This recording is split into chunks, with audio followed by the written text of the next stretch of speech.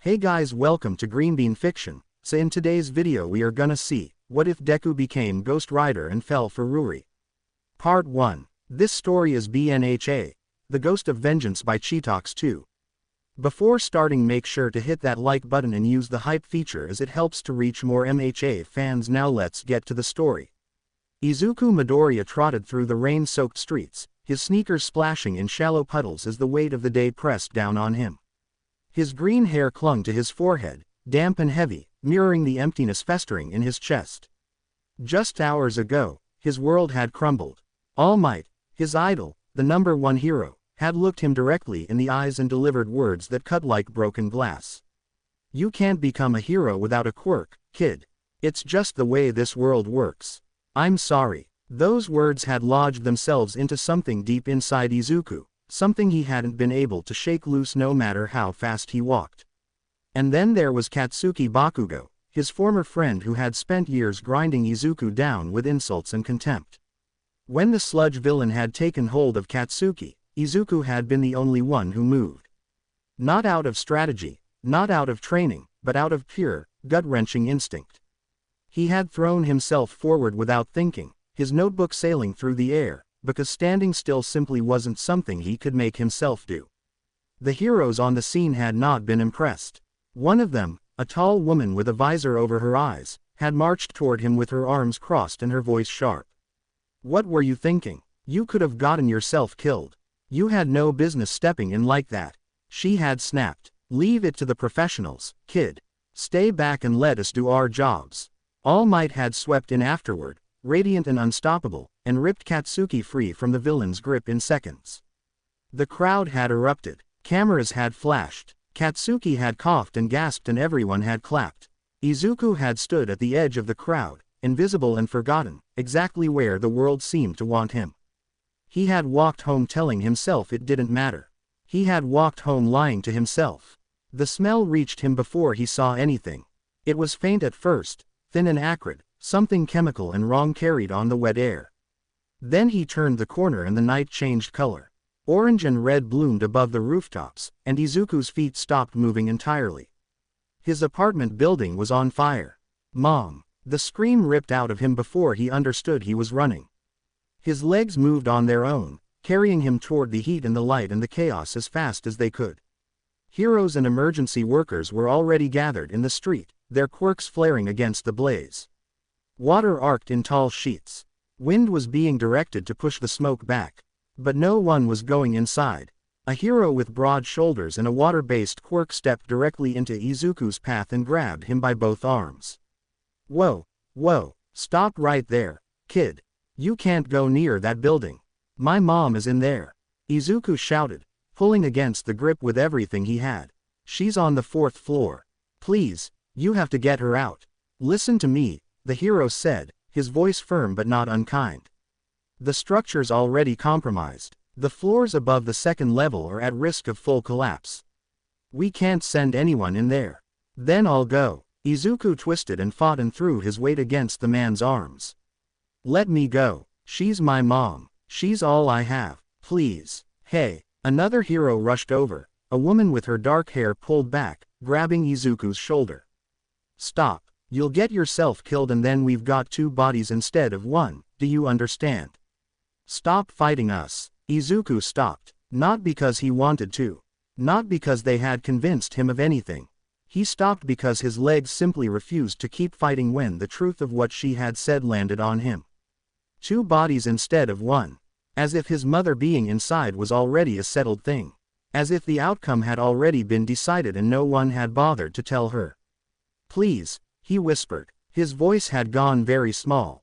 "Please, she's kind. She's never hurt anyone in her life. Please just get her out."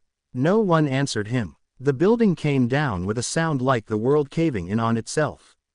A deep, grinding roar swallowed everything, and then a shockwave of heat and debris swept across the street and knocked people off their feet. Izuku stayed on his knees in the wet pavement and watched the smoke rise. He didn't move. He didn't scream. He just knelt there in the rain while the fire ate what was left of everything familiar. The heroes around him began talking into radios, consulting each other, noting what had been saved and what had been lost. None of them looked at him. They adjusted their gear and stepped over scattered rubble and spoke in the calm, practiced tones of professionals moving on to the next task. Izuku's mother was not the next task. She was not anything to them. She was just a number in a report somewhere, a name on a casualty sheet, a file that would be processed and archived and forgotten before the month was out. He knelt in the rain for a long time. The cemetery was quiet in the way that only cemeteries are, with a stillness that didn't feel peaceful so much as heavy. The clouds hadn't broken in days and the sky sat low and colorless above the rows of stone markers.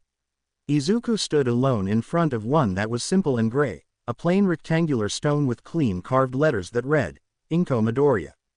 Beloved mother. Gentle soul. He was wearing a borrowed black suit. It was a size too large and the sleeves came down past his wrists, and he had not bothered to fix them. In his hands he held a small bouquet of roses and hydrangeas, the kind his mother had always kept in a ceramic vase on the kitchen windowsill. He set them against the base of the stone carefully, the way she would have wanted things to be done. Hey, Mom, he said softly. He waited, as if he expected an answer. I keep thinking I'm going to wake up, he continued. His voice cracked almost immediately and he pressed his lips together for a moment before going on. I keep thinking I'll open my eyes and you'll be in the kitchen making dinner and it'll have been some horrible dream. But I've been waking up and it's still real every single time. Rain began to fall, just a light drizzle, almost gentle, the kind that soaked through everything slowly. You always believed in me, Izuku said, and his voice dropped even lower. Even when I didn't have a quirk. Even when all the other kids laughed at me.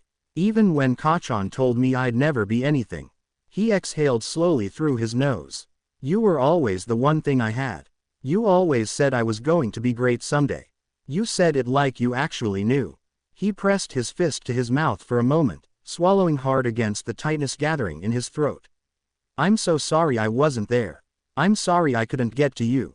I tried, Mom. I tried so hard to make them let me through, but they wouldn't, and then the building just. He shook his head. The heroes were right there. They were standing right there and none of them went inside. They had quirks and training and everything, and they just stood there watching it burn. His hands were shaking at his sides now. Why? He asked, and his voice broke open on the word. Why didn't they help? Isn't that what they're supposed to do? Isn't that the whole point of all of it? The rankings and the licenses and the costumes. What's any of it worth if they just stand there when someone actually needs them? He raised his head. The rain fell on his face and he didn't wipe it away.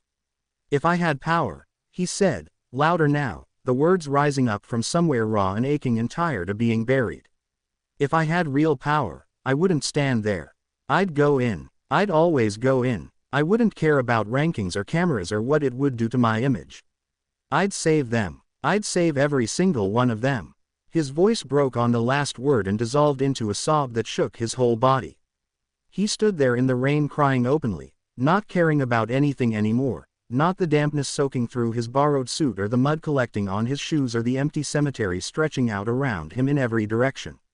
He heard footsteps on the wet grass behind him. Izuku didn't turn around right away. He wiped his face roughly with his sleeve and stared at the letters on the stone and waited for whoever it was to speak or move on. My, said a voice, low and measured and oddly calm. So much grief for one so young. My deepest condolences for your loss, young man. Izuku turned. The man standing a few feet away was tall and dressed in a long black coat that sat perfectly still despite the breeze moving through the cemetery. His gray hair was combed neatly back from a face that was lined with age, though his eyes were sharp and strangely bright. There was something about him that didn't sit quite right, something Izuku couldn't name, like a painting where the perspective was slightly off. Who are you? Izuku asked. His voice was still rough from crying and he made no effort to smooth it out. Someone who sees you, the man said simply. That's rarer than it sounds, I think. I don't know what that means. Izuku turned back toward the grave. If you're not here for her, then I'd rather be alone. Of course you would, the man said. He didn't leave. Instead he stepped a little closer, unhurried, like a person who had nowhere else to be and had never felt pressure from anything in his life. You've been failed a great many times, haven't you? By the system you were taught to trust. By the people who wore symbols of protection and then stood with their hands at their sides while the fire took everything. Izuku's jaw tightened. Don't. I'm not mocking you, the man said. I'm acknowledging the truth. There's a difference. He paused, and his bright eyes softened slightly. She deserved better. And so did you. Izuku didn't say anything. He kept staring at the stone, at the flowers already going limp in the rain. What if I told you, the man said quietly, that I could offer you something? Not comfort. Comfort is just a soft word for distraction. Something real. Something that would make the injustice of all this mean something instead of nothing. Izuku's shoulders were rigid. Power, he said flatly. That's what you're going to say, isn't it? Yes, the man said, without any pretense. Power. Enough to do what the heroes refused to do. Enough to walk through fire without flinching. Enough to ensure that the people who looked away can't pretend the cost of their cowardice never existed. Quirks don't work like that, Izuku said, and his voice sharpened. You can't just give someone a quirk. That's not how any of it works. No, the man agreed, pleasantly. It isn't. But what I'm offering isn't a quirk. He tilted his head just slightly.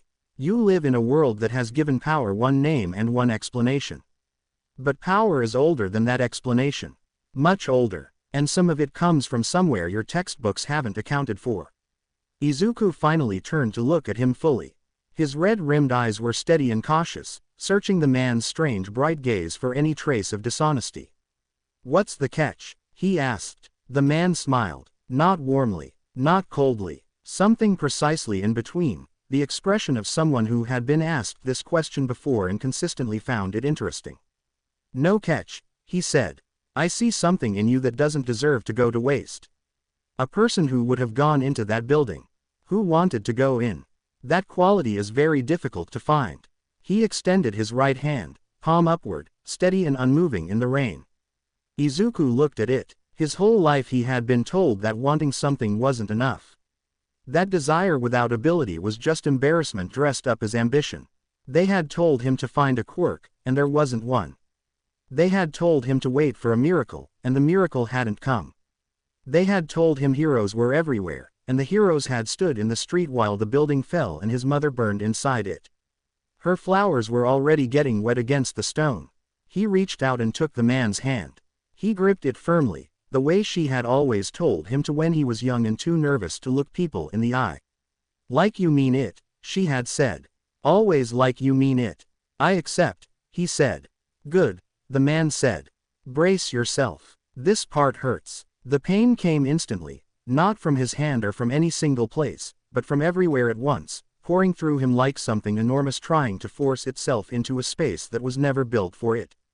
Izuku's knees buckled. He hit the ground and his vision went white and then dark and then white again, and through it all there was a terrible searing pressure behind his sternum, as if something inside him was being rewritten from the very core outward, letter by letter, line by line, everything familiar burning away and being replaced by something older and vast and completely beyond his understanding.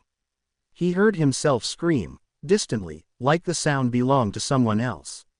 And then, just before the darkness took him completely, the man's voice came through it all, patient and unhurried, as if Izuku's pain was simply weather to be waited out. We'll meet again very soon, young man, the voice said. And when we do, you may call me Mephisto. In the quiet of a sparsely furnished apartment, Izuku Midoriya lay restless on a bed that wasn't his own.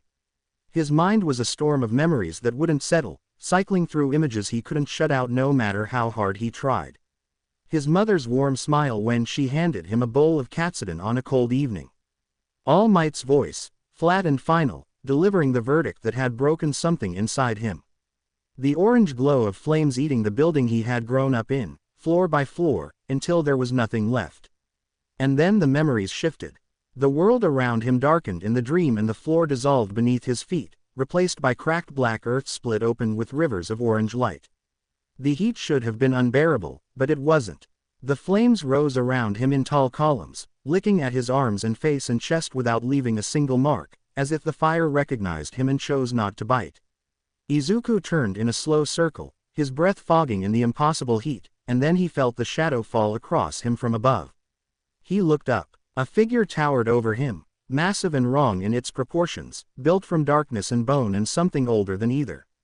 It had no skin, no flesh, nothing soft or living about it. Just a skull grinning down at him with hollows where eyes should have been, and in those hollows burned 2 pinpricks of cold blue light that watched him with something ancient and patient and entirely unmoved.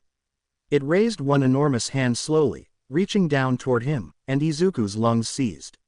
His eyes snapped open. He bolted upright on the bed, gasping, his hand flying to his chest as if expecting to find something wrong there. Sweat ran down his temples and soaked through the back of his shirt. His heartbeat was wild and too loud in the quiet room. He sat there breathing hard for several seconds, his eyes darting around the unfamiliar space until the real world reasserted itself and the edges of the nightmare began to fade. "What?" he rasped, pressing the heel of his hand to his sternum. What the hell was that? The room was small and tidy.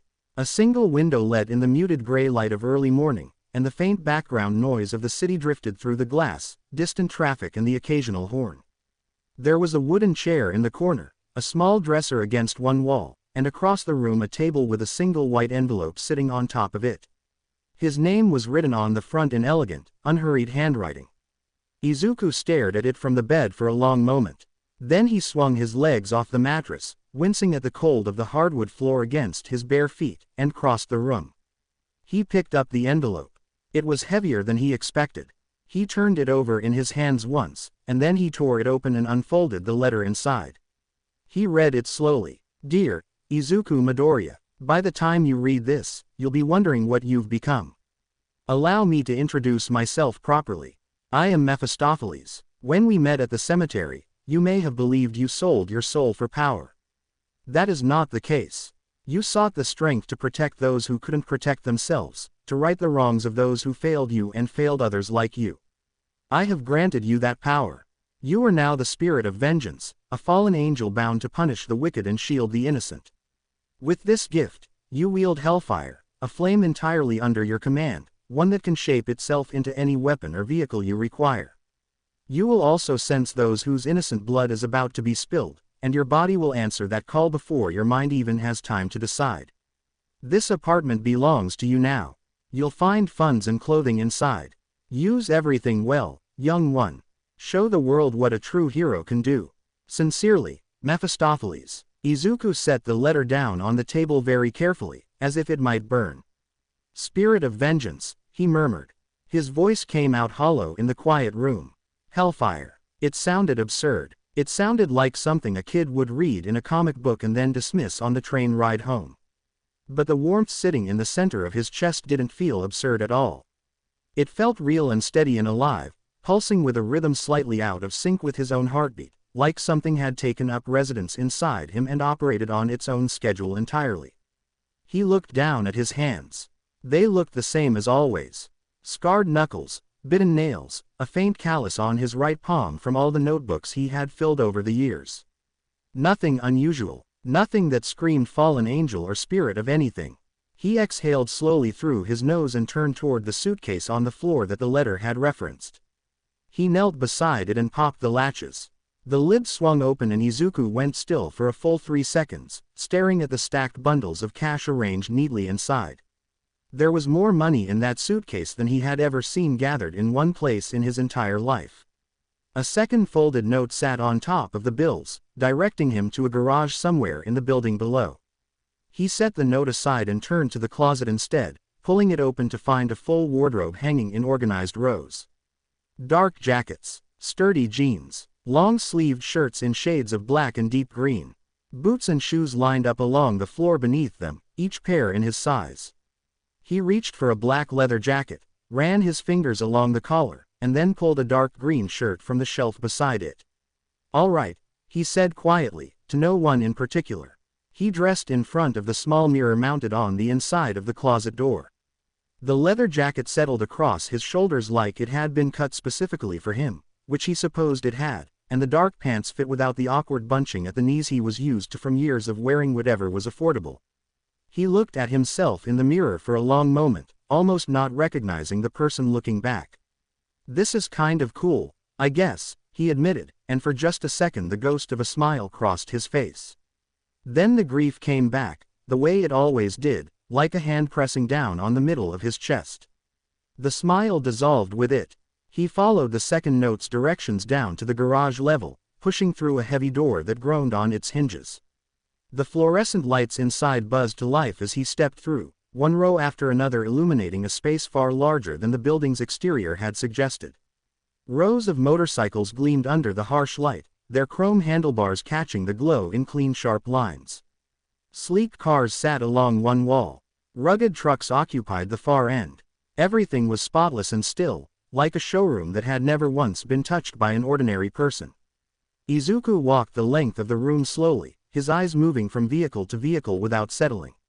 He stopped in front of one of the motorcycles near the center of the row. It was black with faint green detailing along the frame, low-slung and built for speed, and something about the way it sat on the concrete gave him the unsettling feeling of looking at something that had always been waiting for him specifically. He reached out and laid his fingers on the handlebars. The familiarity was immediate and wordless, not electric or dramatic, just deeply settled, the way a person feels when they pick up a pen and discover without any surprise at all that writing is simply what their hand was made to do. He found a black and green helmet on a shelf nearby and pulled it on. A remote hanging from a hook beside the shelf opened the garage door. He swung one leg over the bike and sat down, and pressed the ignition. The engine turned over and came alive beneath him, a low steady vibration that traveled through his legs and up into his spine. He had never ridden a motorcycle a day in his life. No training, no license, no frame of reference for it whatsoever.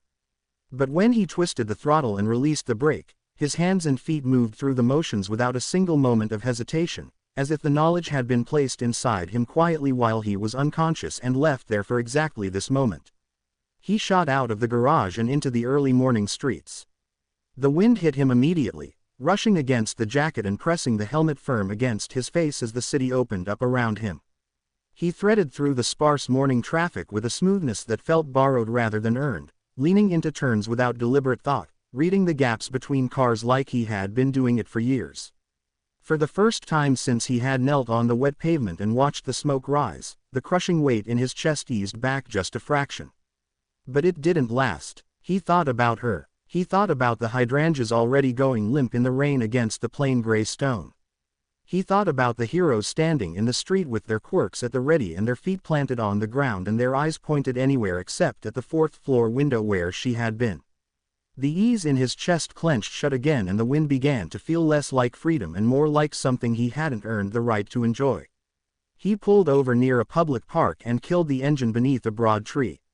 He leaned his back against the trunk and watched the sun drop behind the buildings on the far side of the park, bleeding out across the lower sky in deep orange and faded pink. It was beautiful in the simple, indifferent way that sunsets always were. The world didn't bother to check whether you were okay before being beautiful at you. "It's so peaceful," he murmured, watching the last of the color stretch and thin toward the horizon. "Quiet, like nothing bad ever happened." "Ah," said a voice behind him. "Enjoying yourself, are you?" Izuku spun around so fast his shoulder clipped the tree trunk. His heart was already hammering by the time he registered the figure standing a few feet away in the dimming park. Mephistopheles stood with his hands folded over a cane, its handle carved into a small skull that caught the last of the fading light. His black coat hung perfectly still despite the breeze moving through the park, and his neatly combed gray hair gave him the composed look of someone's distinguished grandfather. The smile on his lined face was exactly the same as Izuku remembered from the cemetery. "Mephistopheles," Izuku said. His voice was careful, sitting somewhere between unwelcoming and not hostile. "The very same," the man replied, strolling forward until he stood beside Izuku, both of them facing the darkening sky over the rooftops. "You've settled in, I see," Mephistopheles observed, nodding once toward the motorcycle parked behind them.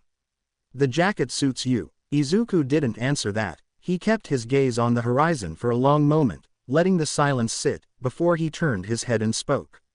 "You said I'd become the spirit of vengeance," he said, low and controlled. "I need you to tell me what that actually means. What am I supposed to do? How do I use this? How do I control it before it controls me?" Mephistopheles tilted his head very slightly and the smile didn't shift. "You'll find out soon enough, young one," he said. "The power's already in you. It isn't only about punishing those who deserve it. It's about standing between the innocent and whatever's coming for them. Isn't that what you've always wanted to do? Izuku's hands tightened into fists at his sides. That's not an answer, he said, his voice rising slightly. I don't know what triggers it. I don't know how to stop it if it starts going wrong. What if I hurt someone who doesn't deserve it? What if I can't pull back once it starts? You'll find out, Mephistopheles said again, with that same unhurried calm that Izuku was already beginning to find maddening. Stop saying that. Izuku turned to face him fully, his jaw tight. You handed me something I didn't fully understand and now I'm supposed to figure it out by myself. How is that fair? How is that any different from every other person who's handed me something impossible and then walked away? Mephistopheles turned to look at him then, and those ancient bright eyes held no impatience and no irritation at all. Just attention, the deep-settled kind that belonged to someone who had watched a very great many people arrive at very difficult moments. You can use it in daylight, he said, simply. Not just in the dark. The distinction matters. There are no hours during which the wicked rest, and so there are no hours during which the fire won't answer you. Day or night, it's yours. Izuku opened his mouth to push back, to demand something concrete, something he could actually hold onto. But before the words formed, Mephistopheles lifted his cane and brought it down against the ground with a single sharp crack. The impact traveled through the earth and up through Izuku's soles and into his legs like a current. His body lurched forward without his permission, one foot stepping ahead of the other, then the next, carrying him toward the motorcycle in a walk that was entirely automatic and entirely not his own choosing. His hands reached for the handlebars and closed around them before he had decided to move them. What? His voice climbed. I can't stop. Why can't I stop moving? You don't need to stop, Mephistopheles said, behind him and perfectly calm. Something's happening right now in this city. The innocent are in danger. You feel it, don't you? That pull behind your sternum. That's always what it feels like. Trust the fire. Izuku gritted his teeth and forced his attention inward, and the moment he did, he felt it clearly. A pull behind his ribs, not painful, just urgent, directional, like a compass needle swinging hard toward a fixed point and refusing to be moved anywhere else. Something was happening. It hadn't happened yet, but it was close, and getting closer by the second. He grabbed the helmet and pulled it on. The engine fired before he had even fully depressed the ignition. The bike tore forward out of the park and onto the street, and Izuku's hands guided it not by choice but by something that ran deeper than choice, threading through intersections he had never seen, following the pull in his chest through the city as it unwound around him at a speed that pressed him flat against the tank. The images arrived without warning, crashing in behind his eyes. Flames, screaming muffled by walls, a narrow alley and shadows moving at wrong angles. A body falling and the concrete rising to meet it. His pulse surged and the warmth in his chest surged with it, climbing fast up through his ribs and spreading outward through his arms and into his throat, building pressure with each block the bite covered. It wasn't painful, but it was building, and the distinction between those two things was narrowing with every second. The bike screeched to a halt in a secluded stretch of road bordered on both sides by high concrete walls, no foot traffic, no lights, nothing. Izuku stumbled off and barely got the helmet loose before the warmth crossed the line into something else entirely. It hit all at once, not gradually, with no warning and no grace period at all. The heat erupted from the center of his chest and spread outward in every direction simultaneously, searing through muscle and nerve and skin in a wave that made him stagger backward until his shoulders hit the concrete wall. It wasn't the sensation of being burned from the outside. It was more like being rebuilt from the inside, every cell in his body lighting up at the same moment and rearranging itself around a template that was not entirely human and had never pretended to be. His hands went first. He felt the skin across his fingers tighten and pull, going thin as wet paper before it began to peel back, not in strips but in fire, dissolving upward in slow curls of orange and pale blue that left smooth white bone exposed beneath. His palms, his wrists, the fire moved up his forearms with steady, terrible patience, peeling everything soft away from everything hard underneath, and beneath all of it there was no blood, no char, no damage, just the clean architectural reality of bone emerging from flame. No, Izuku choked out, grabbing at his own arm with the other hand, an instinct that accomplished nothing because that hand was already going too the skin lifting from the knuckles and dissolving upward in the same slow rolling waves. What's happening to me? Make it stop! Make it stop! The fire rolled up his shoulders. It crossed his collarbone. When it reached his neck he threw his head back against the wall and the sound that came out of him started as his voice and ended as something else entirely. Something lower and older and impossible, a sound that had no business living in anything that breathed. His face went last. The skin across his cheekbones pulled back in long slow curls of pale fire. No tear, no wound, just the steady patient dissolution of everything that had made him recognizable as Izuku Midoriya, revealing the smooth curved architecture beneath. His jaw, his brow, the bridge of his nose. Each piece surrendering to the flame in turn until there was nothing left of his face except bone and the deep burning orange glow that poured from the hollows of his eye sockets and lit the concrete wall behind him in flickering shifting light. He stood very still. The pain ended so abruptly that the silence of it was louder than the burning had been. He raised one skeletal hand and held it in front of his face, turning it slowly, watching the hellfire that ran continuously along the joints and knuckles in steady streams of orange and blue. He breathed out and the exhale came as a ripple of pale heat that curled upward and vanished. He looked at the motorcycle. He walked toward it with a steadiness that Izuku Midoriya had never possessed in his life, each step landing with absolute certainty, and he placed both hands on the handlebars and let the hellfire pour downward through his palms and into the frame. The metal darkened and shifted. The tires ignited from the inside out, burning without melting, each tread lit from within and leaving scorched orange streaks across the concrete with every rotation. The whole machine shimmered and changed, its lines becoming sharper, its shape answering to something that matched what was sitting on it. The voice that came from the skull was not Izuku's. It was lower and rougher and older, ringing with something that pressed outward against the ribs when it spoke, a sound that belonged underground or in places where the light didn't reach. It's time to send some souls straight to hell. He swung onto the bike.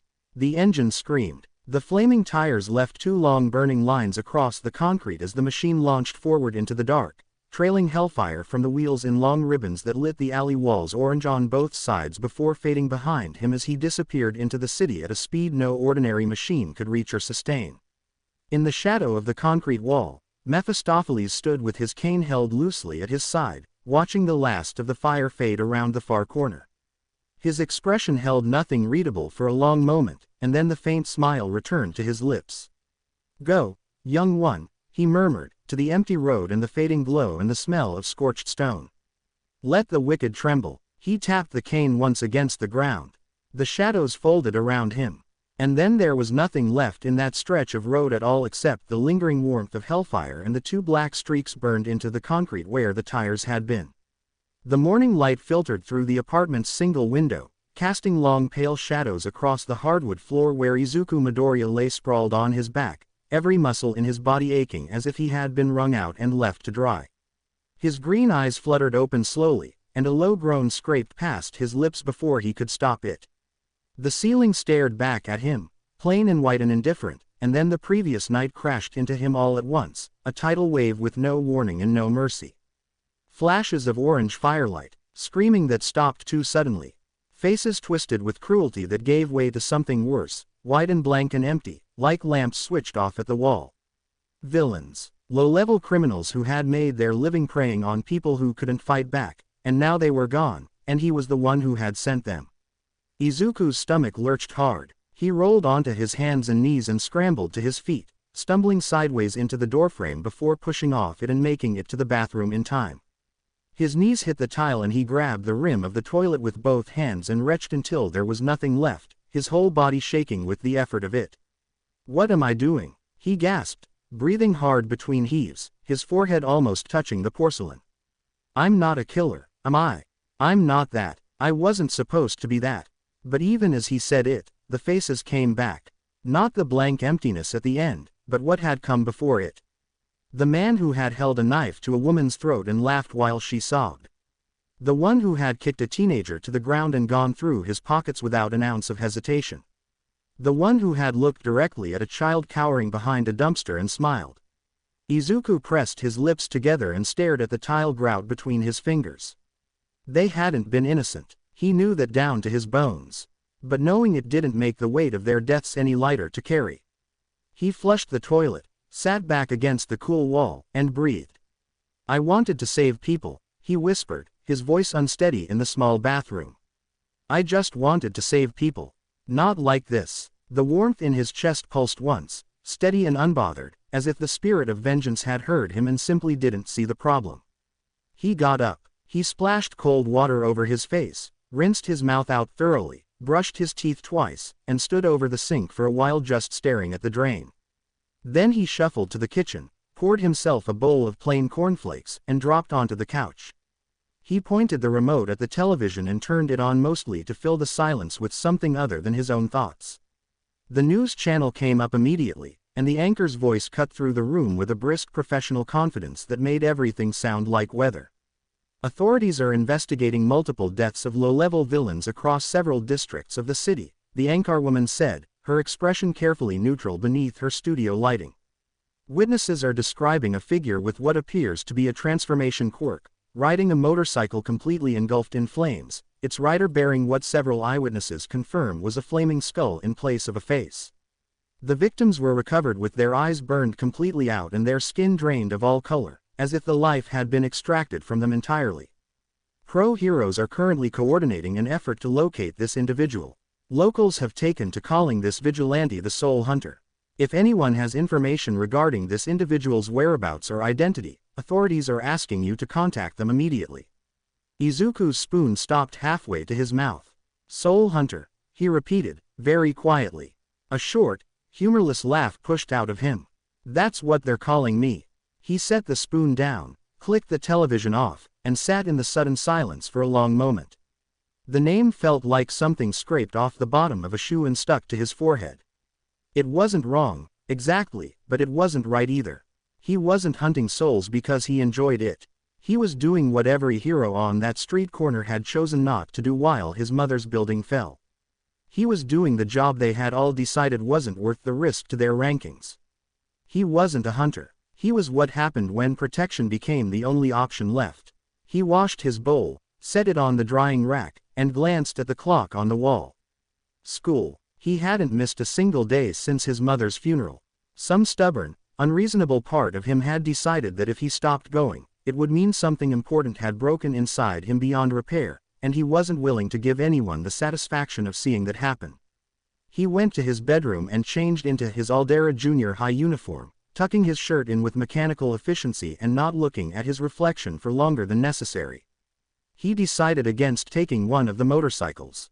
He didn't want anyone from school to spot him arriving on a machine they'd have questions about, not yet, not while the news was still fresh and the city was still loud with talk of the Soul Hunter. He walked. The street was already awake and moving around him, and he kept his hands in his pockets and his head down, not out of shame the way he used to walk, but out of habit. The old kind of head down was defeated. This kind was simply quiet.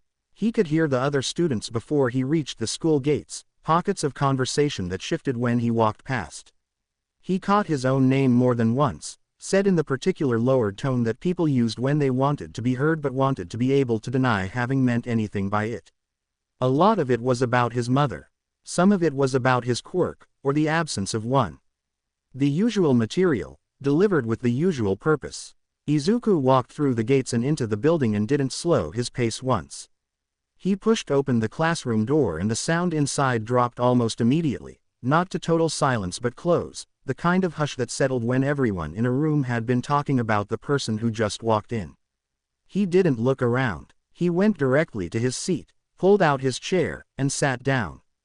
On the surface of his desk sat a bouquet of red spider lilies, a dozen or more of them, arranged with a precision that meant they had been placed deliberately and not carelessly tossed.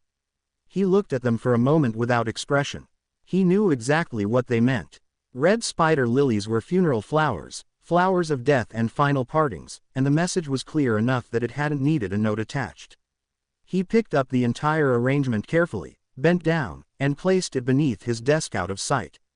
Then he opened his notebook and began to write. He had been at it for less than 5 minutes when the taunting started. One of the boys near the back of the room, one of the regulars, the kind who had spent 3 years making Izuku's commute a calculation in risk avoidance, started in with the usual routine. He hadn't even bothered to come up with anything new. Same words, same delivery, same smirk pointed at the back of Izuku's head. Izuku kept writing for 2 full seconds. Then he set his pen down. "Are you done?" he said, in a tone so level and unimpressed that it landed in the room like a stone dropped into still water. The silence that followed it was immediate and complete. The boy blinked. Several of his friends exchanged glances. One of the girls near the window had her mouth slightly open. The boy recovered and pushed his chair back with a scrape, standing up with his chest forward and his chin raised, the physical language of someone who had decided that backing down in front of an audience wasn't an option. Izuku stood up too. He didn't raise his voice. He didn't move toward the boy. He just stood and turned and looked at him with an expression that held absolutely no fear in it whatsoever, and that was the thing. That was what made the boy take an involuntary half-step back before he caught himself, because the Izuku Midoriya who used to sit in that chair hadn't had that look. The old one had flinched. The old one had apologized for existing in spaces that made other people uncomfortable. This one looked like a person who had already survived something that made everything else feel very small by comparison. "Go ahead," Izuku said, his voice calm and flat and direct. "Try it. See what happens." He held the boy's gaze without blinking. "I've already lost my mother. I've got nothing left to hold back for. Not for you. Not for any of you." He turned his head and let his gaze move across the room slowly, touching each face in turn. "That goes for all of you," he said, louder now, letting it reach every corner. "I have spent 3 years sitting in this room while you treated me like I was less than nothing because I don't have a quirk.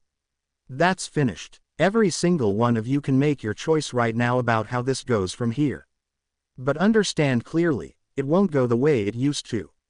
The door opened. The teacher walked in, took one look at Izuku standing and the general atmosphere of the room, and immediately told everyone to take their seats. Then he turned to Izuku specifically and told him, in a tone designed to sound like authority, not to cause any more disruptions in his classroom. Izuku looked at him. "You've watched it happen for 3 years, Izuku said quietly. "You walked in and you walked out and you looked the other way every single time. So don't stand there and tell me not to cause trouble like you have any idea what that word means in this room." The teacher opened his mouth. Izuku's eyes met his with the same flat, unblinking steadiness he had turned on the boy a minute ago, and whatever the teacher had been preparing to say died somewhere between his brain and his mouth. He closed it again. Across the room, Katsuki Bakugo sat with his arms crossed and his jaw tight, watching all of this with eyes that were narrowed and unusually still. His expression wasn't anger. It was something more careful than that, something that looked like a person trying to match a face they were seeing to a memory that no longer fit. At lunch, Izuku found a corner table and ate by himself, a simple bento, rice and pickled vegetables and a piece of grilled fish, and he worked through it in steady silence. He was 3 bites from finishing when the chair across from him scraped back and Katsuki dropped into it uninvited, planting both forearms on the table and leaning forward. "What the hell is wrong with you today?" Katsuki said, his voice carrying the particular edge it always had, sharpened by years of getting exactly what he demanded from every room he walked into. "You want to explain that performance back there, Deku?" Izuku took another bite of rice. Chewed it, swallowed. "Don't call me that," he said. Katsuki's eyes narrowed. "Excuse me, I said don't call me that." Izuku set his chopsticks down and looked at him directly. "Deku, don't say it again. Who do you think you're talking to?"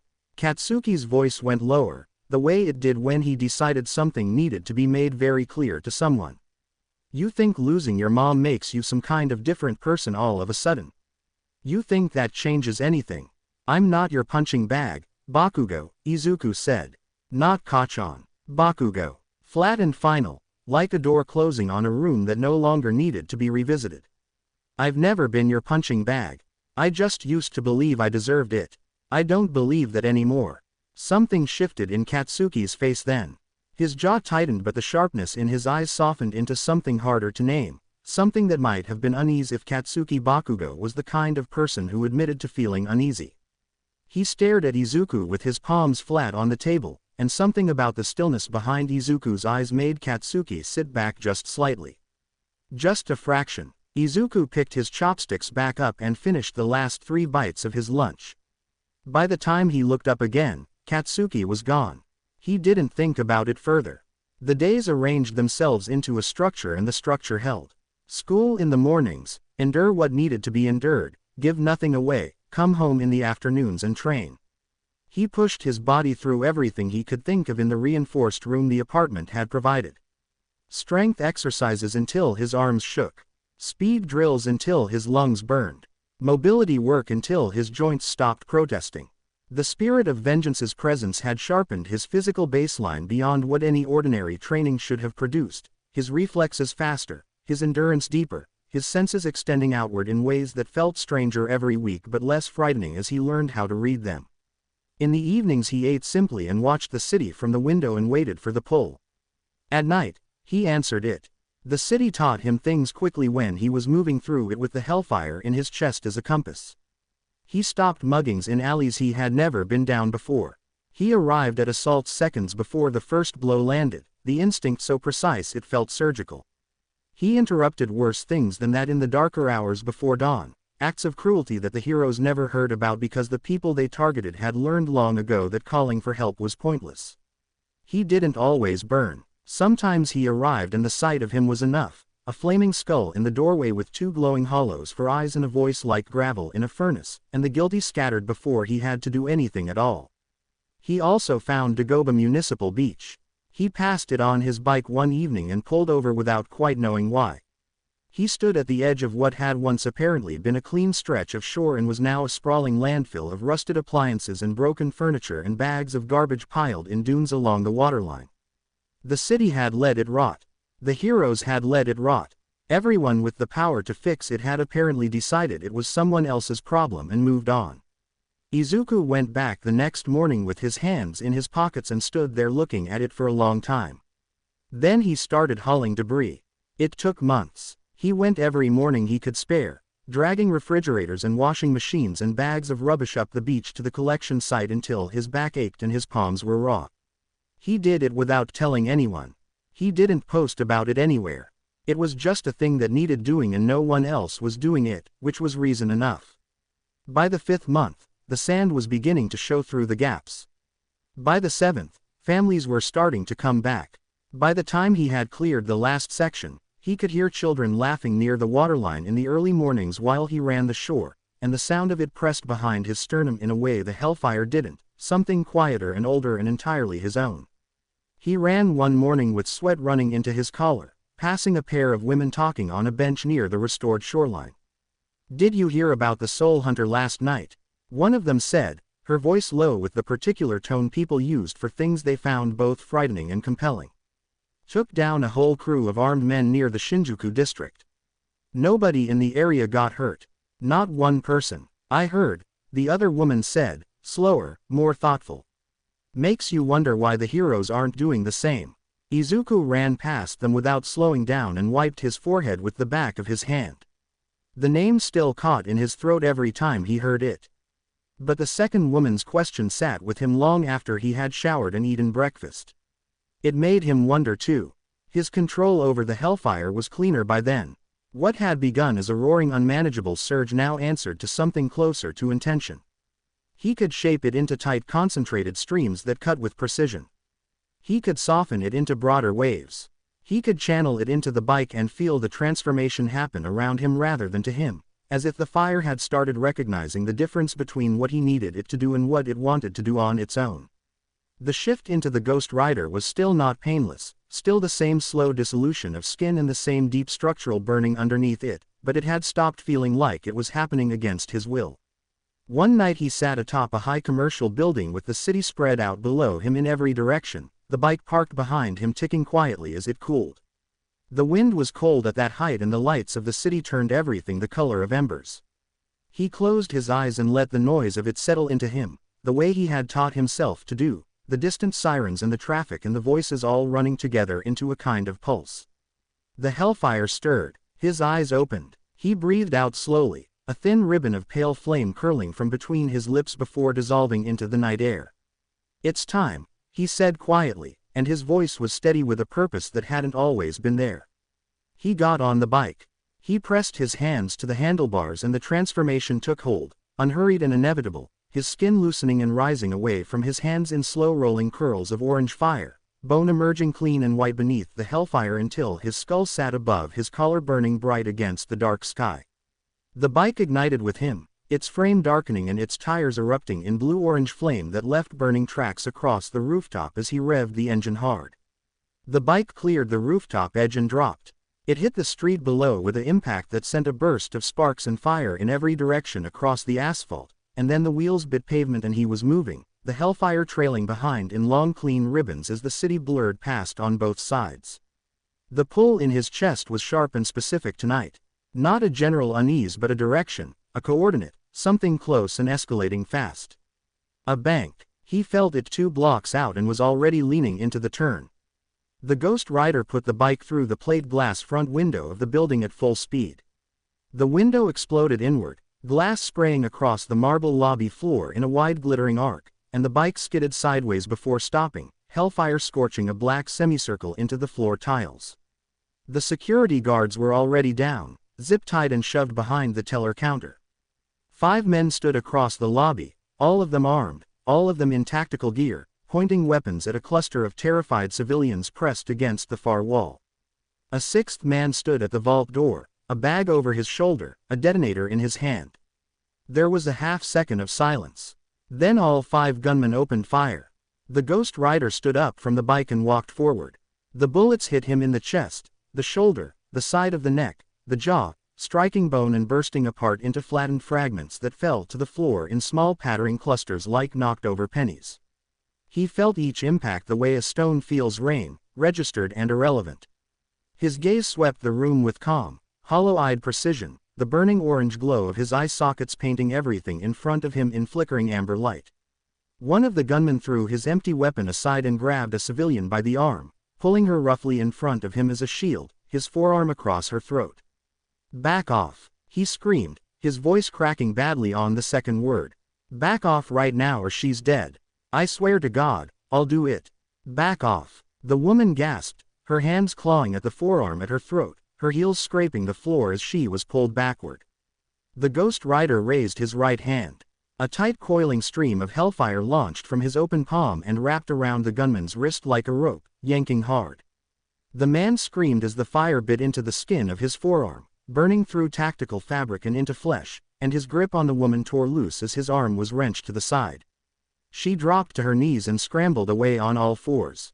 The gunman staggered, clutching his wrist, the skin there charred and weeping, his face gone the color of uncooked dough. 2 of the remaining men rushed forward together, one swinging a tactical baton he had pulled from his belt, the other lunging with a combat knife. The Ghost Rider let the baton connect with his jaw, let the shock of it rattle through the skull without reacting to it, then caught the baton arm at the wrist with one hand and squeezed. The bones in the man's wrist snapped with a sound like green wood splitting and the baton clattered to the floor as the man's scream climbed high and raw. The knife came in from the other side and the Ghost Rider caught that wrist too, held it, and directed a short burst of hellfire directly up the blade. The metal turned orange and then white and then began to drip, and the man howled and dropped it and staggered away with his hand curled against his chest. The man at the vault door turned and ran. He made it to the service corridor door before a tendril of hellfire wrapped around his ankle and pulled his feet out from under him. He hit the floor chest first, the detonator bouncing out of his hand and sliding to a stop against the baseboard. He rolled onto his back and kicked frantically at the fire around his leg, but it held him in place with total indifference to his efforts, and the Ghost Rider walked toward him slowly, each footstep leaving a scorched impression in the floor tile. The man's tactical gear was already singed in patches. His face was slick with sweat and his eyes were very wide. The Ghost Rider knelt over him and locked both burning eye sockets directly onto the man's face. "Look at me," he said, his voice low and resonant and wrong in the way a sound becomes wrong when it has more depth than the space it's in. "Look into my eyes." "No," the man said, shaking his head, trying to turn his face away. "No, no, don't, please, don't do that. Look at them." The man's eyes met the burning hollows and the penance stare took hold. What followed lasted less than 30 seconds, though the man experienced it as something far longer. Every person he had ever hurt came back to him simultaneously, every moment of pain he had inflicted, every terrified face he had produced with his hands and his choices, returning to him now with the full force and sensation of the original moment but directed inward, back at him, each one landing with the full weight it had originally carried for its victim. His back arched off the floor. The sounds he made weren't coherent as words. His heels drummed against the tile. He convulsed twice, hard, and his hands clawed at the floor until his fingernails split. "No," he screamed, his voice dissolving into a wet, wrecked sob. "Stop, stop, please, all stop, stop it, please." The Ghost Rider held it for 3 more seconds. Then he released the stare and stood. The man lay still on the floor, breathing in short shallow pulls, his eyes staring at the ceiling with a blankness that had nothing voluntary about it. The eyes themselves were not burned out. He had chosen to hold the stare short of that point. The man was alive, his body intact, but whatever had organized his confidence in his own cruelty was gone, burned clean out of him by the sum weight of what he had cost other people.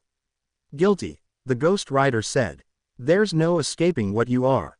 He turned. The surviving gunmen were pressed against the far wall in a cluster, most of them actively trying to push themselves through it by sheer will. 2 of them were crying openly, not quietly but with the kind of desperate, full-faced crying that people do when they have completely abandoned the idea of looking composed. A third had his hands clasped in front of him and his lips moving in something that might have been prayer. He looked at the civilians. They stood in a tight group against the wall where they had been herded, arms around each other, faces pale, some still trembling. A child of maybe 6 was pressed against a woman who was holding him tight with both arms and staring at the Ghost Rider with an expression that couldn't quite settle on one thing. He stood there for a moment, firelight moving quietly across the ruined lobby floor, and let his gaze move over each of them in turn. "You're safe now," he said. He turned toward his bike. "Wait," a voice called from behind him. He stopped. A young woman in her 20s had stepped forward from the group, her arms still wrapped around herself, her voice shaking but determined. "Wait, please, who are you?" she called out. "What are you?" The Ghost Rider turned his skull just far enough to look at her over his shoulder. The fire in his eye sockets burned steadily in the ruined dark of the lobby. "I'm the Ghost Rider," he said. He swung onto the bike. The engine screamed to life, tires biting into the scorched tile and launching the machine toward the destroyed front window. He cleared the gap and landed on the street outside in a roar of hellfire and engine noise, the flames trailing long behind him as the wail of approaching sirens built in the distance from every direction. The pull in his chest was already shifting, pointing somewhere new, somewhere the innocent were afraid and the wicked were making plans they expected to keep. He leaned into the speed and let the city blur around him. "I am vengeance," he said, to no one and to everyone, his voice lost in the rush of wind and fire. "I am the hunter of souls. I am the Ghost Rider." He pushed the throttle down until the bike was a streak of flame in the dark, and the night opened up ahead of him with everything it still had left to answer for. The legend of the Ghost Rider had ignited the city the way a spark ignites dry paper, fast and total and impossible to take back once it had started.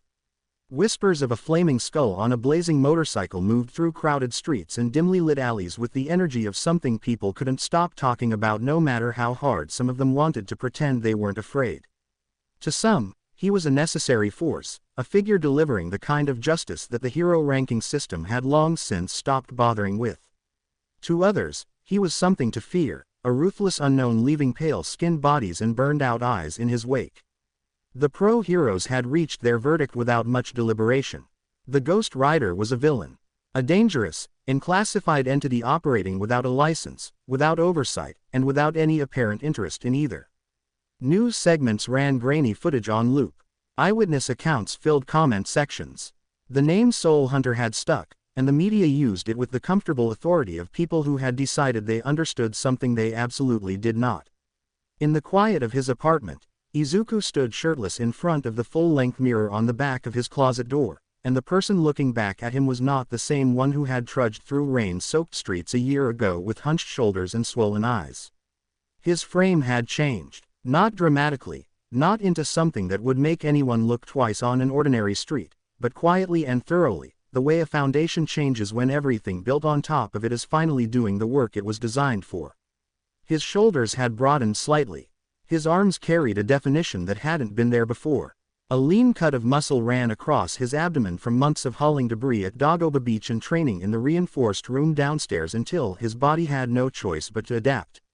He wasn't bulky. He wasn't the kind of physical that asked to be noticed. But he was capable, clearly and genuinely capable, and that was something entirely new. He ran one hand through his messy green hair and exhaled slowly. The warmth in his chest pulsed back in answer, steady as a second heartbeat, the spirit of vengeance sitting exactly where it always sat, patient and constant and entirely unbothered by whatever Izuku was or wasn't feeling about any of it. He had learned, over the months since the deal was struck, how to work with it instead of fighting it. He could channel the hellfire now without the full transformation taking hold. Small controlled bursts from his hands. A tendril here, a directed stream there. The skill had taken weeks to develop and cost him singed eyebrows and a scorched section of floor in the training room, but it was his now, solid and reliable, and it gave him options the full burning skull version of himself didn't always allow for. He turned away from the mirror and picked his Aldera uniform up from the chair. Another day. The classroom had a different quality to it now than it had carried a year ago. The air in it had settled into something closer to cautious neutrality where Izuku was concerned. Nobody left flowers on his desk anymore. Nobody made comments in his direction during homeroom. The boys who had constituted his primary problem for 3 years sat in their usual spots and paid very deliberate attention to everything that was not him, which was the most comfortable arrangement any of them had managed since he had stood up and looked the loudest one in the eyes and waited without flinching. Katsuki sat in his seat near the window and did whatever Katsuki did, which occasionally involved glancing at Izuku with the particular expression of someone trying to solve an equation they hadn't expected to be difficult. Izuku did not glance back. He finished his lunch early that day and decided to use the remaining time in the library. He found a seat near the back between 2 tall shelves where the light came in low and steady from the window at the far end, and he pulled down a book on analytical combat theory he had spotted the week before and started working through it methodically, one hand moving across a fresh notebook page as he read. He was aware of the whispers. They floated between the shelves in the particular cowardly way that things said about people tend to, audible but deniable, designed to land without leaving fingerprints. Most of it was about his attitude. Some of it was speculation. He tracked the sound of each one out of habit, catalogued the voices automatically, and paid none of them any meaningful attention. He finished the chapter he was reading, closed the book, returned it to its shelf, and left the library. He turned the corner into the connecting hallway and stopped. There were 4 of them, all boys, all from the class 1 door down from his, arranged in a loose arc that had been designed, consciously or not, to make leaving difficult for the person at the center of it. The girl they had cornered had pale hair that sat at her shoulders, cut evenly and neatly, and the kind of light blue eyes that sat behind thin-framed glasses with an expression that was working very hard to project calm despite the tension visible in the line of her jaw. She was holding her bag strap with both hands, angled slightly away from the closest boy, and her body language communicated clearly and without ambiguity that she wanted to be anywhere else. Izuku had seen her before. She sat 2 rows across from him and never caused disruptions and kept her notes organized and occasionally spent the last 5 minutes before class started doing something on her phone that she tilted slightly away from the desk so the teacher couldn't see the screen easily. One of the boys was talking with the easy confidence of someone who had never had a refusal actually stick. He was asking for her contact information, leaning into the space in front of her with the practiced casual posture of someone who found the word no to be more of a conversational starting point than an answer. She refused him again, short and clear, and he laughed and said something to the boys flanking him, and one of them reached forward toward her shoulder. "Can't you see she doesn't want to be around you?" The 4 of them turned. Izuku stood at the mouth of the hallway with his bag over one shoulder and his expression completely level, his green eyes moving from face to face without hurry. "Who asked you, Midoriya?" the closest one said, drawing himself up. He had a broad build and a confidence that came from a quirk he was used to leaning on when social pressure wasn't getting the job done. "Mind your own business. Leave her alone," Izuku said. The boy let out a short laugh and looked at his friends to make sure they were appreciating this, then turned back and walked toward Izuku with the particular unhurried stride of someone who expected the other person to take a step back. He stopped when he was close enough for the height difference to be a conversational tool and placed one large hand on Izuku's shoulder. The hand glowed faintly as the quirk activated, a strength amplifier, raw and simple and not particularly subtle. The grip tightened. "See this?" the boy said, his voice dropping into the register people use when they want to sound more dangerous than threatening. "This is what I've got. So do us all a favor and walk away, you quirkless freak." Izuku looked down at the hand on his shoulder. Then he looked up. "I warned you," he said. His hand came up and closed around the boy's wrist, and he turned it inward, against the joint, applying pressure in the exact direction a wrist was built not to bend. The boy's activated quirk gave him raw strength but not pain tolerance, and the sudden torque on the joint made him yelp and stagger. Izuku stepped into the stagger, drove his heel into the floor for stability, and put a short sharp kick into the boy's abdomen that expelled all the air from his lungs at once and sat him down hard on the hallway tile, gasping. The other three moved at the same time. Izuku read them before they arrived. The one on the left had a wind-based quirk and he activated it at close range, which was tactically poor because close range wind expended force in every direction equally and the user always caught some of the blowback. Izuku stepped left instead of right, putting the user's own dispersal pattern between himself and the next attacker, and the wind caught the third boy in the side and knocked him off balance mid-stride. Izuku used the quarter second that bought him to step in tight on the second attacker, inside his arm reach where a quirk-assisted strike lost most of its leverage, and drove his palm up into the underside of the boy's chin. The impact was controlled, enough to jar and disorient. The boy's head snapped back and he sat down sideways, blinking. The wind quirk user came in again, angrier now and less controlled, which made him predictable. Izuku tracked the arc of the incoming arm, slipped to the outside of it, used the momentum of the swing against its owner by adding a slight push at the elbow, and guided the boy face first into the wall at reduced speed. Not enough to injure seriously. Enough to end the attempt. The fourth boy had hung back and now thought better of closing the distance. He looked at his three companions on the floor and at Izuku standing among them with no particular expression and made the sensible decision to stay where he was. The first boy, still on the ground and still winded, tried to push himself up and get his legs under him. Izuku turned and put one precise kick into his ribs on the side he was pushing from. The boy groaned and lay back down. All five of them were on the floor. Izuku straightened his bag strap and looked at the girl. She was staring at him with her glasses slightly displaced and her eyes wide enough that a thin ring of white showed above the pale blue irises. Her mouth was partway open and she hadn't moved from the spot she had been standing in since before Izuku arrived. He nodded once, briefly, the way a person nods when they're marking something finished, and walked away down the corridor. The principal's office had a clock on the wall that ticked loudly enough to hear from across the room, and Izuku sat in the chair in front of the wide desk and listened to it tick while the principal finished organizing his disapproval into sentences. "Midoriya," the man said at last, pressing his fingertips together in the way administrators did when they wanted to project reasoned authority.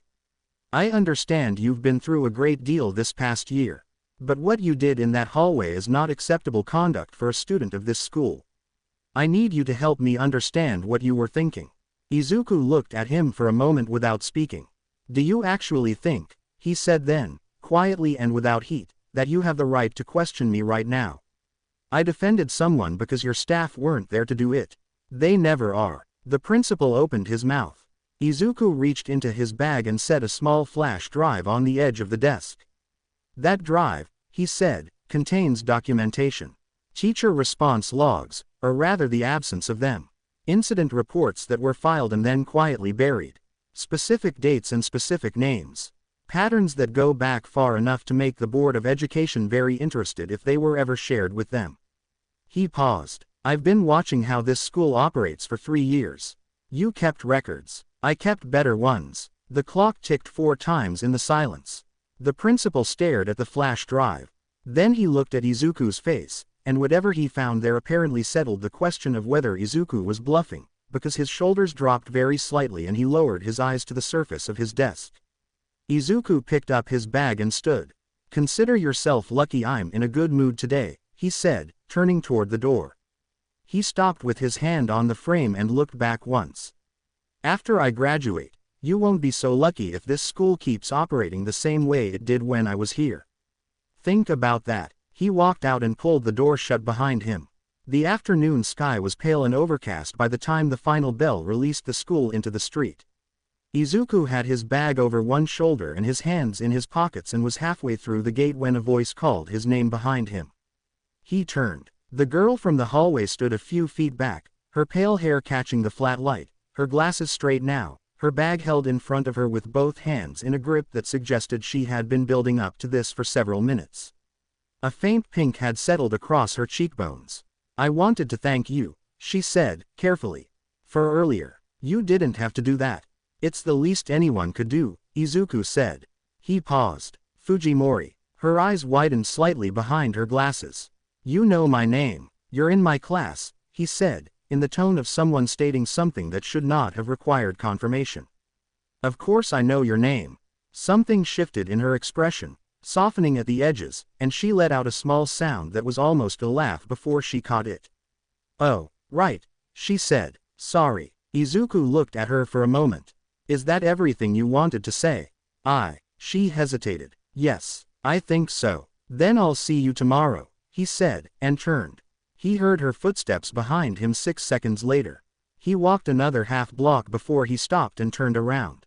She stopped too, immediately, and the pink across her cheekbones deepened into something more determined. She was holding her ground despite clearly wanting to look at something else. "Is there something you wanted to ask me?" he said.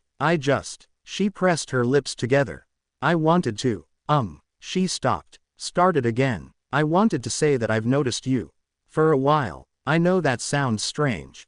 Izuku regarded her steadily. "Go ahead." She took a breath. "I know things have been very difficult for you this year.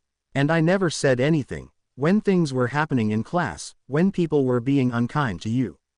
I saw it and I didn't say anything and She met his eyes. "I'm sorry for that." "Don't be sorry," Izuku said. "We weren't friends. You had no obligation to involve yourself." "That's not the point," she said, surprising him slightly with the firmness of it. "You were being treated badly and I looked away. That matters. It mattered to me then and it matters more to me now, so I'm apologizing regardless of whether you think I owe it to you." Izuku was quiet for a moment. "It's better not to interact with someone like me," he said finally. "I have a reputation now. You've seen the news. People make assumptions. I know what people assume about you," Ruri Fujimori said. "I've been paying attention for 3 years. You're not what they say you are. You don't know what I am," he said, and the words came out more evenly than he intended them to. "No," she agreed, "but I'd like to." She pulled her phone from her bag pocket and held it out toward him, her arms straight, her eyes holding his with a steadiness that told him this small act of reaching forward had cost her something. "I just want to talk sometimes. That's all I'm asking." Izuku looked at the phone. Then at her. Then at the phone again. "Why should I?" he asked. She lowered the phone slightly but didn't pull it back. "Because nobody should be completely alone," she said, simply. "And I don't think you actually want to be. I think you've just stopped believing anyone is worth the risk." The warmth in his chest moved, very faintly, in a way that had nothing to do with the hellfire. "Don't expect forgiveness to come easily," he said. Her expression cleared. She understood what he was telling her, and she accepted the terms without negotiating them. She held the phone out again and this time he took it, typed in his number, and handed it back. "Ruri Fujimori," she said, putting his contact in under her own name with careful precision. "I know," he said, and walked away. The days after that moved differently. Not dramatically, not in ways that anyone watching would have been able to point to clearly. But Ruri Fujimori appeared at the edge of Izuku's awareness with a consistency that the rest of his school day didn't have, and she was careful about it, patient in a way that suggested she understood she was working with a short leash and a slow pace and was entirely willing to accept both. She texted occasionally. Brief things. A question about a reading assignment. A comment about something she had seen that she thought was interesting. She never pushed. She never crowded. She appeared one lunch period at the end of his table with her own lunch and a book and sat down without asking permission, which he privately thought was the smarter approach than asking, because asking would have given him an easy out and she seemed to have figured that out already. Other students noticed. Their confusion was visible and occasionally audible. The quirkless boy who had apparently frightened the entire male population of their year into leaving him alone was now apparently on speaking terms with Ruri Fujimori, who was quiet and studious and generally regarded as too self-contained to bother with. No one said anything directly to either of them. The confusion simply floated around the edges of the table like whether they had both agreed to ignore. "You don't have to sit here every day," Izuku told her one afternoon, looking up from his notebook. "I know," she said, turning a page of her book without looking up. "I'm serious." "So am I," she said pleasantly. "I'm comfortable here. The light's better than my usual spot." He looked back down at his notebook. A corner of his mouth moved almost imperceptibly. "Annoying," he said. "Probably," she agreed. He kept writing. She kept reading. The lunch period ran out and neither of them had noticed it going. It was 2 weeks into this arrangement when Izuku found himself on a quiet rooftop he had begun to use in the evenings, sitting with his back against an exhaust duct and the city spread below him in every direction. He wasn't sure what he had expected when he had agreed to give Ruri Fujimori his phone number. He had expected it to be irritating. It was occasionally irritating, but it was also something else, something quieter than that, the presence of a person who asked questions that actually wanted answers and who did not flinch when the answers were complicated. He exhaled slowly. A pale ribbon of flame curled from between his lips and dissipated against the night air. The warmth in his chest stirred, then rose, then sharpened into the familiar pointing compass pole that meant someone somewhere in the city was about to have their evening collapse into something they had not planned for. He stood. He rolled his shoulders once, looked out across the city with eyes that had not yet started burning but were close to it, and reached for the bike. "It's time to burn some sinners," he said quietly. The hellfire answered before he even finished the sentence. Chapter end. Stat sheet. Izuku Midoriya. Before Spirit of Vengeance. Name: Izuku Midoriya. Age: 14. Quirk: none, quirkless. Occupation: junior high school student. Physical condition: strength below average. No formal combat training. Limited muscle development from a sedentary lifestyle heavy on note-taking and observation rather than physical activity. Capable of running short distances under adrenaline but not built for sustained exertion. Speed: below average. No athletic conditioning. Reaction time is decent from years of observational habit but not matched by physical capability to act on what he registers. Stamina: low. Prone to fatigue under sustained physical stress. No conditioning regimen in place. Durability: poor. No resistance to physical impact. Ordinary human limits apply in full. Mental and analytical ability. Intelligence: exceptional. Years spent studying heroes, their quirks, their movements, their weaknesses, and their strengths have produced an analytical mind that functions at a level well above his peers. He processes information rapidly and instinctively builds tactical frameworks even under stress. Combat knowledge: extensive theoretical knowledge with zero practical application. He knows what good combat looks like. He has never performed it. Emotional resilience: fragile, deeply affected by rejection, loss, and isolation. His sense of self is tied closely to external validation he has never reliably received.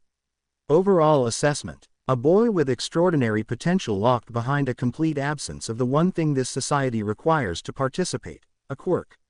Without power, his intelligence, his empathy, and his drive have nowhere to go.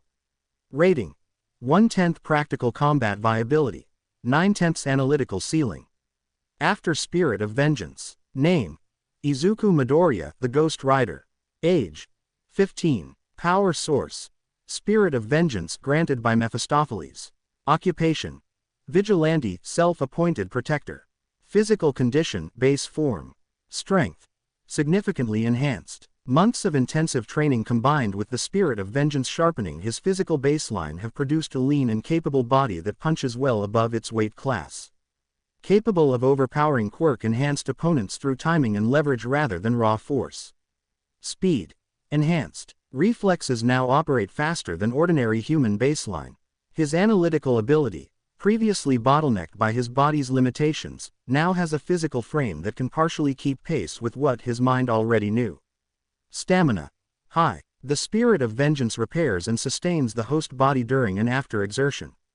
Recovery time is significantly reduced compared to an unenhanced person.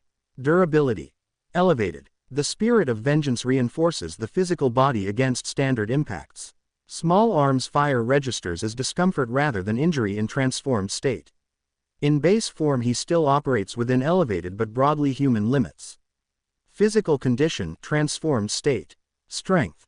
Superhuman. In full transformation the Ghost Rider operates beyond all measurable human thresholds. Speed. Supernatural. The Hellfire-enhanced motorcycle reaches velocities no standard vehicle can match. On foot the transformed state moves faster than most quirk-enhanced individuals can track. Durability. Extraordinary. Bullets flatten on impact and fall away. Standard quirk-based attacks register at minimal effect. The transformed state does not bleed and does not feel pain in the conventional sense. Regeneration. Active and continuous. Damage sustained in the transformed state repairs itself rapidly. Severed in base form he recovers faster than any unenhanced person should be capable of. Powers and abilities. Hellfire. Complete command over a supernatural flame that burns on a different principle than ordinary fire. Can be shaped into streams, tendrils, bursts, and barriers.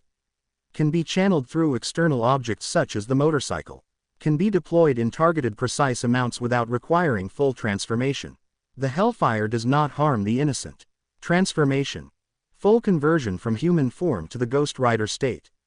Skin burns away to expose a flaming skull and skeletal frame wreathed in hellfire. The process is physically painful during the early stages of the power but has smoothed considerably with practice.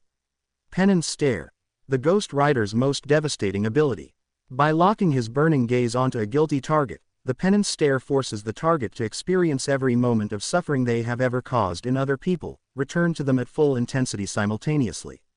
The effect is psychologically and neurologically catastrophic. It has rendered every target Izuku has used it on permanently altered. In most cases it leaves the eyes burned out and the skin drained of color. He can calibrate it to stop short of lethal outcome. Sin Detection. The spirit of vengeance allows Izuku to sense impending violence against the innocent before it occurs. This functions as a directional pull originating in his chest, growing stronger as proximity to the event increases and as the violence grows more imminent. Enhanced Perception. Senses are sharpened well beyond human baseline at all times, not only in transformed state. He can hear conversations at distance with precision. He tracks movement in peripheral vision with accuracy that should not be possible without training. Mental and analytical ability. Intelligence.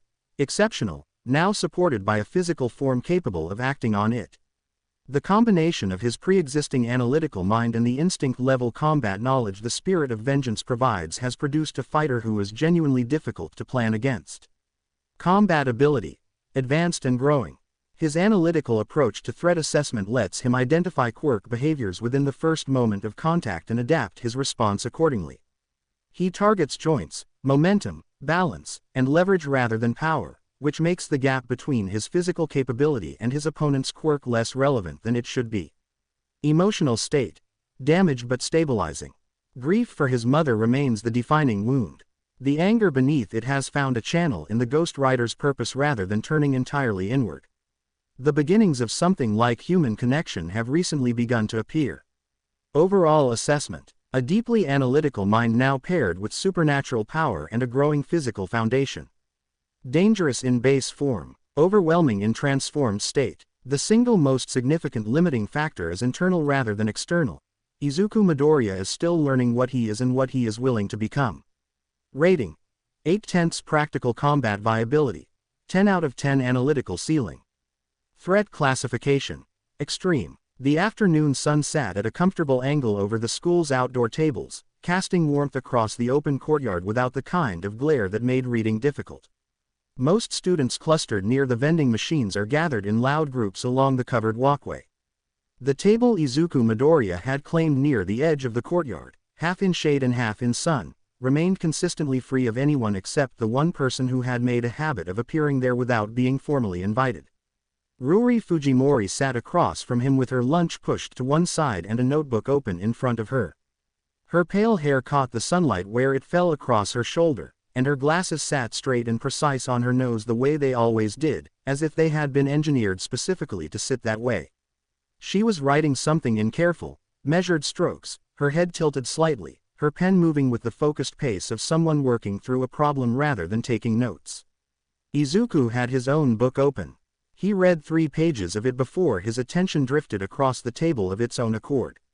His senses caught the details before his conscious mind organized them. The grid structure of her notes. The measurements written along the margins.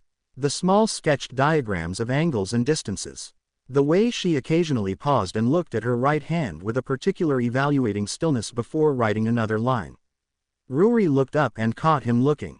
A smile crossed her face, unhurried and genuinely amused. "You just can't help yourself, can you?" she said. "I couldn't help but observe something," Izuku said, closing his book around his finger to mark the page. "That doesn't look like schoolwork. It looks like an analysis." "You're half right," she said, setting her pen down and folding her hands over the notebook in a way that was more invitation than deflection. "It is an analysis. It's just not about a subject. It's a self-analysis." Izuku looked at her for a moment, then at her right hand, then back at her face. "Your quirk," he said. "My quirk," she confirmed. "What is it exactly?" he asked. "You've never mentioned it directly." Ruri raised her right hand and held it palm up on the table between them. A moment later the skin across her hand and fingers disappeared beneath a coating of pale silver crystal, smooth and dense, catching the sunlight in flat geometric panels that gave her hand the appearance of something sculpted rather than grown. She held it there for a few seconds, steady and controlled, then let the crystal dissolve back into her skin. "Crystal manipulation," she said. "That's the category, but calling it that makes it sound more impressive than it actually is. I can coat my hands, and I can generate a barrier, but the barrier is roughly the size of my palm and maintaining it costs me a significant amount of effort for what it produces. I've been trying to map where my upper limits sit and whether the ceiling can be pushed." Izuku leaned forward slightly. His eyes moved across the notebook where her diagrams were visible and then back to her hand. "How long does the coating hold?" he asked. "Several minutes, if I'm not using it actively," she said. "Less if I'm applying force through it. The barrier drains faster because generating a separate crystalline structure that isn't attached to my own skin costs more than simply coating what's already there." "And the size limitation," Izuku said, his voice taking on the particular quality it got when he was working through something. "Is it a fixed ceiling or does it degrade with distance from your body?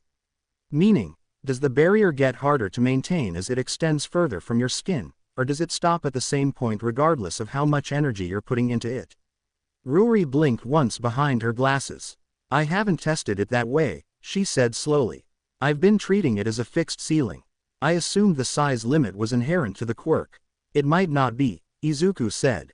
"If the limitation is distance-based rather than volume-based, then there's a meaningful difference between a barrier that maxes out at a fixed surface area and one that becomes progressively harder to hold as it expands. The first one has a hard limit. The second one has a threshold that can be trained against." Ruri picked her pen back up and started writing. "Keep going," she said. "The coating on your hands is your most reliable output," Izuku continued, straightening slightly. "You said applying force through it drains it faster. That implies the crystal transfers kinetic energy rather than just absorbing it, which means in close range you've got an offensive application sitting inside what looks like a defensive quirk. Coated strikes would hit harder than uncoated ones, and your hands are already protected against the impact. That's not just defense. That's a combined close-range tool that you're currently only using for one of its 2 functions." Ruri's pen was moving quickly. "And the barrier, if you can extend it even slightly further than palm size, you change the geometry of how it's useful," Izuku said. "A palm-sized barrier is personal cover. Even a forearm-sized barrier starts becoming something you can use to protect someone standing beside you. The projection angle matters too. If you're generating it perpendicular to your palm, you could potentially redirect it by rotating your wrist rather than repositioning your whole body." He paused. "And if the crystal material is dense enough, projectiles. Small ones first. You'd be generating them from your palm rather than throwing them, which keeps the connection short and the cost lower than trying to sustain something at distance." Ruri stopped writing and looked at her hand. "I never thought about it as an offensive quirk at all," she said, quietly. "Most defensive quirks are offensive ones that nobody bothered to analyze from the other direction," Izuku said, sitting back. Ruri looked at him across the table for a long moment with an expression he had come to recognize over the past weeks, the one she wore when she was deciding whether to say the next thing she was thinking. She almost always said it. Why are you trying to analyze yourself? Izuku asked, before she could. Is it for something specific? Something coming up? She set her pen down again, straightening the notebook slightly. I'm thinking of sitting the UA High entrance exam, she said. The words landed quietly, and Izuku absorbed them without reacting visibly. Inside, something older and less composed stirred briefly and then settled. UA, the entrance exam. He had spent years filling notebooks with hero analysis and dreaming about those two letters with the kind of intensity that becomes embarrassing in hindsight when the dream proves impossible. He had never stopped wanting it. He had simply accepted, sometime between the cemetery and the flash drive and the first night the hellfire had burned him clean, that it was no longer a path he was going to take. He kept all of that neatly behind his expression. The exam is about a month out, he said. The written portion you'll manage without difficulty. Your analytical approach is strong. The practical portion, given what we just talked about, you have more to work with than you think you do. That's actually what I wanted to ask you about, Ruri said, leaning forward with her elbows on the table. I want your honest analysis of what I'd be walking into that exam with. Not encouragement, actual analysis. You're better at this than anyone I know, and I'd rather go in knowing exactly what I have than go in believing I'm more prepared than I am. Izuku reached for his own notebook and pulled it open to a fresh page. All right, he said, let's work through it properly. They spent the rest of the lunch period doing exactly that. Izuku wrote as he talked, building a structured breakdown of her quirk's applications, ranking them by current reliability, immediate development potential, and longer-term ceiling. He mapped the practical exam format against what she could realistically produce in a high-stress environment in 1 month's worth of focused training. He identified the 3 areas where a small concentrated improvement would produce the largest return. He wrote all of it in the clean, precise shorthand his notebooks had always used, and Ruri copied sections into her own notebook with the focused efficiency of someone who processed information quickly and wanted to hold on to it. When he closed the notebook, she sat back and exhaled slowly. Thank you, she said. Genuinely. That's the clearest picture I've had of my own quirk since I developed it. You were already observing it carefully, he said. You just needed someone to observe it from the outside.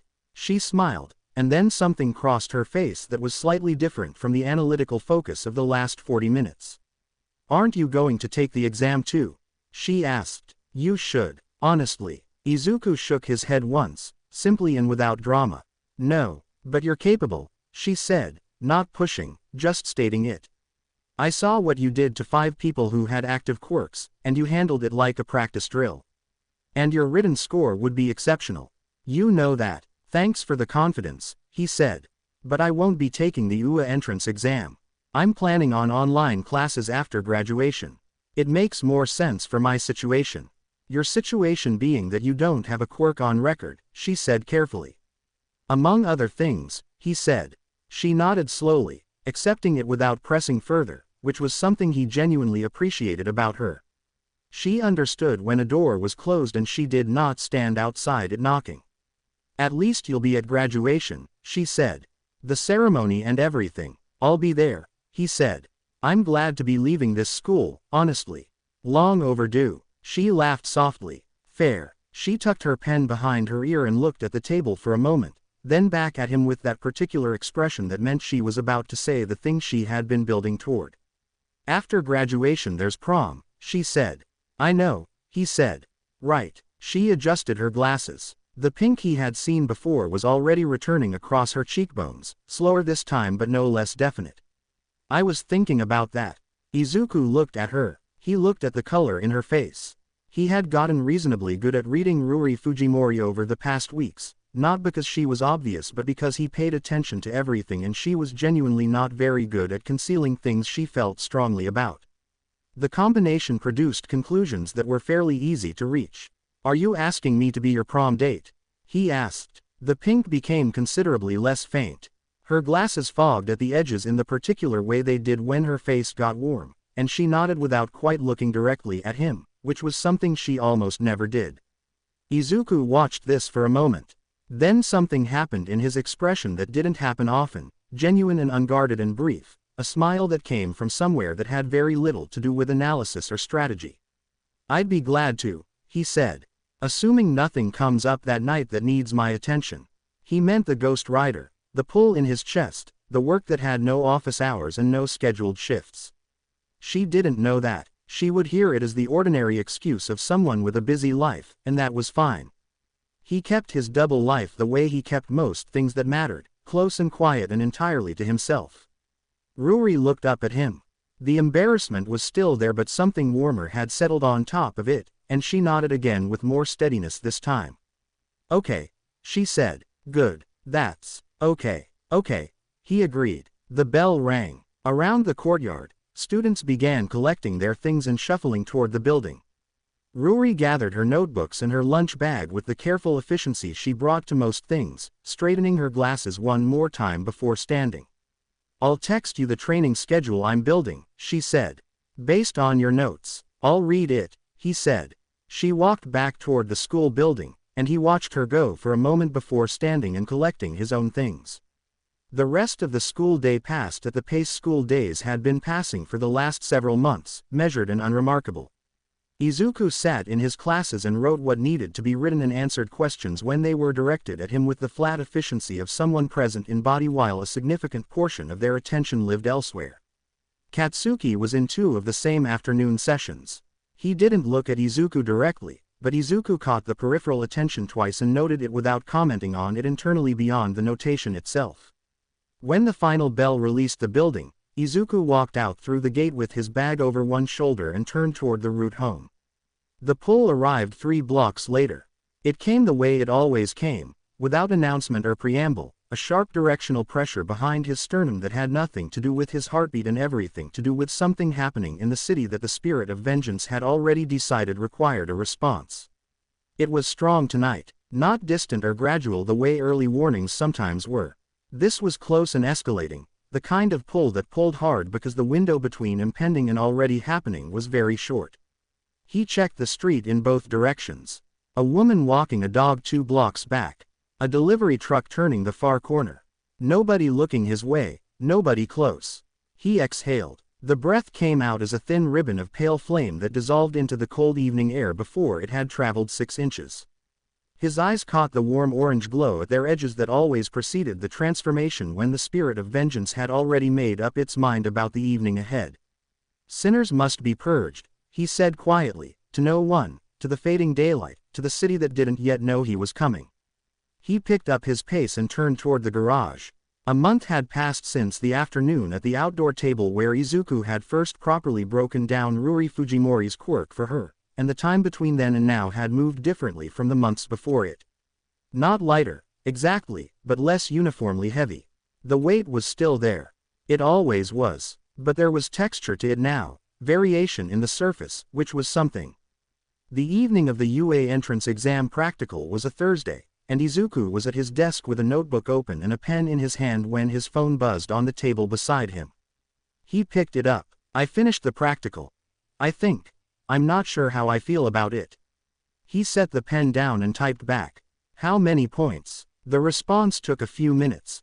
5 1-pointers. 5 2-pointers. 6 3-pointers. I was doing okay until the 0-pointer came out and then everything changed. Izuku looked at the numbers and worked through them. What happened with the 0-pointer? He sent back. I couldn't really do much against it. It was massive. But there was another examinee who was about to get crushed by a piece of debris it knocked loose and I managed to get a crystal barrier up between her and the falling section in time. It held long enough. She wasn't hurt. But I didn't take the 0-pointer down or anything. I just kind of evacuated and the timer ended. Izuku read this twice. Then he typed his response carefully. Listen to me. The practical exam at UA has never been purely about points. The whole structure of the villain bot system is designed to test combat capability, yes, but that's only half the picture. The other half is rescue. Protecting examinees who can't protect themselves in a given moment. What you did with that barrier wasn't a failure to engage the 0-pointer. It was a successful demonstration of exactly what the rescue component is designed to measure. I'm willing to bet there are rescue points sitting in your total that you haven't seen yet. The reply came faster this time. Do you really think so? Yes, he sent back. Your point total from the bots alone is already competitive. Add rescue points on top of that and your overall score clears the threshold comfortably. You did well, Fujimori. Ruri. She sent back, immediately. You did well, Ruri. A pause. Then a string of text that started with something that was clearly typed while she was smiling. Okay. Okay, I feel slightly better. Thank you for talking me down from the ceiling. You weren't on the ceiling, he wrote. You were just being honest about uncertainty. That's different. You always say things like that. She typed. Say things like what? Izuku responded. Things that sound simple but actually mean something. It's annoying. I'll take that as a compliment. It was one, she replied. Then, after a moment, get some sleep, Midoriya. You too, he sent back. He set the phone down, looked at the ceiling for a moment, and then stood up from the desk and went to the closet to change. He was not going to sleep. The city was restless on nights like this one, the air sitting heavy and close between the buildings with no wind to move it, and the kind of dark that gathered in the alleys and underpasses had a quality to it that the spirit of vengeance could read like a map. The pull in Izuku's chest had been building since sundown, not toward a single point but spread across a radius, multiple threads pulling from the same general direction like several problems knotting together in the same block. He found them an hour after midnight. A condemned building in a district that the city had quietly stopped maintaining sat at the end of a dead street with its windows boarded and its fire escapes rusted solid. 10 men occupied the ground floor, and Izuku watched them from the adjacent rooftop for 45 seconds before the hellfire in his chest sharpened from a warning into a directive. 2 children, a boy and a girl who couldn't have been older than 9, were zip-tied to a pair of support columns near the back wall. They were not making noise. They had learned, from whatever the previous hours had taught them, that making noise produced worse outcomes. Izuku came through the boarded window headfirst. He hit the floor in full transformation, the hellfire pouring off his skull in long rippling waves that painted the entire room orange, and the first man turned toward the sound and took a flaming strike across the jaw that snapped his head backward and sat him against the wall with his eyes already vacant before his body fully registered what had happened. Bone cracked. The second man raised a length of rebar and swung it in a wide horizontal arc that connected solidly with the side of Izuku's skull and accomplished nothing beyond producing a sharp reverberating clang that rattled the man's own wrists with the feedback. Izuku turned and looked at him. The man dropped the rebar and ran 3 steps before a tendril of hellfire wrapped around his ankle and dragged him backward across the concrete floor, his fingers scrabbling for purchase and finding none. When the tendril released him, he scrambled to his feet and received an open palm strike to the sternum that caved his chest inward with a wet crunch and sent him sliding 8 feet across the floor, leaving a dark smear on the concrete behind him. He didn't get up. The remaining 8 broke in 2 directions, 4 toward the rear exit and 4 toward Izuku simultaneously, which was the most tactically incoherent decision they could have made. The ones charging him arrived first and caught hellfire streams from both hands, tight and precise, the fire hitting them at center mass with enough force to lift the nearest one completely off his feet and deposit him against the far wall with his jacket ablaze and the skin beneath it blistering in wide red patches that wept immediately. He screamed and kept screaming, and Izuku stepped over him and focused on the next. The 4th man in the charging group had a knife, and he used it with the desperate accuracy of someone who knew he was well past the point of walking away clean. He drove it into the gap between Izuku's neck and shoulder with both hands on the handle and pushed until the blade was fully seated. He stood there for a full 2 seconds expecting something to change. Izuku looked at the knife. He looked at the man. He reached up with one hand, pulled the blade out with the unhurried ease of someone removing a splinter, and let it drop to the floor where the metal began to glow dull orange on contact with the hellfire dripping from his fingers. The man made a sound that wasn't a word and backed away until he hit the wall. The 4 who had gone for the rear exit found the exit locked, which they had somehow not verified before selecting it as an escape route. Izuku moved through the room methodically, his footsteps steady and even, each one scorching a black print into the concrete floor. He caught the first of them by the collar, drove his skull into the wall hard enough to split the plaster and leave a crater-shaped impression in the brick beneath it, and released him in a heap. The second swung a folding chair and connected across the back of Izuku's left shoulder, which achieved nothing useful and cost the man a broken forearm when Izuku responded by seizing the chair mid-swing and redirecting the momentum back through the wrist holding it. The screaming filled the building. The final man was on his knees near the collapsed door with his hands pressed flat on the floor in front of him and his forehead nearly touching them, making sounds that had stopped being language several seconds earlier. Izuku stood in the center of the room and looked at the children against the columns. He crossed to them, knelt, and burned through the zip ties cleanly, the hellfire so controlled that neither child felt so much as warmth from it. The boy stared at him with enormous eyes and didn't move. The girl pressed her back against the column for a moment and then, without any apparent rational explanation, reached forward and gripped 3 of Izuku's skeletal fingers in her small hand and held on. He let her hold on for a moment. "You're safe," he said. "The building entrance is clear. Walk straight forward and don't stop until you're in the street." She released his fingers. The boy reached for her hand and they went together toward the front of the building without looking back. Izuku turned back toward the room. The men who were still conscious were not going to be threatening anyone for a long time. Those who were unconscious were breathing, most of them, at shallow and irregular intervals. The ones who had taken the full penance stare lay with their eyes burned to white and their skin drained to the color of chalk, their chests rising and falling in the slow rhythmless way of bodies that were functioning on instinct alone while everything that organized thought and decision and cruelty had been scoured out of them entirely. They were alive. They would remain alive. But the part of each of them that had tied those children to a support column and spent an evening deciding what came next was gone as completely as if it had been surgically removed. Izuku turned toward the front entrance. Something caught him. It closed around his torso and upper arms with a speed that was genuinely impressive, a long looping binding cloth that wrapped 3 times before cinching tight, the material biting into the gaps in his ribcage with a steel core tension that told him immediately this wasn't rope. His feet stayed on the floor. He looked down at the cloth. He looked to his right toward where it led. Eraserhead stood 12 feet away in the deep shadow near the wall, both hands controlling the capture scarf's trailing ends, his yellow goggles reflecting the hellfire light in twin curved planes. His black jumpsuit absorbed everything around it. His long dark hair drifted slightly in the air disturbed by his arrival. His face carried the expression of a man who had arrived at a problem and was now solving it, nothing personal, nothing dramatic. "Soul Hunter," Eraserhead said. His voice was low and measured, the kind of flat delivery that professional composure produced. "You're done operating. Tonight and from now on." The hellfire on Izuku's skull continued moving and breathing as it always did. Eraserhead's eyes narrowed very slightly. His quirk was active. It had been active since before he threw the scarf. He could see that it wasn't working, and that was clearly not a scenario he had expected to arrive at this quickly. Izuku looked at him and the hollow glow of his eye sockets pulsed once, slowly. "You think you've won," Izuku said, in the Ghost Rider's low resonant voice. "You haven't. Your quirk isn't responding to erasure," Eraserhead said, not panicking, simply recategorizing. "That's unusual. It doesn't change your situation." "I know what your quirk does," Izuku said.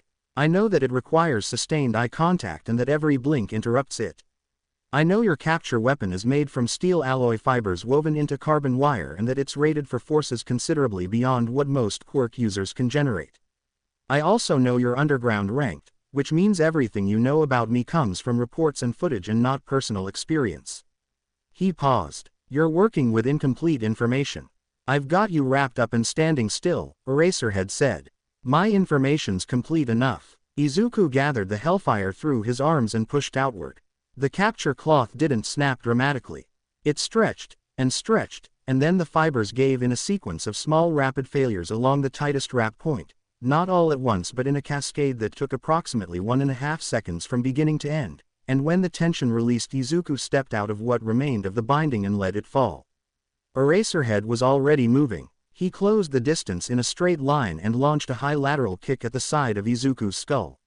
Izuku read the trajectory off his shoulder rotation and dropped his head to the outside of the kick's path, letting the foot pass close enough that he felt the air displacement, then stepped in tight while Eraserhead's weight was committed to the extension. He drove a short horizontal elbow into the hero's upper arm, targeting the deltoid insertion point rather than the bone, which produced an immediate compromise in the arm's ability to deliver force.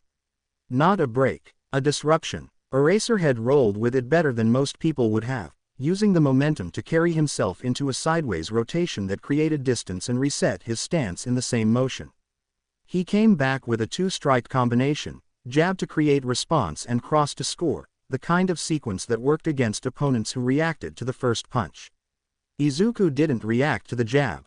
He took it on the cheekbone without moving his head and watched the cross coming behind it and slipped inside it, his left hand catching Eraserhead's extended wrist and redirecting it down and across the hero's own centerline, which briefly tangled Eraserhead's own arms and took his guard off the right side. Izuku didn't hit him on the right side. He stepped back instead and let him reset. "You're better than the footage suggested," Izuku said. "Stop talking," Eraserhead said. He came again, lower this time, going for the legs, a double leg entry that was fast and efficient and clearly practiced. Izuku sprawled backward, spreading his weight and dropping his hips, and stuffed the takedown by driving Eraserhead's head toward the floor with both hands on the back of his skull.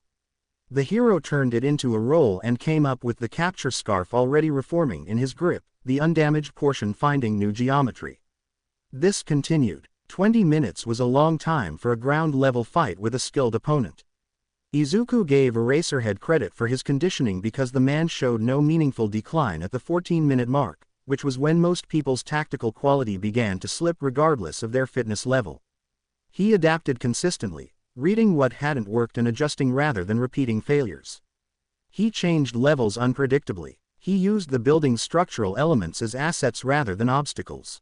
He was genuinely difficult to fight, not because he was physically overwhelming but because his decision-making under pressure was excellent. Izuku was not physically overwhelming either, in the Ghost Rider's base form. But he didn't tire. He didn't degrade. His reaction time at minute 18 was identical to his reaction time at minute 2, and Eraserhead was beginning to notice this. Izuku finished it at the 20-minute mark. He read the next entry attempt 3 moves before it arrived, tracking the sequence in Eraserhead's footwork, and instead of countering it he let it develop and then stepped fully into it at the last moment, closing the distance so completely that the technique had no room to function. He planted his right foot, rotated his hip, and drove a straight front kick into Eraserhead's abdomen with his full body weight behind it. The hero left the ground briefly. When he came back down he did so on his back, 4 feet from where the kick had landed, and he lay there for a moment taking stock of the situation from a horizontal position with his eyes still open and his quirk still running because even now he was professional enough not to blink unnecessarily. He started to push himself up.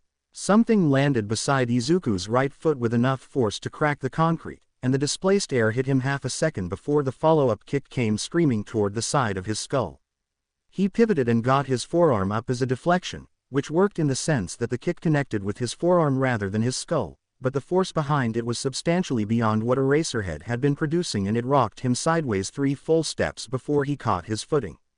He turned. The woman who had landed was tall and lean, her skin dark, her ears long and white and upright above her head. She wore a white leotard and stood in the loose ready stance of someone who had never once in her life been intimidated by what she was looking at. She was smiling with her teeth showing, which was not the careful controlled expression of someone who had arrived to execute a plan. It was the expression of someone who had arrived because she wanted to be here. Well, Rumi Usajiyama said, rolling her shoulders once. Look what we have here. Eraserhead had gotten back to his feet. He looked at Mirko with his jaw set and his voice flat. This isn't your jurisdiction, he said. What are you doing here, Mirko? Oh, relax, Eraser, she said, not taking her eyes off Izuku. I was in the area. I've been hearing about this one for months and when I picked up the fight sounds I figured I'd come see what all the noise was about. Honestly, I wasn't expecting this much. Her smile sharpened. I'm impressed. You're going to complicate this, Eraserhead said. I'm going to make it more interesting, she corrected. Izuku looked at both of them. He let out a slow breath and the hellfire in his exhale curled and dissipated in the air between them. He looked at Eraserhead first.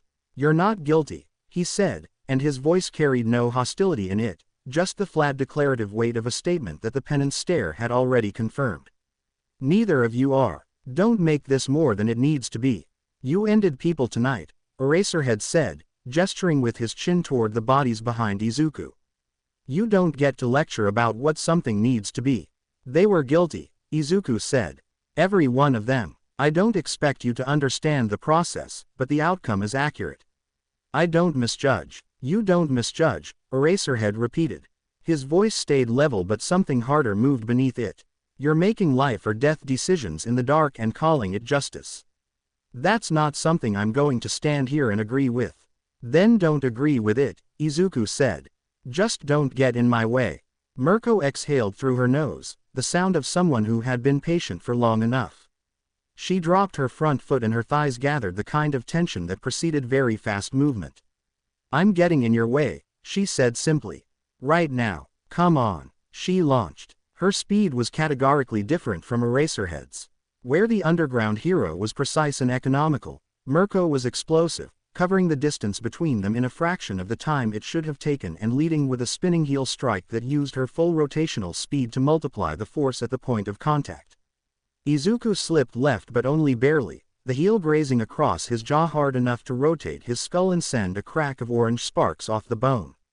He caught his footing on the second step and turned to find her already repositioning for the follow-up, her feet working the floor with the quick light rhythm of someone who treated ground contact as a launching point rather than a stance.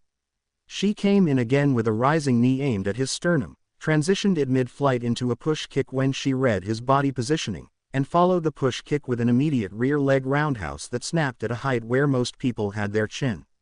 Izuku ducked the roundhouse, went low, and swept at her plant leg with a horizontal kick of his own.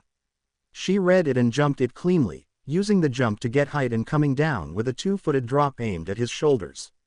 He rolled clear. She hit the floor and the concrete cracked beneath both heels. You're fast, she said, completely delighted. You're reckless, he said. That's why it works, she said, and came again. They moved through the building in a running exchange, neither of them holding ground, both of them reading and adjusting and reading again. Mirko's power was genuine and her speed was among the highest he had encountered, and she had the particular gift of making the unpredictable look inevitable in hindsight. She didn't fight in patterns. She fought in bursts of pure commitment that changed direction mid-sequence with no telegraphing beyond the micro-shifts of weight that his sharpened senses caught a fraction of a second before they resolved. But she was working against someone who didn't slow down and didn't hurt in the conventional sense, and the math on that was going to work against her eventually. Izuku read the gap between her third and fourth strike in a sequence, placed himself inside the fourth before she committed to it, and got both hands on her lead arm at the wrist and elbow. He didn't try to throw her. He redirected the momentum already in the arm and added rotation, which sent her into the wall shoulder first. The impact would have stopped most people. Mirko bounced off the wall, rolled along it, and came back around with a lateral kick that caught him across the ribcage with enough force to lift him off his feet and put him into the opposite wall. He hit the wall. The wall cracked. He pushed off it and landed in a low stance. She was grinning broadly. Izuku straightened. He looked at her. He looked at Eraserhead repositioning in his peripheral vision, capture cloth reformed, goggles straight, calculating the angle of the next entry. He pressed two fingers to his lips and whistled once, sharp and high and short. From outside the building, growing rapidly, the Hellfire engine of the motorcycle became audible. Eraserhead turned his head toward the sound instinctively, which was the correct instinct and still the wrong move in context, because the motorcycle came through the boarding at the front of the building at speed and Izuku was moving toward it before the sound had fully registered as a problem. He caught the handlebars without breaking stride, swung onto the seat, and the bike was already turning and accelerating before he had both feet on the pegs. He hit the street outside at full speed and the Hellfire trails lit the road behind him in twin lines of orange. He heard Mirko hit the pavement outside the building 6 seconds later. He checked the mirror integrated into the bike's Hellfire frame and saw her coming. She wasn't running in the conventional sense. She was launching herself at angles, using the buildings on both sides of the street as rebound points, each impact of her feet against a surface projecting her forward at a velocity that should not have been achievable by a human body and was clearly achievable by Rumi Usajiyama because she had apparently decided the laws of physics applied to other people. She was gaining. He pushed the throttle further and the bike responded, Hellfire roaring louder from the wheels, the acceleration pressing him back. The gap between them held for 3 seconds and then she closed it by half by simply pushing harder, her face unchanged, still wearing the same open and combative satisfaction. Behind her, back at the building, Eraserhead stood in the street with his capture cloth hanging at his sides and his phone already in his hand. He looked at the receding light of the motorcycle and the receding figure of Mirko chasing it and pressed the screen. The call connected on the third ring. "Hey," Eraserhead said, his voice the same flat controlled tone it always was, because it was always that tone. "All Might, are you available tonight?" He listened to the response. His expression didn't change. "Good," he said. "I need to talk to you about something. We have a situation that's going to require a different approach than what I can bring to it alone. There's a vigilante operating in the city and he's unlike anything I've encountered in terms of category. His power doesn't respond to quirk erasure. At all." Another pause. "Yes, I said at all." He looked down the street where the last of the hellfire glow was still visible, orange against the dark city, shrinking fast. "Meet me in an hour," he said. "I'll explain what I know." The city blurred past on both sides in streaks of amber streetlight and dark glass, the hellfire trailing behind the bike in long ribbons that scorched the asphalt and left a glowing orange path for anyone following to track without any difficulty whatsoever. Rumi Usajiyama was not having any difficulty. She came off the last building wall at an angle that put her 30 feet to his left and closing fast, her white ears flat against the wind she was generating, her legs working in the short explosive bursts that made her speed genuinely unreasonable by any measurable standard. She was laughing, not the calculated laugh of someone performing confidence, but the open, full-throated laugh of a person doing exactly what they were built for and enjoying every second of it. "You think that bike makes you fast?" she called out over the engine noise and the wind. "I've been holding back this whole time. You won't escape that easily, skull face." Izuku growled low in his chest, the sound resonating through the Ghost Rider's transformed frame with more bass than a human throat could have produced. He pushed the throttle further and felt the bike respond, the hellfire intensifying across the wheels and frame as the engine climbed to a register that made passing pedestrians stumble backward from the shockwave of displaced air. Then the sirens started. They came from two directions simultaneously, which told him immediately that this was coordinated and not reactive. Eraserhead had called it in before the fight was finished, which meant the hero had planned for the possibility of Izuku escaping and had arranged the next layer of response in advance. The man was thorough. Izuku noted this, filed it, and processed it into his next decision in roughly the time it took the first police cruiser to round the intersection ahead and plant itself sideways across two lanes with its lights cutting red and blue patterns across the building faces. Behind him, two more cruisers swung out of a side street. Mirko was still to his left, closing the gap again after he had extended it momentarily. "Soul Hunter," a voice crackled over a cruiser's external speaker system, flat and official and attempting authority. "This is the Metropolitan Police. Pull over immediately and power down. Do not attempt to evade. You are surrounded." Izuku looked at the cruiser blocking the road ahead. He looked at the two behind. He looked at Mirko. He turned the wheel 20 degrees to the right and found a narrow gap between the blocking cruiser's front bumper and the concrete barrier at the road's edge, a space that was not wide enough for a normal motorcycle to pass through without taking the mirrors off both sides. The Hellfire-enhanced frame was marginally narrower than standard and Izuku leaned the bike to its absolute edge of lean angle, dropping the left peg close enough to the asphalt that it threw sparks in a solid stream, and threaded through the gap at a speed that left the gap behind him before the officers standing beside the cruiser had finished reaching for their radios. "He's through," someone shouted. "Unit 7, he's heading north on Kenji Boulevard. Intercept." Mirko cleared the blocking cruiser by jumping over it entirely, her legs tucking close, and landed on the far side already running without losing a single stride. "Don't scratch the paint," she called back at the officers, not breaking eye contact with the receding hellfire ahead of her. Izuku split his attention between the road ahead and the tactical picture assembling itself in every direction around him. 4 cruisers now, 2 running parallel on adjacent streets to cut off turns, one attempting to pace him from behind at a distance that was growing rather than shrinking, and one positioned half a kilometer ahead at what a radio transmission he caught with his sharpened hearing confirmed was a prepared checkpoint. They were trying to funnel him. Street closures ahead narrowing the available routes toward a single corridor that terminated at the river bridge. He let them think the funnel was working. He ran the next 8 blocks at controlled speed, which was still faster than anything the cruisers could sustain but slower than what the bike could genuinely produce, threading turns and cutting lanes while the police net tightened around him exactly the way they wanted it to. Mirko stayed with him, the gap fluctuating between 30 and 50 meters depending on the geometry of each block. She was reading his movements with improving accuracy. The ramp appeared on his left 2 intersections before the bridge. It was a construction site access slope, heavy-gauge steel plate laid over the curb to allow equipment vehicles to move between the street and the elevated work platform, currently unoccupied at this hour. The angle was steep and the run-up was short, and the launch trajectory from the top of the slope was going to carry him sideways across the face of the building beside it rather than forward, which was a problem only if gravity was enforcing its standard operating terms. The hellfire burning in his tires did not particularly care about standard operating terms. He cut left at the last possible moment, the bike dropping into the approach angle, and hit the base of the ramp at full acceleration.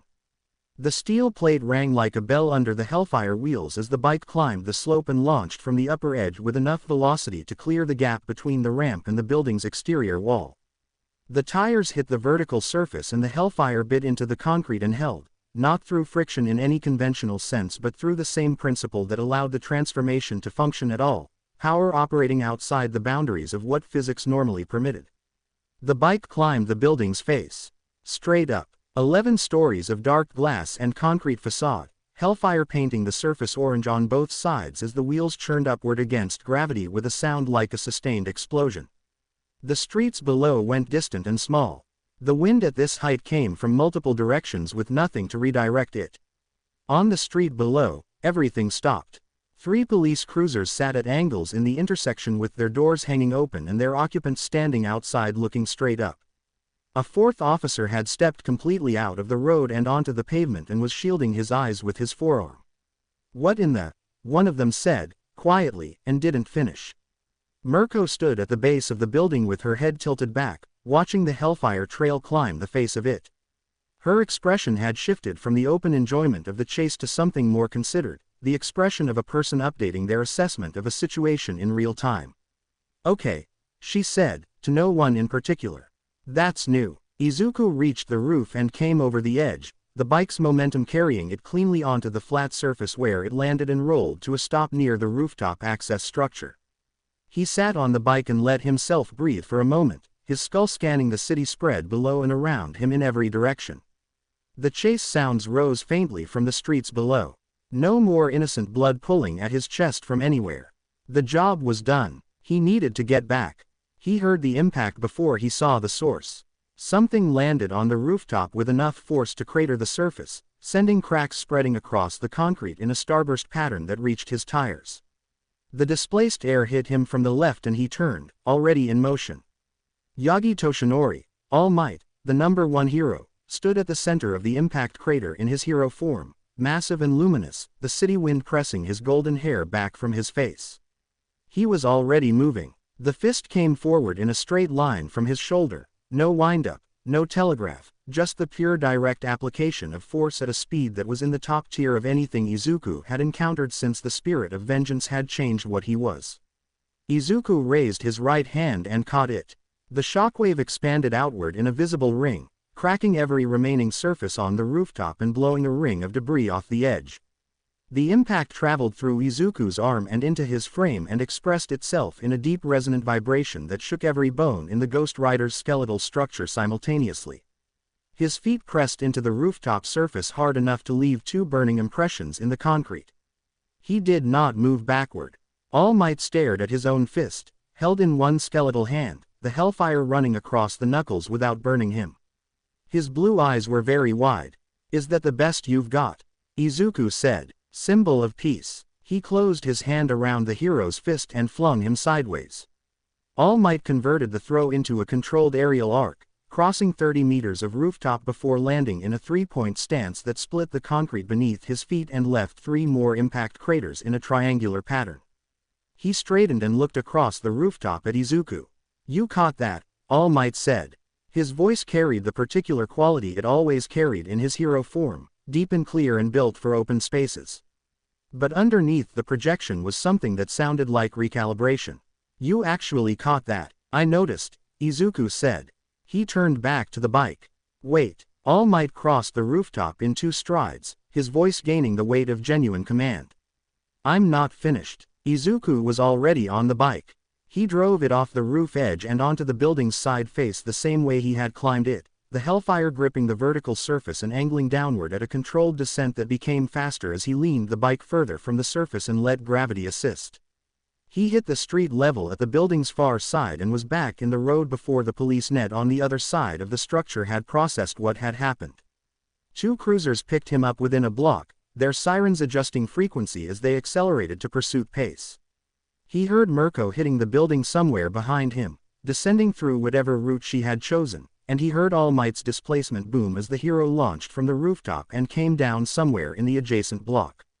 Izuku ran them for 6 more blocks, threading intersections and splitting lanes and doing nothing that required more than a fraction of what the bike could produce, keeping the tension of the chase alive just long enough for the funnel to complete itself and bring him exactly where the police wanted him. The bridge. He came onto it at speed and felt the weight of the setup immediately.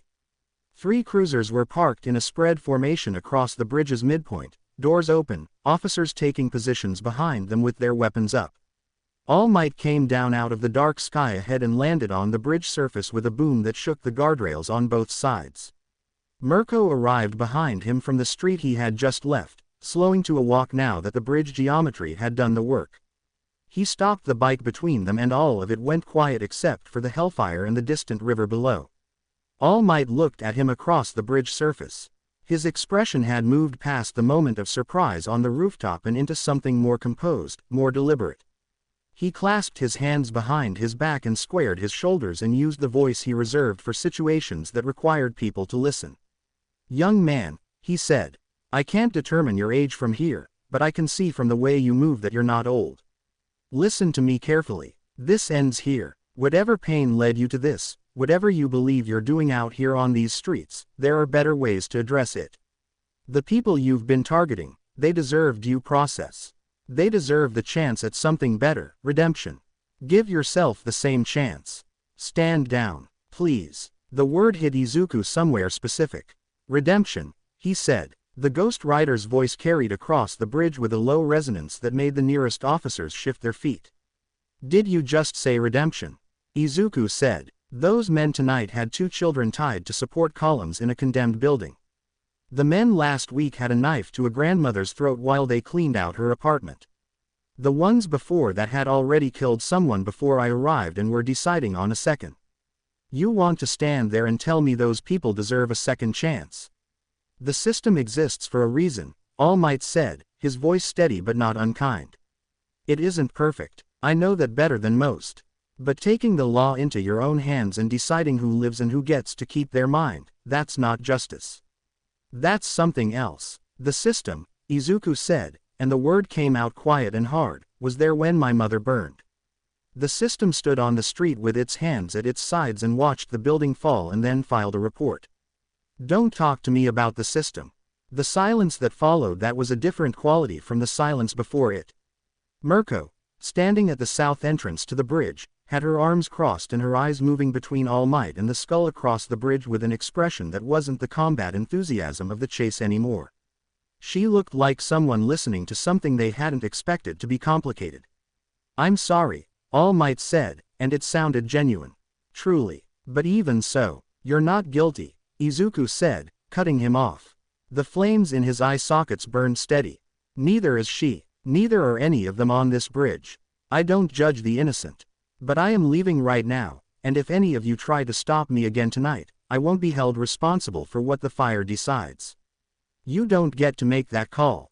One of the officers behind the cruisers called out. His voice had the particular edge of someone who had been standing with his weapon raised for several minutes and was tired of the conversation. "Surrender now. Hands where we can see them." "I don't have hands right now," Izuku said. He raised both skeletal hands slowly where they were visible. "I have these." "That's not what that means," the officer said, his voice cracking slightly. "Soul Hunter," another officer shouted. "Final warning. Power down and dismount the vehicle." Izuku looked at the 3 cruisers. He looked at All Might. He turned his skull slowly and looked at Mirko behind him. Then he looked over the bridge railing at the river below. He picked the bike up with both hands, which was not something a motorcycle was designed to accommodate but which the Hellfire made academically simple, and he set it on the railing with the wheels balanced precisely on the narrow bar. He sat on it. He looked back at All Might, at the officers, at the whole setup assembled on this bridge to contain him. He raised his right hand. Extended one finger. Young man, don't. All Might took 2 steps forward. Don't do that. The drop is considerable and the current is. Izuku pushed off the railing. Take that, pissant, he said. See you never. The bike and the Ghost Rider dropped together off the bridge edge and fell toward the river below. The officers reached the railing in a cluster and looked over.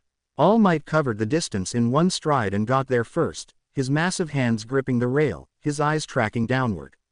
The hellfire hit the water and the water did not extinguish it. The bike surfaced 30 meters downstream, the wheels finding the river's surface and holding it, hellfire burning across the water without sinking into it. Izuku looked up at the bridge from the river, at the shapes of officers and heroes leaning over the rail against the night sky, and raised his hand one more time. He turned the bike downstream and opened the throttle and the river surface blurred beneath the burning wheels in a long corridor of orange reflection that stretched all the way to the next bend before the darkness swallowed it completely. On the bridge, Mirko pressed her forearms on the rail beside All Might and watched the glow disappear around the bend. A low whistle escaped her lips, long and genuinely impressed. You've got to admit, she said, that was a little bit incredible. No, All Might said. The finger was a bit much, she said thoughtfully. But the river thing was good. Mirko, I'm just saying what everyone's thinking, she said. All Might straightened and turned away from the railing. He looked at the officers still clustered at the edge and at the city behind them, and he stood there for a moment with the particular stillness of someone carrying the weight of a problem that had just become significantly more complicated. He thought about what the Ghost Rider had said. About the building. About the mother. He stood there with that thought for a while. 2 hours later and 12 blocks from the bridge, in the apartment that was his and no one else's, Izuku pulled off the last of his clothing, which was perfectly dry because the hellfire heat had evaporated every trace of river water before he had even reached the bank, and he sat on the edge of his bed and pressed his palms flat on his knees and looked at the ceiling. What a night, he said. The warmth in his chest pulsed once, quietly, and settled. He fell backward onto the bed and was asleep in under a minute. 2 days had passed since the chase on the bridge, and the city had not quieted its conversation about the Soul Hunter. The news cycles were still running the same grainy bridge footage on a loop, cycling through expert panels of retired heroes and legal analysts debating jurisdiction and threat classification and what the appropriate response to an entity whose power didn't respond to quirk erasure was supposed to look like. Izuku didn't watch any of it. He was in the training room. The space had become familiar to him in the deep way that a place becomes familiar when you have spent enough hours inside it doing difficult things. He knew which section of floor had the slight give in the subfloor beneath it. He knew which light in the far corner buzzed faintly at a frequency that his sharpened hearing tracked automatically. He knew the specific smell of scorched rubber and concrete that accumulated when he ran long sessions with the hellfire at sustained output. He stood in the center of the room with both hands extended and his eyes closed, and he breathed. The hellfire responded to his breath the way it had been responding for months, attending to the intention behind each exhale and adjusting its output accordingly. He pushed it out through his right palm in a tight concentrated burst that hit the reinforced target plate on the far wall and left a clean circular scorch mark the diameter of a dinner plate. He pulled it back to nothing. He pushed again, this time through the left hand, narrower, a needlepoint stream that cut a precise line across the same plate at a height of exactly 4 feet. He pulled it back, burst and withdraw, burst and withdraw. He ran 20 repetitions on each side, then moved to the combined output, both hands simultaneously, calibrating the difference in pressure between right and left so that the output was balanced rather than dominant on his stronger side. He shaped the flame into a flat horizontal disc and walked it slowly across the room at chest height without letting it waver or rotate off its axis. He compressed it into a sphere no larger than a tennis ball and held it suspended 3 feet in front of his face for 90 seconds without fluctuation. Then he went to the shooting range. The rack held 14 different firearms in various categories, all fully maintained, all loaded with the specific ammunition type each weapon was designed for. Izuku had spent the first weeks in this room reading the operational manuals for each one before touching any of them, which was not the approach most people would have taken but was the only approach that made sense to him given that his analytical framework required understanding before execution rather than execution before understanding. He picked up the first handgun, a full-size semi-automatic with a standard trigger, and settled into his stance at the 15-meter mark. He fired 12 rounds in pairs, each pair grouped tight enough that the second round widened the hole made by the first rather than creating a new one. He set the handgun down and moved to the rifle. The hellfire channeled through the rounds when he chose to let it, and when it did the projectiles hit the target plates and the plates simply ceased to be, the material converting to glowing orange fragments that scattered across the range floor in patterns that crackled and faded. He ran the rifle at 30 meters, then 50, adjusting for the range's available distance. His groupings were tight, not the tight of someone who had been shooting for decades, but the tight of someone whose hand stability had been fundamentally altered by a supernatural process and whose analytical reading of wind and distance and trigger mechanics was operating at a level that compensated for any remaining gap in raw experience. He set the rifle down and went to the chain rack. The chains were the most recent addition to his practice, and they were the thing he had spent the most time on per session because they were the thing that felt most instinctively aligned with whatever the spirit of vengeance preferred as an expression of itself. There was something in the physics of chain weapons that suited the Ghost Rider's nature in a way that firearms, useful as they were, didn't quite match. He worked through the basic strikes first, overhand and horizontal and diagonal, getting the feel of the weight distribution along the chain's length at each velocity. Then he moved to the wraps, learning to bring the chain back under control after a wide swing without losing momentum or creating a gap in his defensive positioning. Then the combined work, a whip in the right hand and a chain in the left simultaneously, which required him to operate two separate rhythms at two separate lengths without letting either one interfere with the other. The hellfire made the chains brighter. It made the strikes leave burning lines in the air that faded after 2 seconds like dying comets. He guided hellfire to the tips during forward strikes to add impact force, and he learned to extinguish it instantly at the moment of a defensive wrap so the chain could be manipulated without the heat working against him. By the end of the session, 2 hours after he had started, every target plate on the chain range had been struck at least 12 times and the floor was covered in fading scorch patterns that looked like abstract geometry. He showered. The hot water worked through the tension in his shoulders and the back of his neck with the slow patience of something that had been waiting to be applied. He stood under it for 9 minutes longer than was necessary and didn't feel guilty about it. He put together a quick meal in the kitchen, rice and grilled fish and a handful of vegetables he had bought 2 days ago, and he sat on the couch and turned on the television and ate. The news came on immediately. The footage was the bridge footage, the same one, the same angle, Ghost Rider going over the railing in a blur of orange fire and the river surface catching the hellfire glow beneath him. The panel of analysts were saying that the situation represented a systemic failure of the current hero response framework to address threats that fell outside the established quirk classification categories. One of them used the phrase, unprecedented operational anomaly. Another used the phrase, armed supernatural insurgent. A third pointed out, with the uncomfortable accuracy of someone who had actually looked at the data, that every location the Soul Hunter had been confirmed to operate in had seen a measurable reduction in violent crime incidents in the following 2 weeks. The other 2 panelists talked over him immediately. Izuku pointed the remote at the screen and clicked it off. His phone buzzed on the cushion beside him. The message was from Ruri. I passed. He read it twice. Then a wide, genuine smile crossed his face and he typed back.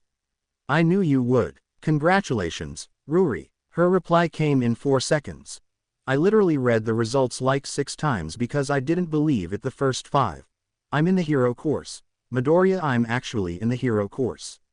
You earned it, he sent back. Every hour of it. I'm calling you, she sent. His phone rang 3 seconds later and he answered it. You're in the hero course, he said, instead of hello.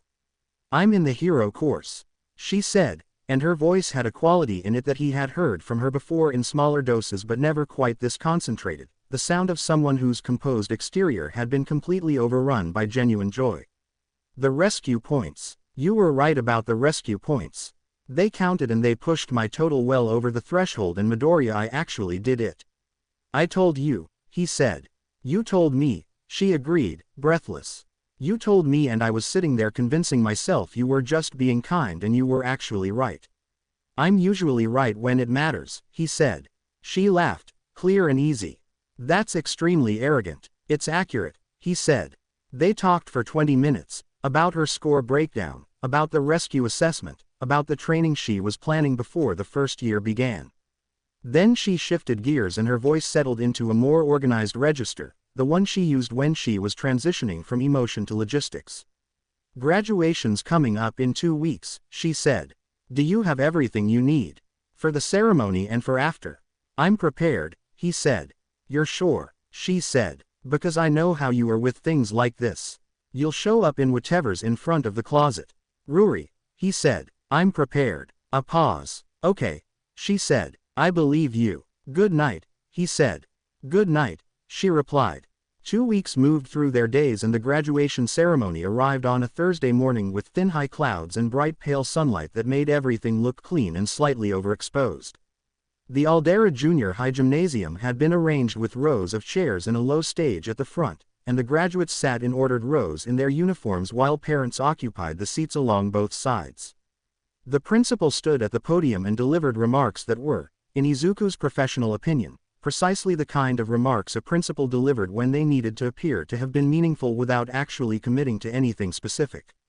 He said things about potential and futures and the doors that were now opening. He said things about the formative nature of the years they had spent at this institution. He spoke with the practiced warmth of a man who had given this speech enough times that it arrived automatically.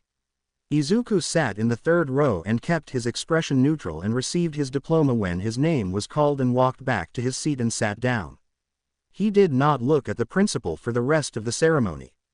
When it ended and the graduates stood and the gymnasium filled with the organized noise of families reconnecting, he moved toward the exit at a measured pace with his diploma rolled under one arm. He stopped near the gymnasium doors and looked out at the courtyard where parents were taking photographs with their children, arms around shoulders, faces arranged in the particular expressions people wore when they were genuinely happy rather than performing it. His mother would have been in this room today. She would have been in the third row of the parent section with her reading glasses pushed up on top of her head because she always forgot she had put them there, and she would have been gripping her program with both hands because she always gripped things with both hands when she was excited about something, and when his name was called she would have made a sound that was too loud for the room and then covered her mouth and laughed at herself for making it. The thought arrived with a warmth and a weight in equal measure. He let himself hold it for exactly 4 seconds and then he let it go. "Izuku." He turned. Mitsuki Bakugo stood 6 feet away, and for a moment neither of them said anything. She was exactly as he remembered her from childhood, sharp-featured and direct, with blonde hair and the particular energy of a woman who communicated most of what she meant through her posture rather than her words. But her expression right now carried none of the brisk confidence he associated with her. She looked at him the way people looked at something they had been worrying about from a distance for a long time. "Hey," he said. She covered the distance between them in 3 steps and put her arms around him. The hug was total and immediate and completely without qualification, and it hit him somewhere in the chest that had nothing to do with the spirit of vengeance. It was the hug of someone who had known him since he was 4 years old, and it pressed against all the same places his mother's hugs had pressed against because Mitsuki had always hugged the same way his mother had, with her whole self rather than just her arms. He stood very still for a moment. Then he put one arm around her and held on. "I'm so sorry, Izuku," she said into his shoulder, her voice rough in a way he had never heard from her before. "I'm so sorry I wasn't at the funeral. I tried everything I could to change the schedule but we were overseas and the timing was just impossible and I have thought about it every single day since then."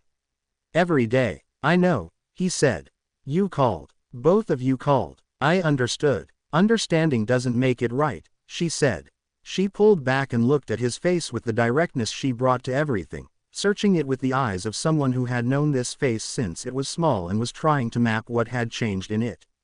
"How are you? And I want the actual answer, not the one you give people to make them stop asking." Izuku looked at her. "I'm managing," he said. "Genuinely. I have a place. I have a routine. I'm not falling apart." "Where are you staying?" she asked. And she asked it in the voice of someone who already knew part of the answer and wanted the rest. "An apartment," he said. "Not far from here. I was able to cover the first few months and I've been figuring out the rest as I go." Mitsuki's jaw tightened slightly. "Alone?" she said. "Yes," he said. "Izuku, you should have called us," she said. "You should have called me the moment you needed anything. You know that." "I know," he said. But I needed to do this part on my own. It would have felt wrong otherwise. She looked at him for a long moment and he could see her weighing that, turning it over, deciding whether to press it further. She decided against it with visible effort. Katsuki should have been there, she said, quietly. Not an excuse. A statement of fact delivered with the specific flatness of someone who had already had a significant conversation about this topic and had not been satisfied with the outcome. Something in Izuku's expression settled into a stillness that was different from neutral. It doesn't matter, he said. It does matter, Mitsuki said. I told him to go. I told him explicitly and I told him why and he didn't. And I want you to know that I know that, and that I think it was wrong. He made his choice, Izuku said. He's been making it consistently for years. I stopped being surprised by it a long time ago. The words came out without heat or bitterness. Just fact. The distance he had put between himself and Katsuki wasn't the distance of active resentment anymore. It was simply the recognition that a person who had never chosen to be present for him was a stranger regardless of shared history, and strangers were not owed emotional investment. Mitsuki heard all of that in what he said and in what he didn't say, and the look on her face tightened briefly into something private and complicated before she composed it. Are you going to UA? She asked, shifting ground. No, he said. Online classes for now. I want to keep my grades current while I figure out work. Izuku. I've thought about it carefully, he said. It's the right call for where I am. I'm not closing doors. I'm just choosing the ones that fit right now. Masaru Bakugo appeared from the direction of the seating area, quiet and steady in the way he always was, and placed a gentle hand briefly on Izuku's shoulder as he came to stand beside his wife. It's good to see you, he said, simply and sincerely. I mean that. You too, Masaru-san, Izuku said. Come eat with us sometime, Mitsuki said. Soon. Not a suggestion. The corner of Izuku's mouth moved. I'll try, he said. She gave him a look that communicated clearly what she thought of the word try, and then she pulled him in for one more brief hug, firm and purposeful, the kind that was meant to be remembered, and released him. He turned toward the exit and got 12 steps before someone called his name from the other direction.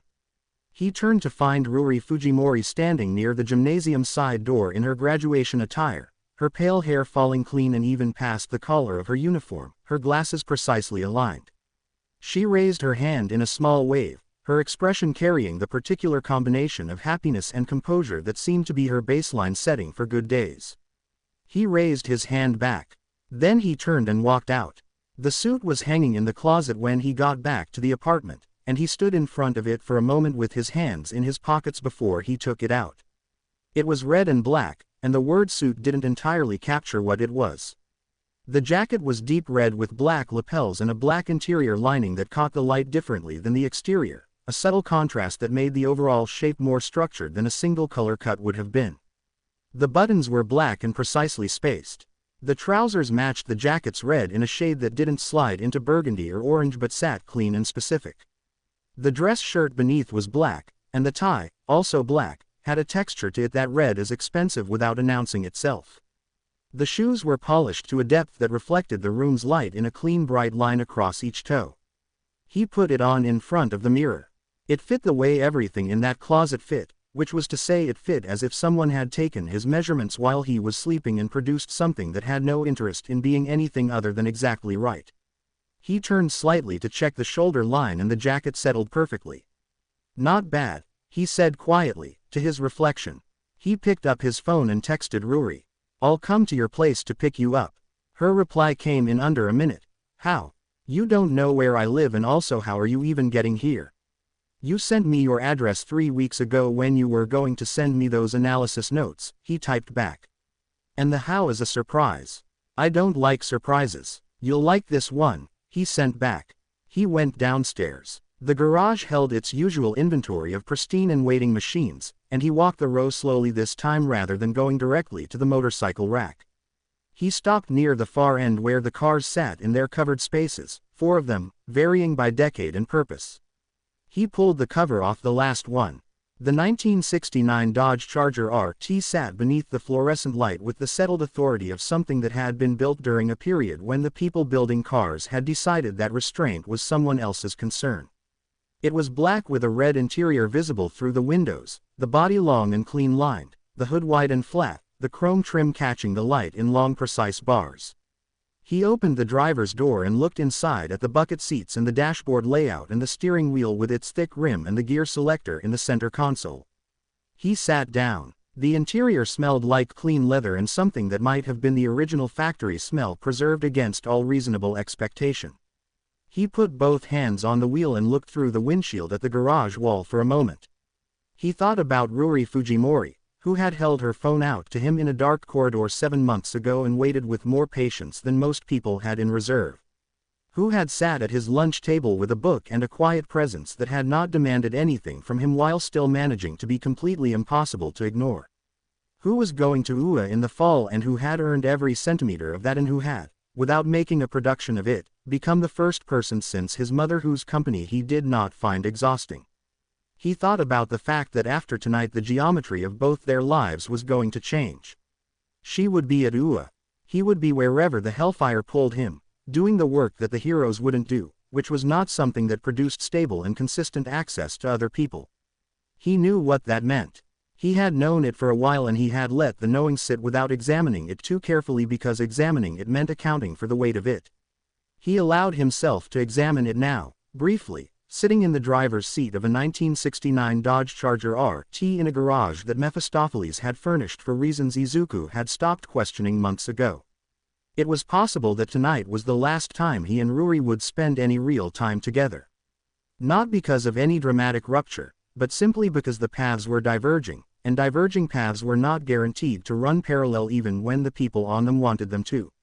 He breathed in slowly and held it. He reached inward with the specific attention he used when checking for the pull, the compass function of the spirit of vengeance that pointed toward innocent blood about to be spilled. He checked carefully, extending his awareness outward across the city the way he had learned to do, reading the texture of it for the sharp directional pressure that meant something was happening somewhere that required him. The city was quiet, not silent, never silent, but quiet in the sense that nothing was pulling at him. Nothing was building toward the point where the hellfire would insist on answering it. The night, at least for now, was sitting still. He put the key in the ignition and started the engine. The Charger came to life with a deep, rolling rumble that filled the garage and pressed against the walls and settled into his chest in a frequency that had nothing to do with the hellfire and everything to do with engineering decisions made 57 years ago by people who understood that an engine was not merely mechanical but also emotional. He exhaled. He backed the car toward the garage door. He wanted to give her the best night he could. Whatever came after it would come after it, and he would deal with it the way he dealt with everything else, directly and without the luxury of pretending it wasn't there. But tonight was tonight, and tonight was prom, and Ruri Fujimori had asked him to be there and he had said yes and he intended to mean it completely. The garage door opened. The night air came in cool and clear. He pulled the Charger out into the city. The address Ruri had sent him 7 weeks ago sat in his messages exactly where it had always been, and the 1969 Dodge Charger RT followed the city streets toward it with the low rolling authority of a machine that had no interest in going unnoticed. The engine's note was deep and steady and it filled the quiet of the residential street when Izuku turned onto it and reduced his speed, reading the house numbers as he passed. He found it without difficulty. The house was 2 stories. Set back from the street behind a short front garden that was maintained with the kind of quiet consistency that spoke to someone who took care of things because they valued things rather than for the sake of appearances. The exterior was a warm cream color with dark trim, the kind of color that sat between elegant and understated without fully committing to either, which Izuku thought was appropriate given what he knew about Ruri Fujimori's approach to most things. A single light burned above the front door, casting a clean pool of warm yellow onto the step below it. He parked along the front curb and cut the engine. He sat for a moment. Then he reached across to the passenger seat and picked up the 2 items he had brought with him. The corsage was white and pale green, small and precise, built around a single gardenia with ribbon-wrapped stems and a clear elastic band for the wrist. The rose in his other hand was a single stem, deep red, cut long, the petals fully open and perfectly formed. He got out of the car. He walked up the front path in the red and black suit, the polished shoes making a clean sound on the stone, and he climbed the 2 front steps and knocked on the door. He was expecting Ruri. The man who opened the door was not Ruri. He was tall enough that Izuku had to adjust his line of sight upward by a meaningful margin, 6 feet 4 inches of lean frame in a button-down shirt with the sleeves rolled to the forearms, dark hair combed back from a face that was angular and precise and carrying the particular expression of a father who had just opened his front door to find an unfamiliar young man in an expensive suit holding flowers. His eyes were light blue behind that expression, the same light blue as Ruri's, though where hers tended toward composed assessment his were currently doing something more pointed. He looked at Izuku for a long moment without saying anything. "Who are you?" he said. His voice was low and measured. "I'm here to take your daughter to prom," Izuku said. Kenji Fujimori looked at him for 3 more seconds. He looked at the corsage. He looked at the rose. He looked at the suit. Then he looked at Izuku's face again, and something in the assessment shifted just slightly, not into warmth but into the particular neutrality of a man who had decided to gather more information before reaching a verdict. He stepped back from the door. "Come in," he said. The interior of the house was exactly what the exterior had suggested. Clean lines, organized without being sterile, the kind of home where things were where they were because that was where they belonged rather than because someone had arranged them for effect. Izuku stepped inside and stood on the entryway mat while Kenji called up the stairs with a volume that made it clear he was a man accustomed to being heard. "Ruri, your guest is here." There was a sound of movement from upstairs. Then a second set of footsteps, lighter than the first, arrived from the direction of the kitchen, and Ruri's mother appeared in the hallway. Yuki Fujimori had the same pale hair as her daughter, worn to her collarbone in a soft wave, and the resemblance between them was the kind that made you look twice not because it was surprising but because it was so precise. The same balanced features, the same quality of composed attention in the eyes, the same slight tilt of the head when she encountered something she was processing.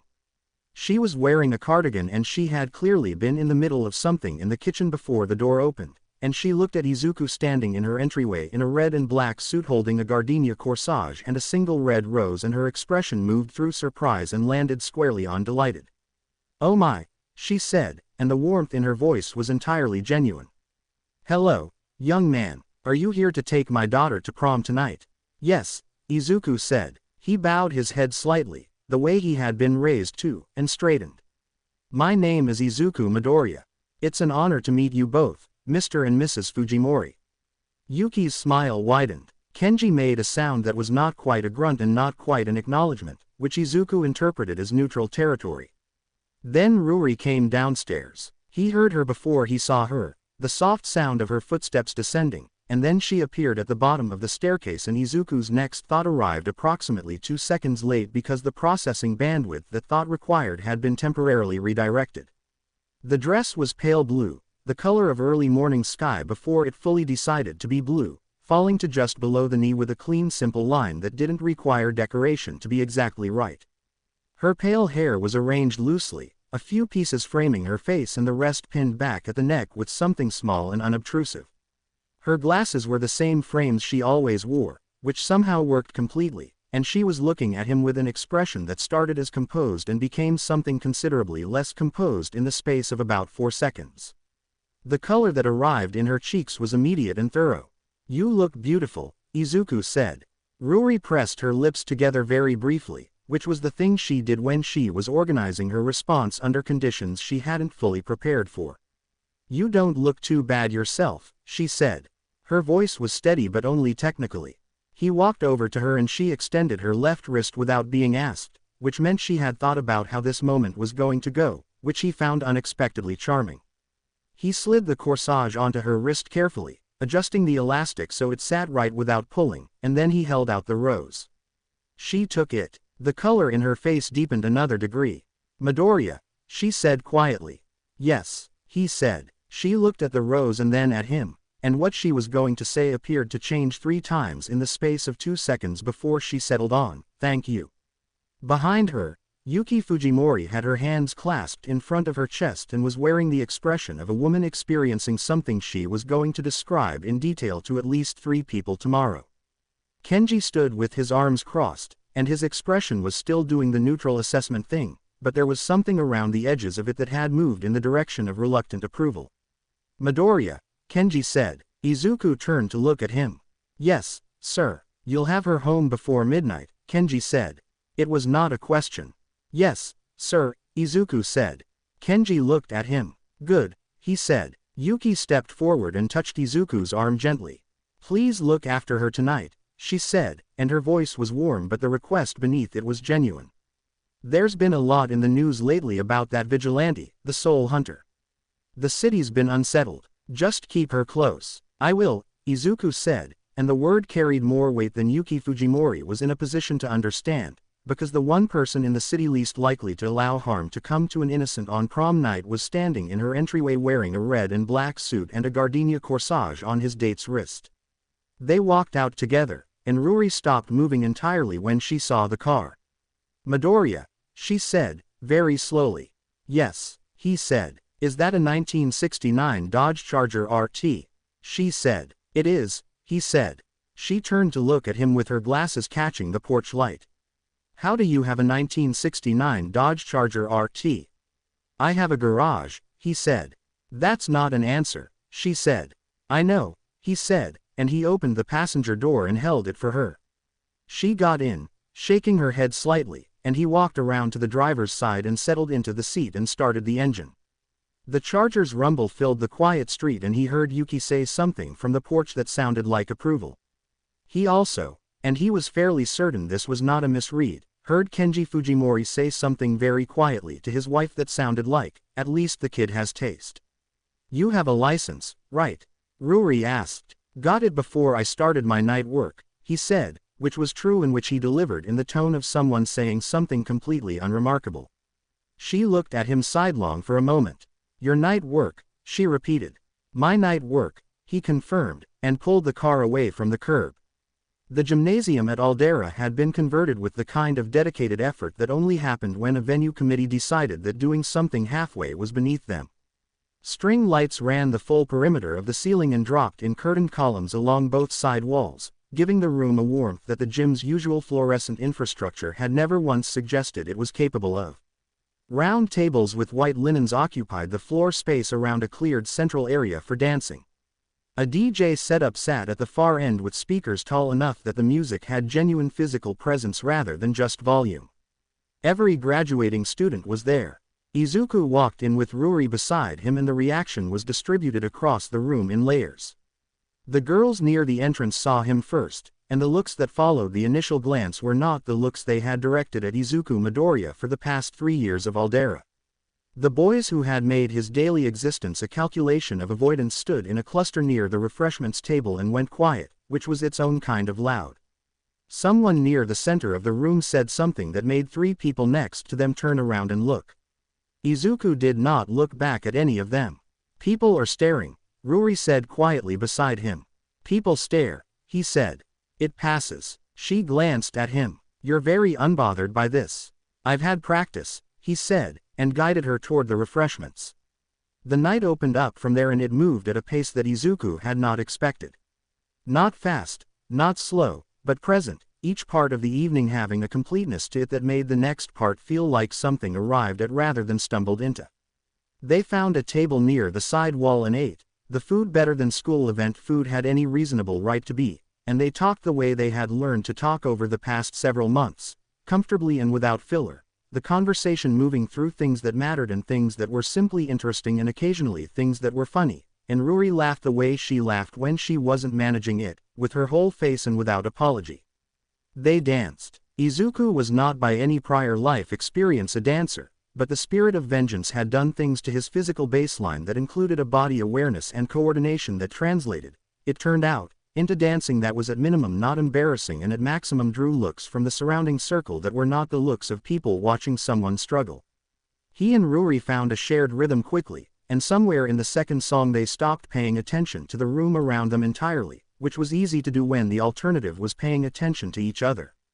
The music and the lighting and the warmth of the room closed around them and nothing outside of it required their attention, and Izuku thought that this was probably what people meant when they described an evening as perfect. Not that every element of it was technically correct, but that something in the combination of elements produced a result that the elements couldn't account for individually. Katsuki Bakugo stood at the edge of the dance floor for portions of the evening, and Izuku registered his presence the way he registered most things, efficiently and without assigning it weight it hadn't earned. Katsuki was not looking at Ruri. He was looking at Izuku with the specific expression of someone encountering a version of a familiar thing that didn't fit the category they had filed it in. Izuku met his eyes once, briefly, and then looked away, not as a dismissal, simply because there was nothing in that direction that required sustained attention. Katsuki Bakugo was a stranger. Strangers did not require management. The principal took the microphone near the end of the evening, and the room settled into the particular anticipatory quiet of a group that had already decided how this next part was going to go. This year's prom queen, the principal said, with the measured delivery of a man reading from a card, is Ruri Fujimori. The applause was genuine and immediate, and Ruri sat very still for exactly 1 second in the particular way she sat still when something unexpected landed, and then she stood up with the composure she brought to everything and walked toward the stage. The tiara was simple and silver, not oversized or theatrical, the right scale for the person wearing it, and the bouquet she was handed was white roses with pale green stems. She stood on the stage and looked out at the room with a calm that Izuku recognized as the same calm she used when she had decided that being overwhelmed by something was not currently available as an option. She found him in the crowd and her composure cracked precisely 1 millimeter, which on Ruri Fujimori's face was equivalent to a broad grin on anyone else's.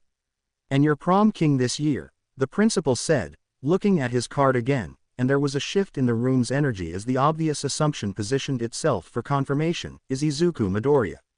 The silence lasted 3 full seconds. From the direction Izuku's peripheral vision had noted Katsuki Bakugo occupying all evening, there was a very specific quality of stillness that he didn't need to look directly at to understand.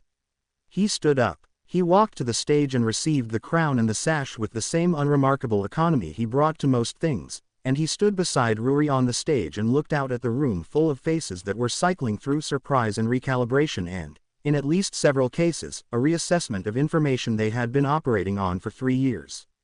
He looked at Ruri. She was looking at him with the tiara sitting precisely on her pale hair and the bouquet in both hands and her glasses slightly fogged at the bottom edge, which was the thing that happened to them when she was warm, and her expression had moved past surprise into something that was purely and simply happy.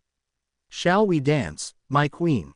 he said. She let out a short laugh that she didn't fully manage to contain. "You're ridiculous," she said. "Is that a yes?" he said. "That's a yes," she said. The music started. They stepped off the stage together and the circle around the dance floor widened to give them space, and this time the dancing was slower and closer and the room went quieter in the way rooms went quiet when something was happening that people understood they were adjacent to rather than part of.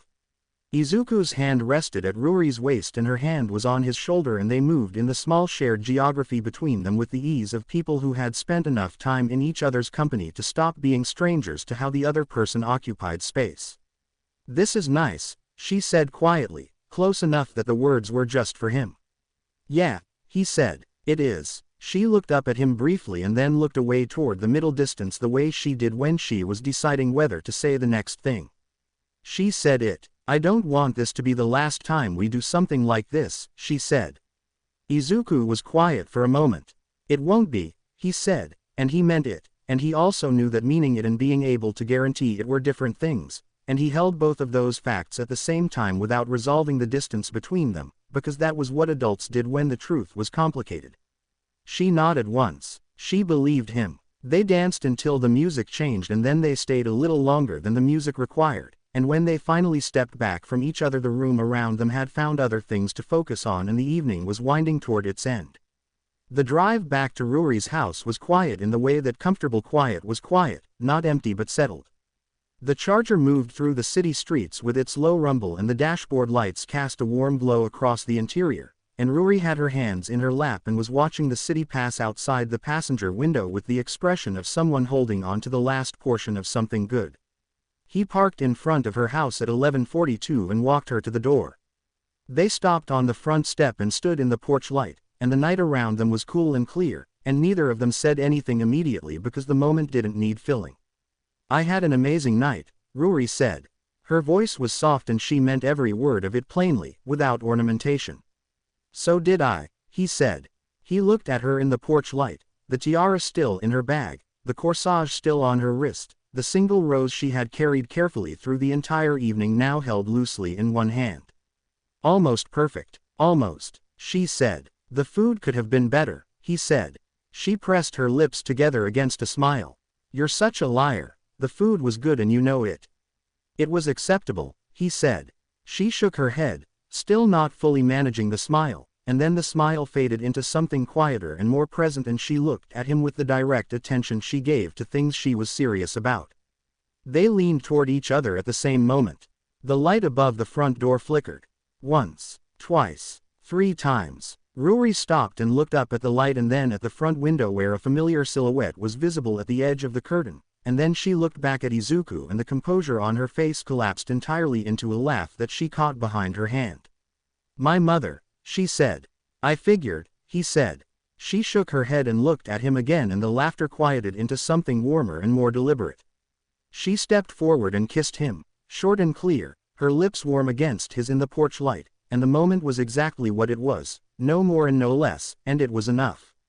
When they separated, she looked at him with color high in her face. I'll text you, she said. He tilted his head down and kissed her once more, slower this time, and she made a small sound of surprise that dissolved into a sigh, and when they parted her eyes opened gradually as if she was returning from somewhere distant.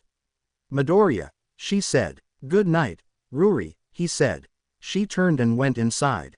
The door closed. He stood on the step for a moment, listening to the muffled sound of Yuki Fujimori's voice rising in the kind of delighted register that mothers used when they had been watching from a window and had opinions about what they saw. Ruri's response was inaudible, but its exasperated tone carried through the door clearly enough. He walked back to the car. He sat in the driver's seat and put both hands on the wheel and rested his forehead against it and exhaled slowly through his nose. The breath came out as a thin ribbon of pale fire that curled against the steering wheel and faded in the dark interior. He felt it immediately after. Not gradual, not building, present and directional and insistent, the compass function of the spirit of vengeance swinging hard toward a point 2 kilometers northwest and holding there with the particular pressure that meant close and already in motion. Innocent blood was about to be spilled. He sat up. His eyes caught the orange glow at their edges in the rearview mirror, the color that always preceded what came next. Time to get to work, he said quietly. He started the engine, and the charger pulled away from the curb, and the city waited for him in the dark the way it always waited, full of people who needed protecting and people who needed stopping, and tonight, like every night, Izuku Midoriya was the only thing standing in between them. The conference room on the 3rd floor of UAHI's administrative building had floor-to-ceiling windows along one wall that looked out over the campus grounds, and the afternoon light came through them at an angle that made the long central table and the people seated around it look more serious than most meeting rooms managed. The projector at the head of the table displayed a still image captured from security footage, grainy and orange lit, showing the Ghost Rider mid-transformation on a bridge railing with one hand raised and a very specific finger extended toward a collection of heroes and police officers. Nezu sat at the head of the table with his small paws folded in front of him and his black eyes bright with the particular quality of attention that made most people in rooms with him feel as though they were being read at a speed they couldn't track. Beside him, a stack of printed incident reports sat with precise alignment. He had already read all of them. He had read them twice. Let's begin, he said pleasantly. Aizawa sat 2 seats to the left with his arms crossed and his expression occupying its default setting of a man who had recently encountered a problem that refused to behave like a problem was supposed to. He had dark circles under his eyes that were either from the night shifts he had been pulling since the bridge encounter or from the general accumulation of a career spent being professionally tired. Probably both. All Might occupied the chair to Nezu's right in his hero form, which meant his presence in the room was somewhat more physically significant than most of the furniture. He sat with his hands on the table and his expression carrying the particular weight of someone who had caught a punch they had not expected to be catchable and had been thinking about it at odd moments ever since. Midnight sat across from Aizawa with her elbow on the table and her chin resting on her hand, studying the bridge footage image on the projector with an expression of professional interest. Present Mike sat beside her with his signature glasses and his hair at its usual atmospheric volume, leaning back in his chair with the energy of someone who had strong opinions and was waiting for the appropriate moment to deploy them. Vlad King sat near the middle of the table looking like he always looked, which was like a man prepared for something to go wrong and mildly disappointed that it hadn't started yet. Ectoplasm sat across from him with the stillness of someone accustomed to waiting. Snipe had his hat on because Snipe always had his hat on. Smintos sat with his notebook open and his pen ready. Power Loader was at the far end, and Hound Dog sat beside him radiating the low-grade intensity that was his baseline condition regardless of subject matter. And then there was Rumi Usajiyama, who was not a UA staff member and was not seated, because seated did not appear to be a mode she spent much time in. She was leaning against the wall beside the projector screen with her arms crossed and her long white ears at a comfortable angle, wearing the expression of someone attending a function they had invited themselves to and had no intention of apologizing for. Nezu clicked to the next slide. More footage. Incident reports. A map of the city with red markers indicating Ghost Rider confirmed activity locations over the preceding 10 months. What we know, Nezu said, his tone bright and organized, is considerable. What we don't know is more considerable still, which is of course where the interesting problems tend to live. He gestured toward the map with one small paw. 10 months of confirmed activity, 47 confirmed incidents. In each confirmed incident, the targets were individuals with documented or strongly evidenced histories of violent criminal behavior. In every confirmed incident, non-criminal bystanders were unharmed. In fact, in 31 of the 47 confirmed incidents, bystanders who were in immediate danger at the time of the Ghost Rider's arrival were actively protected. He's selective, Smintos said, looking at his notes. Precise, even, extremely, Nezu agreed. Which is the first thing that separates this case from a standard vigilante classification. He still ended people, Aizawa said, and his voice was flat. Regardless of who they were. That's not something we can categorize around. Nobody's categorizing around it, Eraser, Midnight said, uncrossing and recrossing her legs. We're contextualizing it. There's a difference. The penance stare, Vlad King said, reading from his copy of the incident report. That's what the forensic analysis is calling it.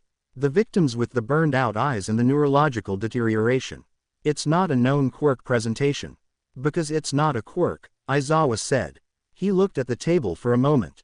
I erased it. Or I tried to. My quirk was active and sustained and the fire on his skull didn't even flicker. Whatever power this individual is operating with, it's not in the quirk registry category. The room was quiet for a moment. Not in the registry, Snipe said slowly. At all, Aizawa confirmed. Present Mike leaned forward. So we're talking about what exactly? Something outside the whole quirk framework. Like, outside. That appears to be the working hypothesis, Nezu said pleasantly, as if this were a mildly interesting weather pattern rather than a fundamental anomaly in the established understanding of how powers operated in their world. Outstanding, Present Mike said, and he leaned back again. Fantastic. Tremendous. I'm writing a will. You're not dying, Yamada, Midnight said. How do you know? He said. Have you seen the footage? He caught All Might's punch. He caught it. Every head in the room turned toward All Might. All Might sat with his hands flat on the table and his expression composed, which required some effort. It's accurate, he said. I delivered a full force strike. He caught it with one hand. He was not moved. The silence this produced had a different texture than the previous one. Right, Present Mike said, after 4 seconds. Will. Definitely writing a will. Oh, stop being dramatic, Midnight said, and then she looked at the bridge footage still on the screen, the one with the extended middle finger, and she pressed her lips together very briefly. Though I will say the exit was impressive. The river, Hound Dog said, his voice a low rough register. He rode his motorcycle on the surface of the river. The fire doesn't go out in water, Mirko said from the wall. It was the first thing she had said since the meeting started, and she said it with the tone of someone offering a piece of information they had personally verified. I was right behind him. I watched it hit the water. The water actually moved away from the wheels. Like the fire was repelling it. Fascinating, Nezu said, and he made a small note. Fascinating is one word, Aizawa said. Concerning is another. Both are accurate, Nezu said agreeably. Can we talk about the age question? Ectoplasm said, directing this toward the general table. Because the movement analysis from the footage and the fighting style reports from Eraserhead and from our guest, he nodded toward Mirko, both suggest someone young. The build in the transformed footage is lean. The reflexes are excellent, but they're the reflexes of someone who trained hard rather than someone who trained for decades. I think we're looking at someone in their early 20s at the oldest. Possibly younger. I'd say early 20s at the outer limit, Mirko said, uncrossing her arms briefly and then recrossing them. The way he moved, how he processed information in the fight, he reads fast. Really fast. But there's an adaptability to it that comes from being young rather than a settled style that comes with long experience. He's still learning what he can do. That's actually a little unsettling, because he's already doing this much while he's still figuring it out. Young, Power Loader said, looking at the map of incident markers. Young enough that he's operating at this level and still improving. What about the background? Vlad King asked. Anyone getting anything on who he is outside the transformation? Nothing confirmed, Aizawa said. Whoever he is in his ordinary life, he's careful. No communication intercepts, no digital footprint connected to the activity, nothing at the confirmed incident locations that points to an identity. We did find something interesting in the social context of the incidents, Nezu said, clicking to a new slide. It showed a breakdown of the crime statistics for areas with confirmed Ghost Rider activity. In the 2-week windows following confirmed Ghost Rider incidents, violent crime rates in those areas dropped by an average of 34%. In some areas, considerably more. Present Mike pointed at the slide. He's scaring criminals off their own turf. The penance stare, Smentas said quietly. If word spread through criminal networks about what it does to people. It has spread, Aizawa said. Street-level reports suggest it's one of the primary topics circulating in low-level criminal communication right now. They're more afraid of him than they are of us. Midnight tilted her head. Should we be insulted by that? We should be honest about it, Aizawa said. What I want to put to the table, Nezu said, his bright eyes moving around the room, is the question of approach.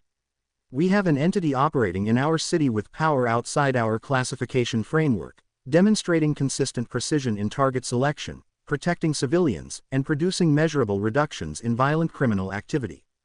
The question is not only whether we can stop him. The question is whether we should. All Might straightened in his chair. Principal Nezu, he said, with the careful respectful tone he used when he disagreed with someone he respected. With the greatest sincerity, I can't stand behind a position that accepts individuals taking lives, regardless of the quality of the targets. The justice system exists for a reason. Due process exists for a reason. If we acknowledge that what this individual is doing is acceptable because the outcomes are favorable, we are making an argument that the ends justify the means. And that argument has been made before by people who did a great deal of harm with it. The room was quiet for a moment. I don't disagree with the principle, Nezu said. But principles applied without context produce policies that don't function in the world they're applied to. What I am suggesting is that before we commit fully to a confrontational approach toward an entity we demonstrably cannot contain, we consider whether a cooperative approach might achieve outcomes that serve everyone better. Cooperate, All Might said. With a vigilante who ended 47 incidents worth of people. Cooperate with a vigilante who demonstrably cannot be stopped by current means, Nezu said pleasantly. Those are different framings of the same situation, and framing matters. Aizawa exhaled through his nose. What concerns me more than the current activity, he said, is the trajectory. Right now he's targeting low-level criminals. Muggers, gang members, violent offenders. But he said something when we were on the bridge. He paused. He said he goes after the guilty. Not the criminally convicted. The guilty, by whatever standard he's applying. What happens when his definition of guilty starts expanding? What if a pro-hero makes a decision he disagrees with? What if a government official does something he judges to be guilty? We have no framework for where his line is or whether his line moves. The room absorbed this. That's the real question, isn't it? Vlad King said. Not what he's doing now. What he might do. He goes after those who hurt innocents, All Might said, his voice heavier now, carrying the weight of someone thinking out loud through something they had already been turning over privately. That's what Eraserhead said. He knows what's about to happen before it starts. He arrives before the crime is committed. If that's accurate, if he genuinely has some form of precognitive or anticipatory connection to criminal intent toward civilians, then his operational principle is specific. But it's still his principle. Applied without oversight, without accountability, by someone we know nothing about. What about the fire? Hound Dog said. The building fire. I dug through incident reports going back about a year and I found a residential fire, an apartment building, in this district. He pointed to the map. Total loss. 1 fatality. The timing lines up with when we first started getting Ghost Rider reports appearing. Maybe a few weeks after. You think there's a connection, Ectoplasm said. I think someone with that much anger burning in them developed it from somewhere, Hound Dog said. And fires that take the people you love from you tend to leave a specific kind of mark. That's speculation, Aizawa said. Everything we have is speculation until we get an identity, Hound Dog said. I'm just noting that the anger in how he operates doesn't feel random. It feels specific, like someone who watched something burn and decided that the people responsible for not stopping it weren't doing their jobs. A longer silence settled over the room after that. Mirko, who had been quiet for several minutes, pushed off the wall. For what it's worth, she said, I chased him for 20 minutes that night. I hit him with everything I had. He took it, he adapted, he countered, and he got away without appearing to be particularly stressed about any of it. She paused. I've fought a lot of people. He's the first one I've come away from thinking that I wasn't the scariest thing in the exchange. And I say that as someone who finds that more interesting than frightening. You would, Present Mike said. Obviously, she agreed. So what do we do? Smentos asked, directing this at the table generally. Nezu folded his small paws together. For now, he said, we watch. We gather information. We attempt to establish communication if an opportunity presents itself. And we prepare, both for the possibility that cooperation becomes viable and for the possibility that it doesn't. He looked around the table. What we don't do is underestimate him. Eraserhead tried to contain him and couldn't. All Might struck him and didn't move him. Mirko fought him for 20 minutes and he left on his own terms. We treat this accordingly. And if he escalates? All Might asked. Then we escalate our response, Nezu said simply. But we don't begin at escalation when we have other options remaining. He clicked off the projector. That's where we are. Thank you all for your time. The chairs moved back from the table and the room began to empty in the gradual dispersal of a meeting that had produced more questions than answers, which was, in Nezu's experience, a reliable indicator of a meeting that had addressed the right questions. Mirko fell into step beside Aizawa on the way out. Hey, Eraser, she said. Don't, he said. I was just going to say you fought pretty well for someone who got kicked into a wall, she said. I appreciate your restraint, he said, flatly. She grinned and peeled off down the corridor. Present Mike appeared at Aizawa's elbow. So, he said, at a volume considerably below his usual register, which meant he was being genuinely quiet rather than professionally quiet. What do you actually think? Not the meeting version. The real version. Aizawa walked for a few steps without answering. Then he said, I think whoever he is, something happened to him that this world has not adequately accounted for. And I think that's more dangerous than the power. Present Mike nodded slowly. Yeah, he said. That's what I thought too. The apartment was quiet in the way it was quiet on evenings when Izuku was reading and the city outside was running at its regular volume and there was nothing pulling at the compass point in his chest. He was on the couch with his back against the armrest and his legs extended along the cushions and a book open across his knee, working through a text on criminal psychology that he had ordered 3 weeks ago and had been reading in sections between everything else. The lamp beside the couch cast a warm pool of light across the pages. His phone buzzed on the cushion beside his knee. He picked it up. Ruri's name on the screen. He answered it on the second buzz. Hey, he said. Hey, she said. Her voice had the particular quality it had in the evenings, softer and more relaxed than the daytime version, the composed exterior sitting at a lower setting because neither of them required it anymore. What are you doing? Reading, he said. Obviously, she said. What are you reading? Criminal psychology, he said. A pause. For fun, she said. For information, he said. There's a difference. Is there? She said. Because for you I think those might be the same category. He set the book face down on his knee. How was your day? Long, she said. Good. Orientation prep materials arrived. There's a lot of reading. I think they send it specifically to see who does all of it before the first day and who doesn't. You'll do all of it, he said. Obviously, she said. And you'd do all of it too, which is part of why it's frustrating that you're not going. Ruri, he said. I'm not pushing, she said quickly. I know. She exhaled. I'm going to miss having you nearby. That's the honest version of what I'm trying to say, and I'm saying it badly. The lamp light sat steady on the book cover and the city moved outside the window, and Izuku held the phone and thought about the geometry of the next year and how it was going to look for both of them. We won't be able to interact as much, she said, and there was a careful honesty in how she said it, like she was putting the difficult thing on the table rather than letting it sit between them unaddressed. Is going to take most of my time. The course load in the hero program is serious and I'm going to have to work hard to keep up with everyone else. I don't want you to feel like I've just gone quiet. Ruri, he said. Stop. I'm just being realistic, she said. I know, he said. Listen to me. However much or little we're able to communicate, I'll always make time. If you need a day, tell me you need a day and I'll be there. That's not conditional on the schedule. A silence. Then, quietly, you mean that? I don't say things I don't mean, he said. Another silence, this one warmer than the first. He could hear her breathing and the faint background noise of her room, her desk lamp probably, and something that might have been a book being set down. Okay, she said, and the word carried several things inside it simultaneously. Relief was the loudest one.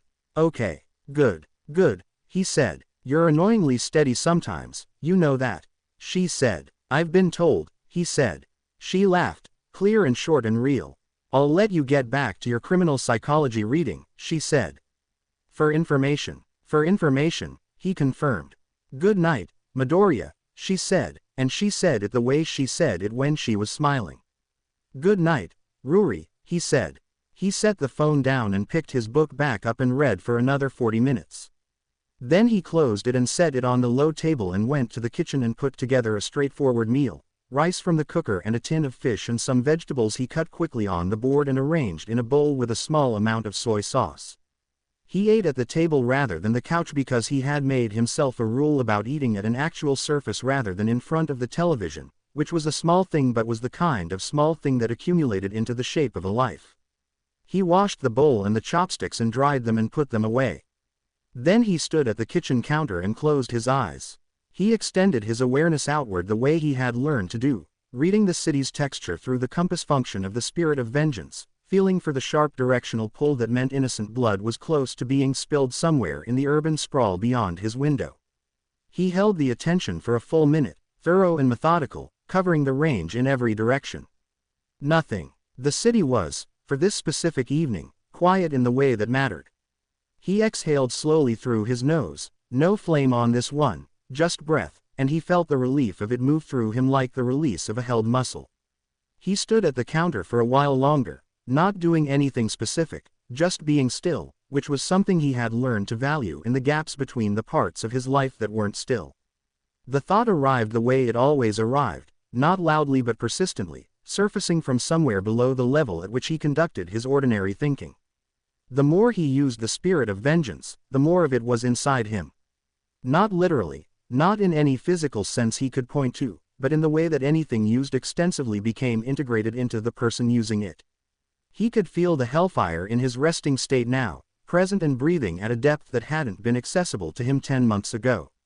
The transformation was faster and the penance stare was more immediate, and his body's response to the compass pull was quicker and more automatic than it had been in the early weeks. All of which were assets. All of which were also something else. Because the other side of the integration was that the Ghost Rider's nature was old and absolute and did not concern itself with things like doubt or mercy or the specific complicated weight of caring about another person. It concerned itself with the guilty and the innocent and the fire that burned between them. And the more of that nature that settled into him, the more automatic the judgment became, and the more automatic the judgment became, the less of the hesitation that made him human remained in the space where it used to live. He thought about the children he had untied in that condemned building. About the way the small girl had held 3 of his skeletal fingers in the dark. He thought about Ruri saying good night in the voice she used when she was smiling. He thought about Mitsuki Bakugo's arms around him on graduation day. He pressed both palms flat on the kitchen counter and held the thoughts deliberately, one at a time, the way a person holds something fragile to confirm it's still intact. The warmth in his chest pulsed back at him, steady and patient and entirely unhurried. He was still here. But the question of how long here remained available to him if he kept burning sinners at the rate he was burning them was one he did not have a clean answer to, and the absence of that answer sat at the edge of everything comfortable in his life like a door he hadn't opened yet that he could hear sounds through. He pushed off the counter and walked to his bedroom. He lay down on his back in the dark and stared at the ceiling and listened to the city outside. He was still here. For tonight, that was enough. The alarm went off at 6:15 in the morning with the particular aggressive cheerfulness that alarm clocks reserved for days when the person sleeping had been hoping for more time. Ruri Fujimori surfaced from sleep slowly, her hand finding the alarm clock on the nightstand with the practiced accuracy of someone who had hit the snooze button enough times to know exactly where it was without opening her eyes. She pressed it. The room went quiet. She pulled the blanket up and tucked it under her chin and lay there for approximately 11 seconds in the specific horizontal comfort of someone who had every intention of getting up and was simply negotiating the terms.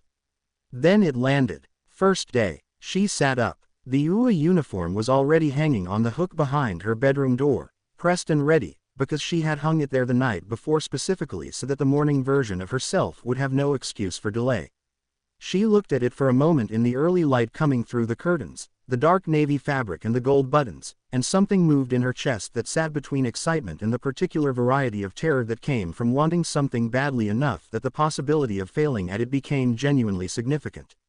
She went to the bathroom and showered with the methodical efficiency she brought to all morning routines, washed her pale hair, dried it carefully, and stood in front of the mirror while she put it up in the way she had decided on the night before. She dressed. She adjusted her glasses on her nose and looked at herself in the full-length mirror on the back of her wardrobe door. "Okay," she said quietly, to the person in the mirror. "Let's go." She picked up her bag, which she had packed the night before with everything on the supply list plus her own personal notebook and 3 additional pens because she had learned long ago that running out of pens was an entirely preventable catastrophe, and she headed downstairs. Both her parents were already in the kitchen.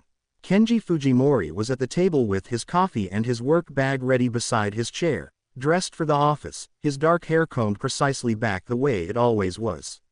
Yuki was at the counter finishing the last of the breakfast arrangement, her pale hair pinned up, a warm and organized energy about her that the kitchen seemed to run on. A bowl of rice, a small grilled fish, miso soup, and sliced pickled vegetables sat at Ruri's place at the table with the presentation of someone who had been up for a while and had wanted the morning to be right. "Good morning," Ruri said, and she kissed each of them on the cheek on her way to her seat, which she had done every morning she could remember and did not feel like a thing that required thinking about. "Good morning, sweetheart," Yuki said, turning from the counter with a smile that was both warm and slightly too bright for 6:30 in the morning, which meant she had been excited about this day for longer than she was letting on. "Big day. It's just a first day," Ruri said, sitting down and picking up her chopsticks. "It's UA," Yuki said, as if that settled the matter, which it did. Kenji looked up from his coffee. "Sleep well?" he asked. "Reasonably," Ruri said. "Eat properly," he said. "Don't rush." "I'm not rushing," she said. "You're eating fast," he observed. She looked down at her bowl and deliberately slowed her chopstick movement. He looked back at his coffee. This was a normal breakfast. "I want photos before you leave," Yuki announced. Ruri looked up. "Mom." "Non-negotiable," Yuki said pleasantly. "I have a schedule," Ruri said. "The photos will take 3 minutes," Yuki said. "You have 3 minutes." Ruri looked at her father. Kenji looked at his coffee and said nothing, which was his standard contribution to conversations where his wife had already reached a conclusion. Ruri finished her breakfast, rinsed her bowl in the sink with practiced speed, and submitted to the photographs with the composure of someone accepting a minor delay in an otherwise organized morning. Yuki took 6 photos and then looked at them and said she needed 2 more, and those produced 4 additional ones, and the process concluded after 11 minutes rather than 3, which was within normal parameters for Yuki Fujimori with a camera in her hand. "Perfect," Yuki said, holding the phone screen toward Kenji. He said, which from Kenji Fujimori meant that he agreed and was moved by it and was choosing not to address either of those facts directly. Ruri picked up her bag and went to the front door and opened it. Then she stopped. The 1969 Dodge Charger RT was parked at the curb in the early morning light, its black body catching the pale sky in long clean reflections, and Izuku Midoriya was leaning against the driver's side door with his hands in the pockets of his dark jacket and his green hair doing what it always did, which was whatever it wanted, and he raised one hand in a wave when she appeared in the doorway. "Good morning," he called, and the words were aimed at both her and her parents with the easy natural precision of someone who had thought about the delivery. Ruri stood in the doorway for 3 full seconds. "What are you doing here?" she said. "I thought I'd drive you," he said, as if this were a straightforward logistical decision that required no further elaboration. Behind Ruri, Yuki made a sound that was not quite a word but communicated a full sentence of approval. Kenji, from somewhere in the kitchen, said nothing, which Ruri was choosing to interpret as neutral. She turned back to her parents, kissed her mother on the cheek and then her father, picked up her bag, and descended the front path. She stopped in front of Izuku and looked at him with the particular look she reserved for situations where she had feelings about something and was deciding how to handle them. Then she kissed him on the cheek. "You didn't have to do this," she said. "I know," he said, and opened the passenger door. She got in. He walked around to the driver's side and settled into the seat and started the charger, and the engine's deep roll filled the quiet street.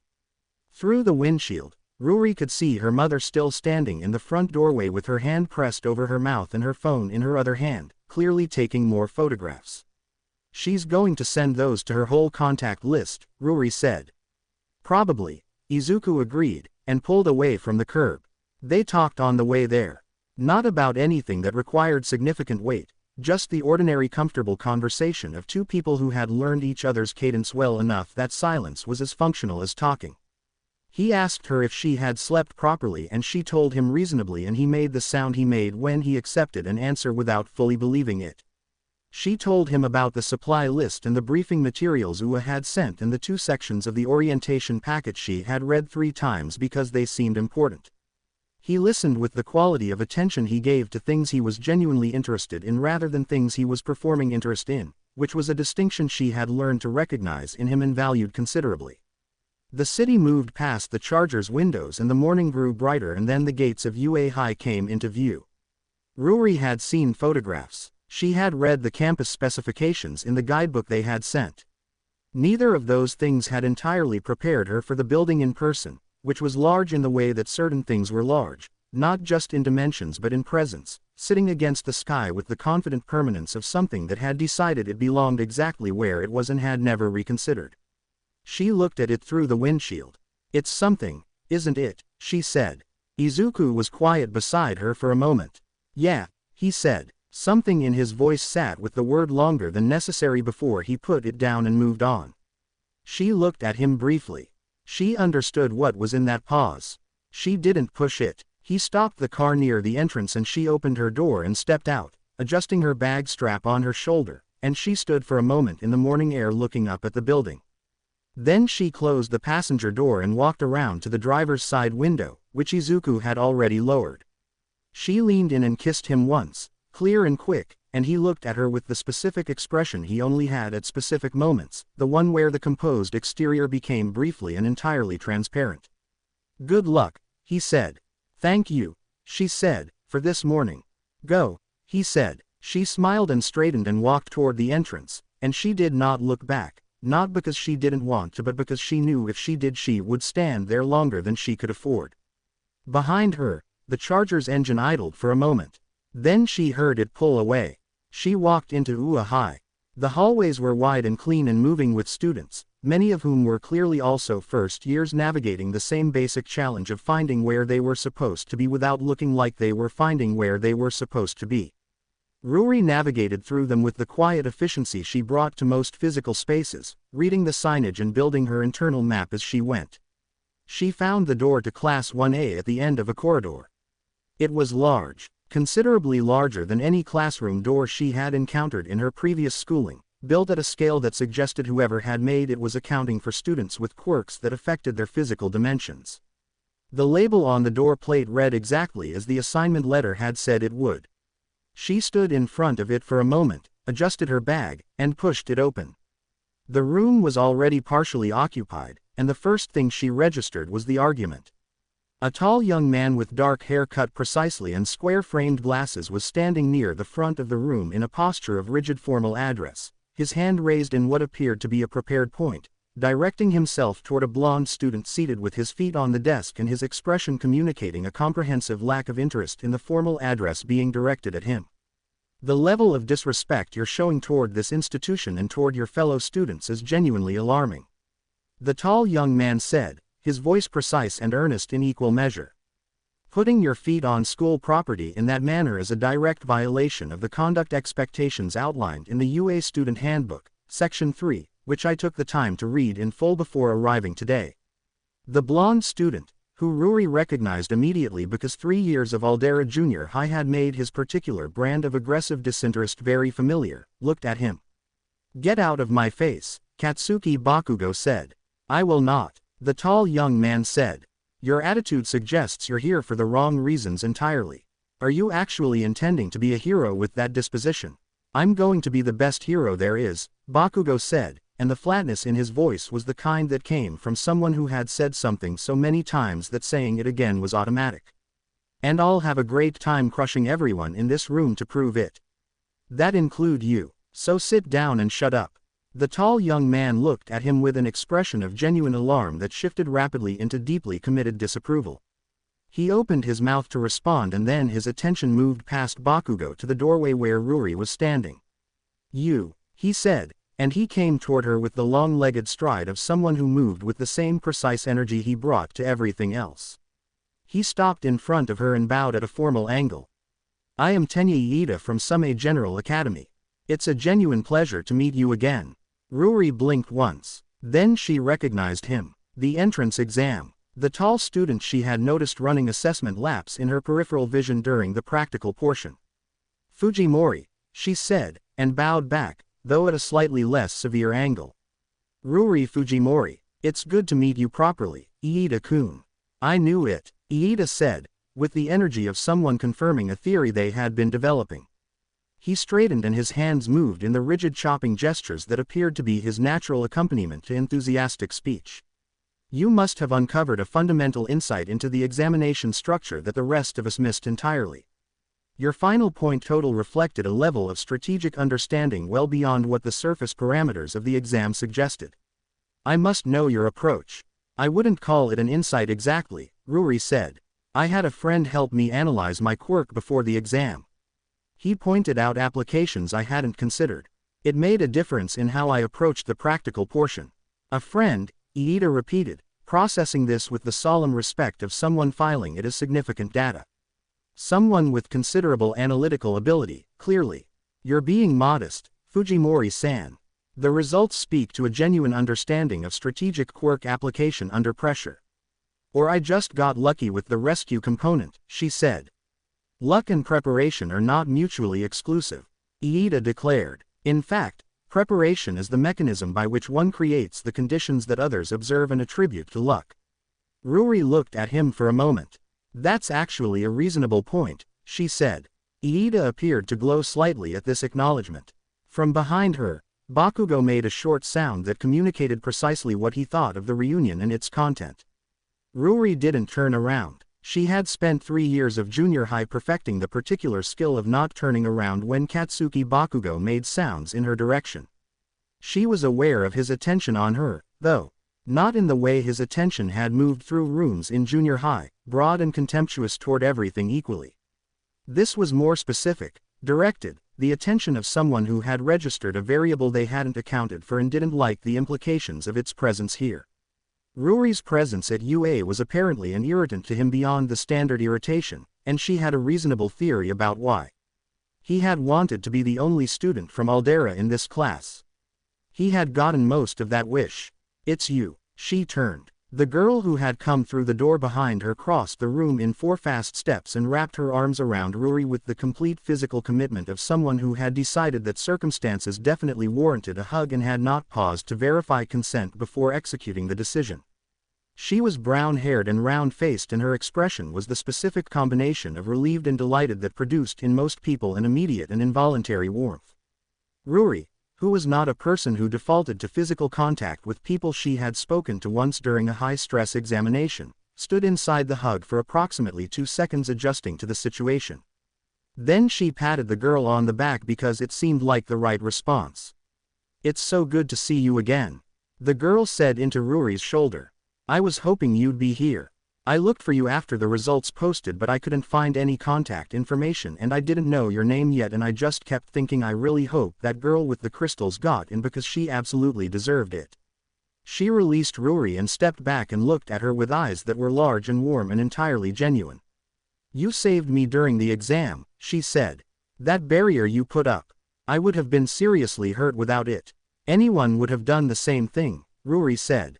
They didn't though, the girl said, simply and without accusation, just fact. You did. I'm Ochako Uraraka, and I'm really glad you're here. Ruri Fujimori, Ruri said. I'm glad you're okay, Uraraka-san. Please just Uraraka is fine. Ochako said. Ochako, honestly, we're going to be classmates now so the formality feels weird. Uraraka, then, Ruri said, and something in the exchange settled into a comfortable ease that new acquaintances didn't usually achieve this quickly, but that made sense given that their introduction had involved a zero-pointer and genuine immediate danger, which created a different kind of first impression than a standard classroom introduction. Do you know many people here? Ochako asked, looking around the room with the open curiosity of someone cataloging a new environment. One, Ruri said, and she glanced briefly toward Bakugo, who was now staring out the window with his arms crossed and his expression doing something complicated. Ochako followed the glance. Is he from your junior high? She asked, quietly. He is, Ruri said, equally quietly. Ochako looked at Bakugo for a moment and then back at Ruri with an expression that communicated that she was a perceptive person who had drawn a reasonable conclusion from the available information and was choosing not to press it. Got it, she said simply. Ruri-san. Iida reappeared at her elbow with the reliable punctuality of a very tall earnest train. I wanted to ask about your quirk application methodology in more detail. The barrier technique specifically. The force displacement characteristics in the footage I reviewed from the exam suggested a material density well above standard crystal-type quirk presentations. You reviewed footage from the exam, Ruri said. UA provided access to the general assessment footage for enrolled students as part of the debrief materials. Iida said, I watched all of it. It was extremely informative for understanding the range of quirk presentations among our classmates. That's, Ruri considered the appropriate word. Thorough, she settled on. I believe in thorough preparation, Iida said, and chopped the air once. I can see that, Ruri said. The sound of something being dragged preceded the voice, and the voice preceded the attention of the entire class swinging toward the doorway. On the floor of the doorway, encased from the neck down in a yellow sleeping bag, lay a man with dark hair that fell past his shoulders and sharp eyes that moved across the room with the unhurried precision of someone taking inventory. He had the build of a person who stayed physically capable by choice rather than enthusiasm, and the dark circles under his eyes suggested that his relationship with sleep was complicated by irony given his current location inside a sleeping bag. He looked at the class. The class looked at him. It took entirely too long for this room to quiet down, he said, his voice flat and carrying without effort. 8 seconds from when I appeared in the doorway. That's not rational for people who want to be heroes. You should have registered a new presence at the entrance immediately.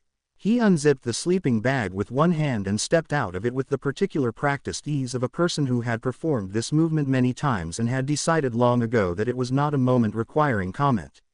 He stood up, tucked the sleeping bag under one arm, and looked at the 20 students now regarding him with varying levels of confusion and attention. I'm Aizawa Shota, he said. I'm your homeroom teacher. Change into your gym clothes and meet me on the field in 10 minutes. A hand went up near the back. Sensei, isn't today supposed to be orientation? The schedule that was sent said. The schedule is an approximation, Aizawa said. Not a contract. Move. The class moved. The field was wide and open under the morning sky, the grass precisely maintained, and the various assessment stations were arranged along one side with the particular organized spacing of something that had been set up by people who had done this before and knew exactly what they were measuring for. Ruri stood among her classmates in her gym clothes and looked at the stations and ran a quick calculation in the back of her mind while Aizawa addressed the group. When you were younger, you all took physical assessment tests, he said, standing in front of them with his hands in his pockets and his expression communicating that enthusiasm was optional and he would not be demonstrating any. You did them without your quirks.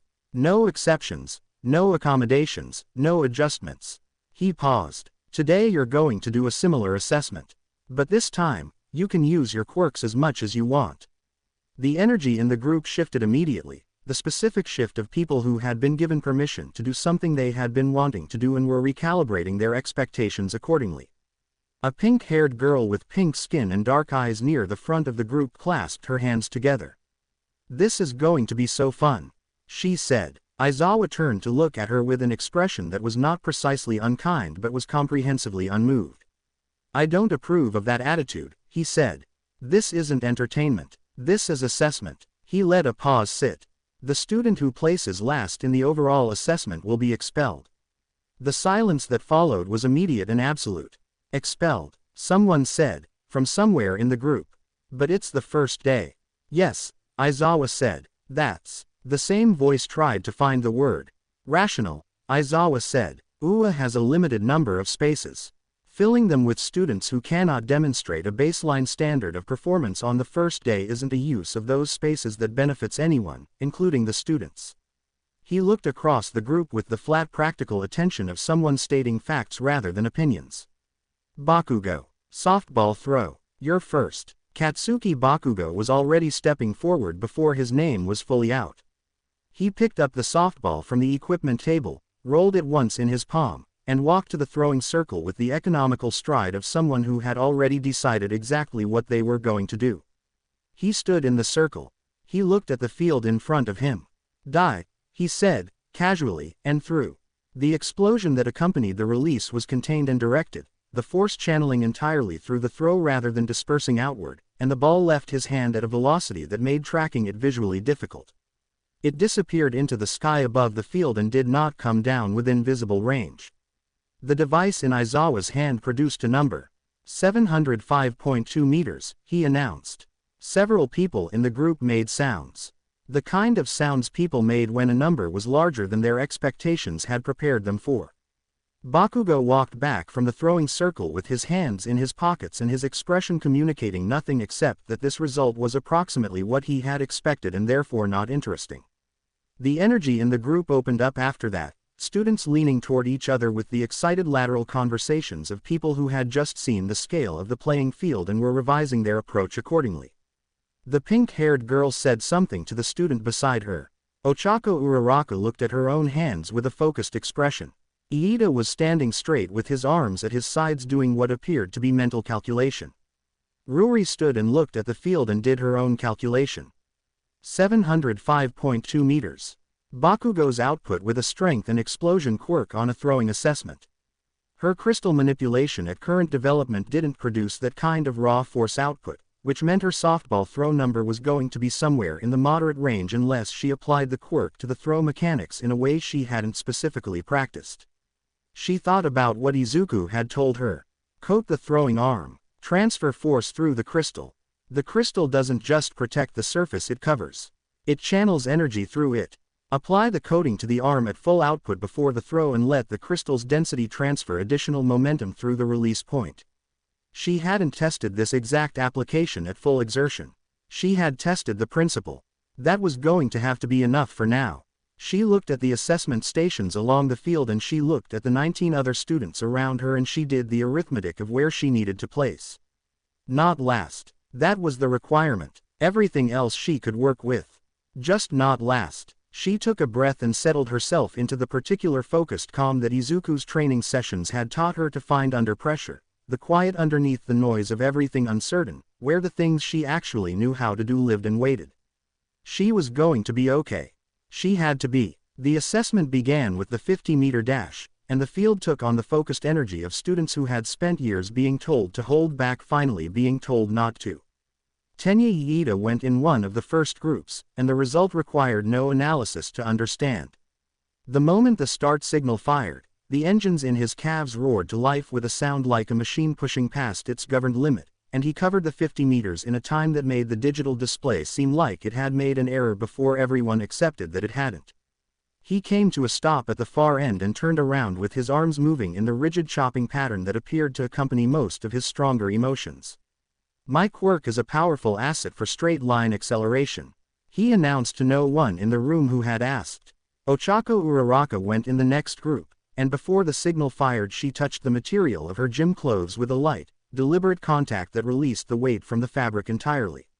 The result was a run that looked less like running and more like controlled falling forward, her stride longer and lighter than gravity should have allowed, and her time came in solid and clean. She bounced at the finish line and looked at the number and said, "Yes," at a volume that carried across the field. Aoyama Yuga took his position in the lane with the composed theatrical energy of someone who had thought about this moment. When the signal fired he activated his naval laser, aimed it behind him at a downward angle, and the recoil propelled him forward with a speed his legs alone would not have produced. He hit the ground once midway through and fired again from the contact point, the second burst carrying him across the line in first place, his hair somehow unmoved by any of it. Mina Ishido came in second in the same heat, her acidic output used in a way that reduced friction on her feet against the ground, and her time was good enough that she did a small spin at the finish line. Then it was Ruri's heat, and Katsuki Bakugo was in it with her. She had known this was going to happen because the assignments had been posted on the display board and she had read them and made a quiet note of it and decided in advance not to have an opinion about it. Bakugo took his lane without looking at her. She took hers without looking at him. The signal fired. Bakugo's quirk detonated from both palms simultaneously, the explosions driving him forward in a straight-line launch that had more in common with a projectile than a sprint. He was 3/4 of the distance done before Ruri had found her stride. Ruri ran. She did not try to use her quirk to supplement the run. She had done the calculation already and the calculation was clear. Her crystal coating added weight to whatever it covered, which made her hands heavier if she coated them and did not produce a meaningful speed advantage for a foot race unless she could find an application she hadn't developed yet. She filed this as something to work on and ran on her own legs and posted a time that was in the middle range of the group, not last, not leading, functional. She crossed the finish line and grumbled once under her breath at the number on the board. "Not what I wanted," she said quietly. "Can you improve it?" Ochako appeared beside her, still slightly flushed from her own heat. Eventually, Ruri said, "Not today." "That's honest," Ochako said, and she said it without any judgment behind it, which Ruri noted and appreciated. The tests moved through their sequence after that with the organized momentum of an assessment designed to gather as much data as possible in a compressed timeframe. Grip strength came with a machine that could be grabbed and squeezed at maximum output, quirks allowed, and the numbers it produced ranged from the expected to the eyebrow-raising. Shiro Honda wrapped the grip mechanism with tape and produced a pull strength that the machine read as highly elevated. Hiroshima Ajiro hardened and squeezed and the machine's casing groaned audibly before the number locked in. Ruri coated her right hand, pressed her fingers around the grip, and applied pressure steadily through the crystal. The density of the coating transferred force through the compression and her number came in at a level she hadn't expected from her own output, which was information she stored immediately. Weight-based tests followed. Standing long jump, seated toe touch flexibility, side step agility. Each one produced its own landscape of quirk applications, some elegant and some chaotic and some that fell somewhere between those categories. Then the softball throw. Aizawa stood to the side of the throwing circle and watched each student step up in turn with the expression of someone cataloging information with no strong feelings about any individual piece of it. Ochako stepped into the circle, looked at the ball in her hand, and touched it lightly with a single fingertip. The weight left it entirely. She wound up and threw with the full force of a completely unloaded object, and the display showed what happened when something with no gravitational resistance was thrown at maximum human arm speed. Infinity. The number sat on the board and several students went quiet looking at it. "That's incredible," Iida said, from somewhere beside Ruri. "It really is," Ruri agreed, watching Ochako jog back from the circle with both hands pressed over her face in something between embarrassment and joy. Ruri's turn came. She walked to the circle and stood in it and looked at the field ahead of her and the distant markers at various distance intervals, and she held the softball in her right hand and thought. Izuku's voice came back to her in her memory with the easy clarity of something said often enough to have settled into reliable recall. The crystal transfers force through its structure. It doesn't absorb the impact. It channels it. The density is a conductor, not a wall. She hadn't used this exact application in the throwing circle before. She had practiced punching through a coated fist against reinforced targets in her bedroom training, which was adjacent to what she was about to do but not identical. Adjacent would have to be enough. She held the ball at chest height and coated her entire right hand, letting the crystal build from the wrist forward across her knuckles and over her fingers, dense and smooth and significantly heavier than an uncoated hand. She felt the familiar pull of the weight, the way the coating redistributed the mass of her arm upward toward the forearm and the elbow. She didn't throw. She set the ball in her coated palm, drew her arm back, and punched forward through the release point with her shoulder and hip rotating in full sequence behind the strike, the way she had practiced the movement against targets, not a throw but a strike through the ball. The contact was clean and the force transfer through the crystal was immediate and the ball left her hand at an angle she had aimed deliberately, not perfect, not Bakugo, but with a drive behind it that her uncoated arm couldn't have produced. The display read 200.5 meters. She exhaled. Not last. Not even close to first. But not last. That'll do, she said to herself. Will it? She turned. Aizawa was standing 4 feet from her with his hands in his pockets and his eyes on her with the flat evaluating attention he had directed at everyone today but with something extra in it now, something more pointed. He looked at her the way someone looked when they had been paying more attention than they had appeared to be paying. From what I reviewed of the UA entrance exam practical footage, he said, his voice the same level tone it had been all morning, your performance under pressure was considerably more dynamic than what I've seen from you today.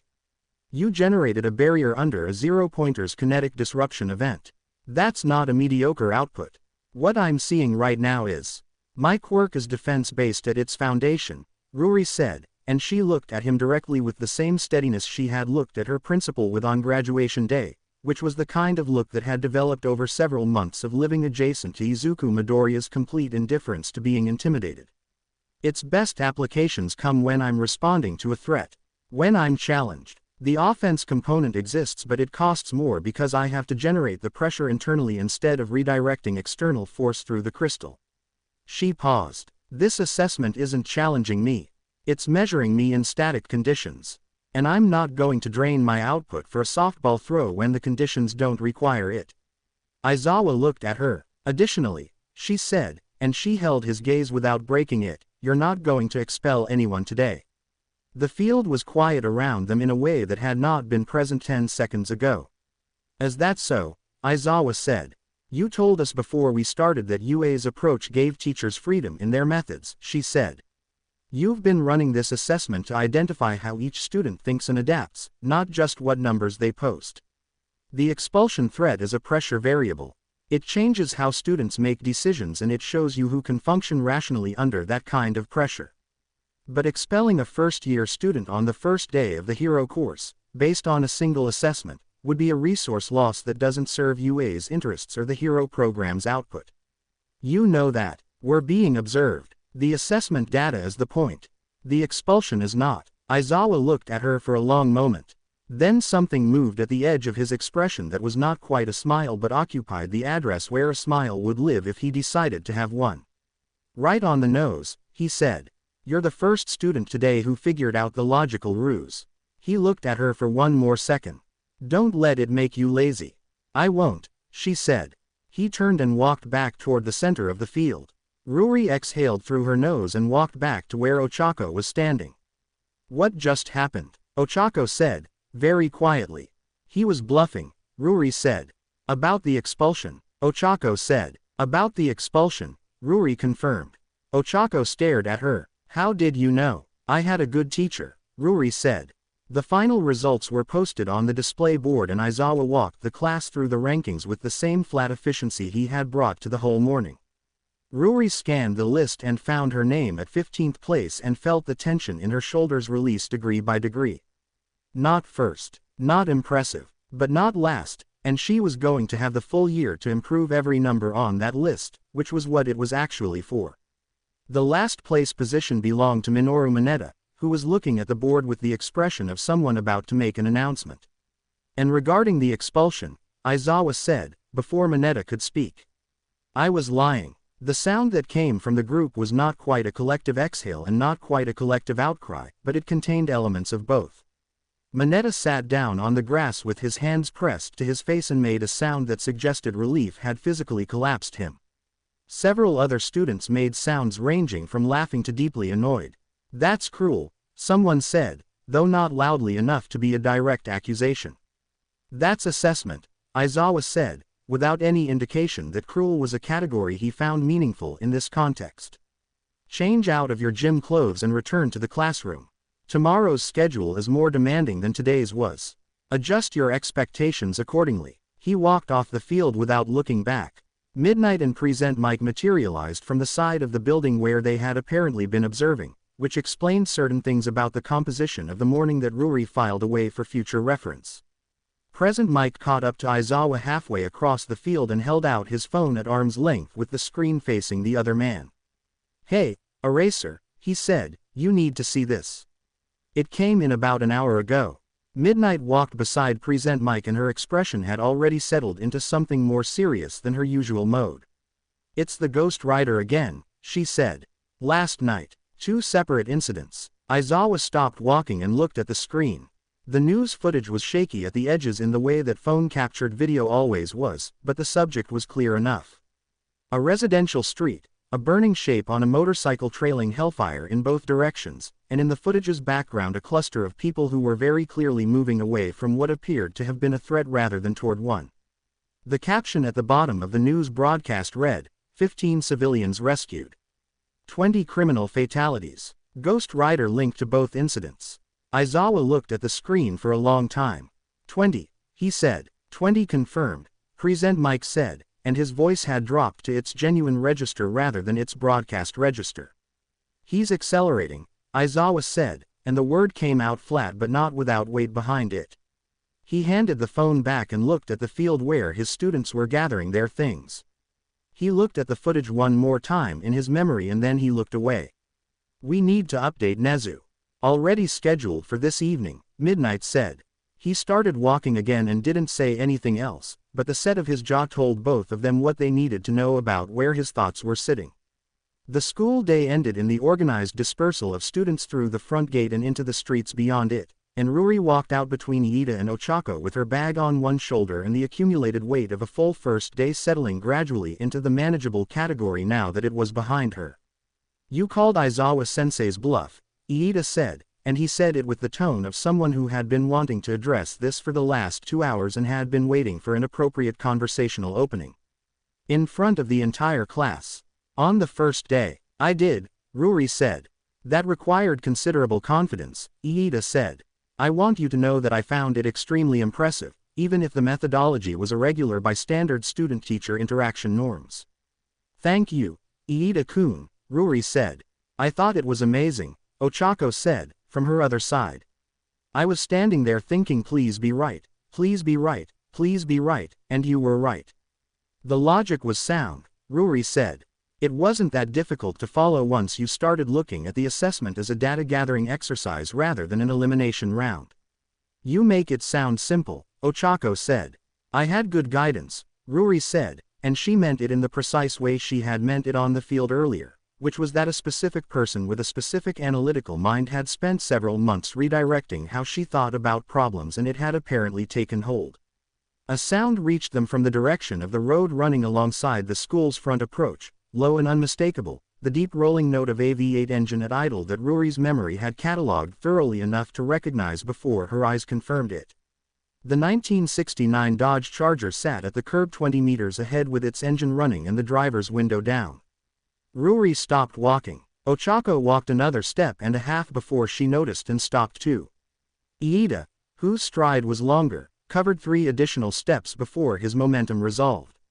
"Ruri-san," Ochako said, looking at the car and then at her, "do you know that person?" "That's my boyfriend," Ruri said. Ochako's eyes went to a size that suggested she was recalibrating several things at once. Iida, meanwhile, had redirected his attention toward the vehicle with the focused attention of someone running a compliance check. He moved toward the car with the long purposeful stride of a person who had identified a potential irregularity. "You there," he announced, directing this at the green-haired young man leaning out the driver's window. "The person operating that vehicle. Are you properly licensed to drive a machine of that classification?"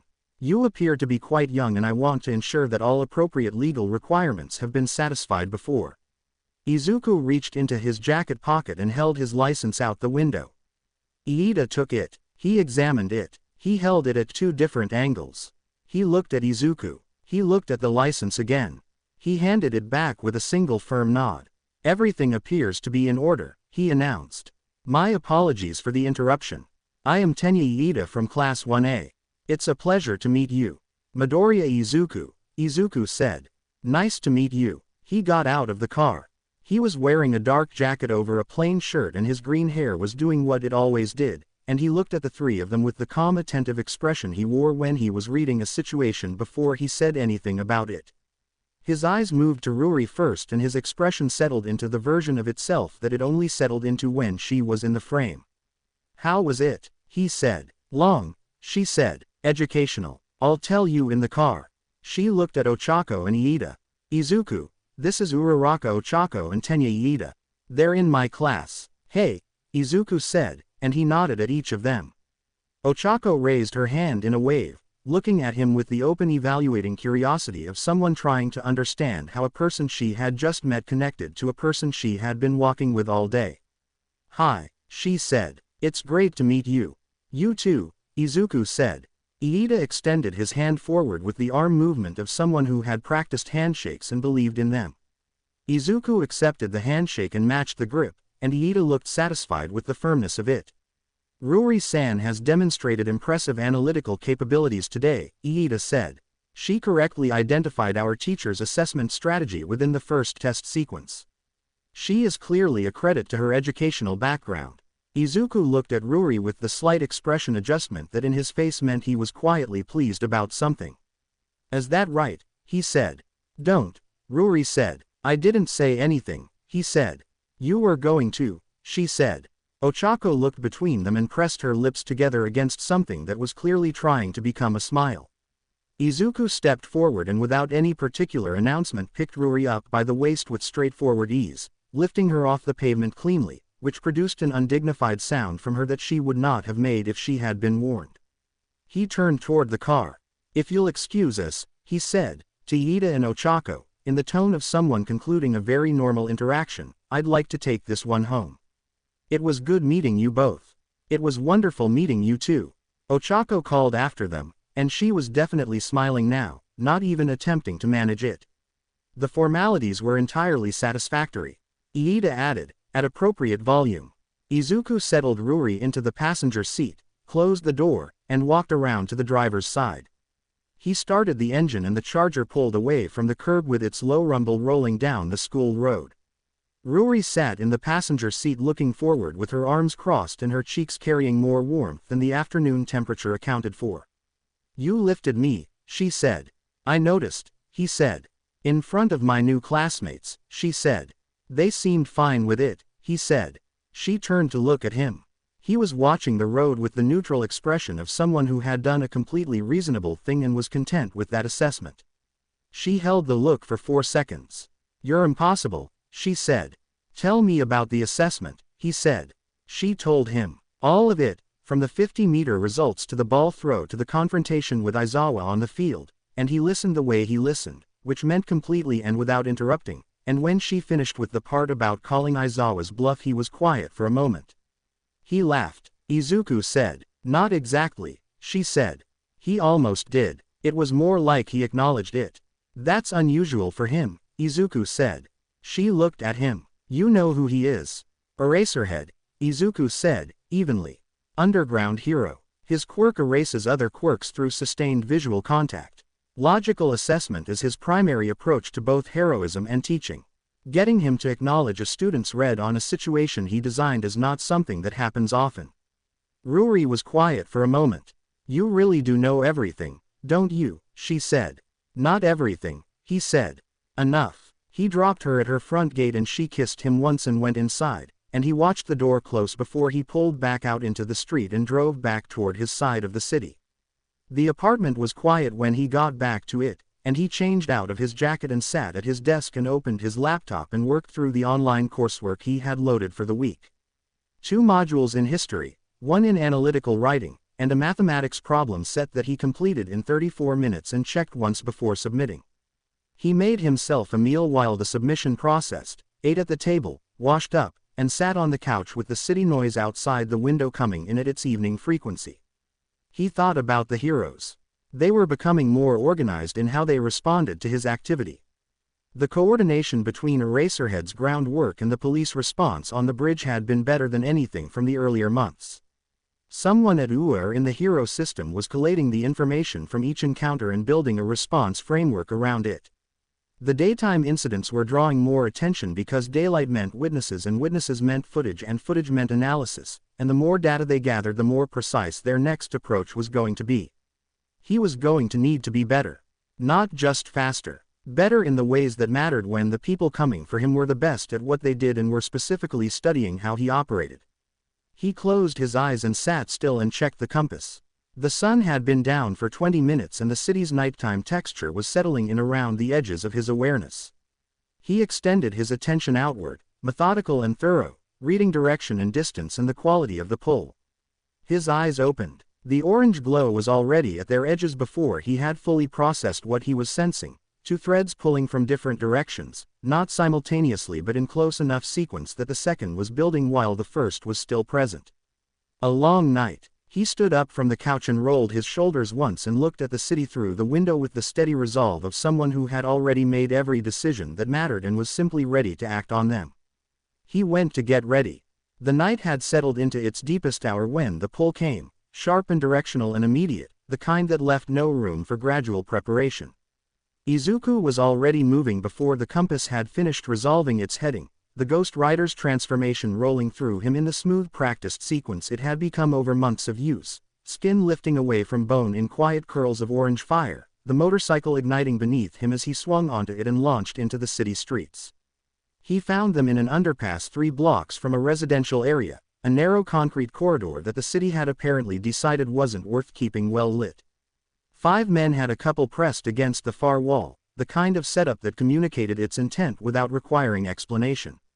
The couple was in their 40s, the woman with her arm raised to shield her face, the man positioned in front of her with his hands out in the way people positioned themselves when they had already accepted that they weren't going to win the confrontation they were in but couldn't make themselves step aside. The Ghost Rider came off the motorcycle before it fully stopped. What followed lasted less than 4 minutes and produced results that left all 5 men on the ground in various states of dissolution. Their eyes burned white and their skin drained to chalk and their minds scraped clean of the organizational capacity that had allowed them to be what they were. 3 of them were unconscious before the penance stare finished its work. 2 remained technically awake in the sense that their bodies were still generating breath, but there was nothing behind their eyes that could be called awareness anymore. Izuku turned. The couple stood against the wall, pressed together, both of them staring at him with the wide-eyed stillness of people who had not yet processed that the immediate danger was finished. The woman had her face pressed into the man's shoulder. The man was looking at the Ghost Rider with his mouth slightly open and his hands still raised in the defensive posture that had no function anymore. "Are you all right?" Izuku said. The Ghost Rider's voice came out in its lower resonant register and the man flinched at the sound of it before steadying himself. He nodded, a short tight movement. The woman lifted her face from his shoulder and looked at Izuku with red-rimmed eyes and nodded as well, which clearly cost her something. "You should leave," Izuku said. "Take a main road. Don't stop until you're somewhere with other people around you." The man found his voice. "Thank you," he said, and the word came out rough and genuine, the kind of thank you that hadn't been cleaned up or organized before it arrived. We have a daughter at home. She's 7. If we hadn't." He stopped. He pressed his lips together. "Thank you." The words landed somewhere in Izuku's chest that had nothing to do with the hellfire. He thought about his mother. Not the grave, not the tombstone with the flowers going limp in the rain. Something earlier than that, a Sunday morning when he was 6 or 7, sitting at the kitchen table with his hero notebooks spread out in front of him and his mother across the table with her reading glasses pushed up on top of her head, asking him to explain what he had drawn, and listening to the whole explanation without once making him feel like the thing he cared about was too much or too small to take seriously. He looked away from the couple and looked at the far wall of the underpass. "Make sure you spend every day with her," he said. His voice came out quieter than the Ghost Rider's voice usually came out, something in it that sat underneath the distortion and the resonance and was just a person saying a thing they meant.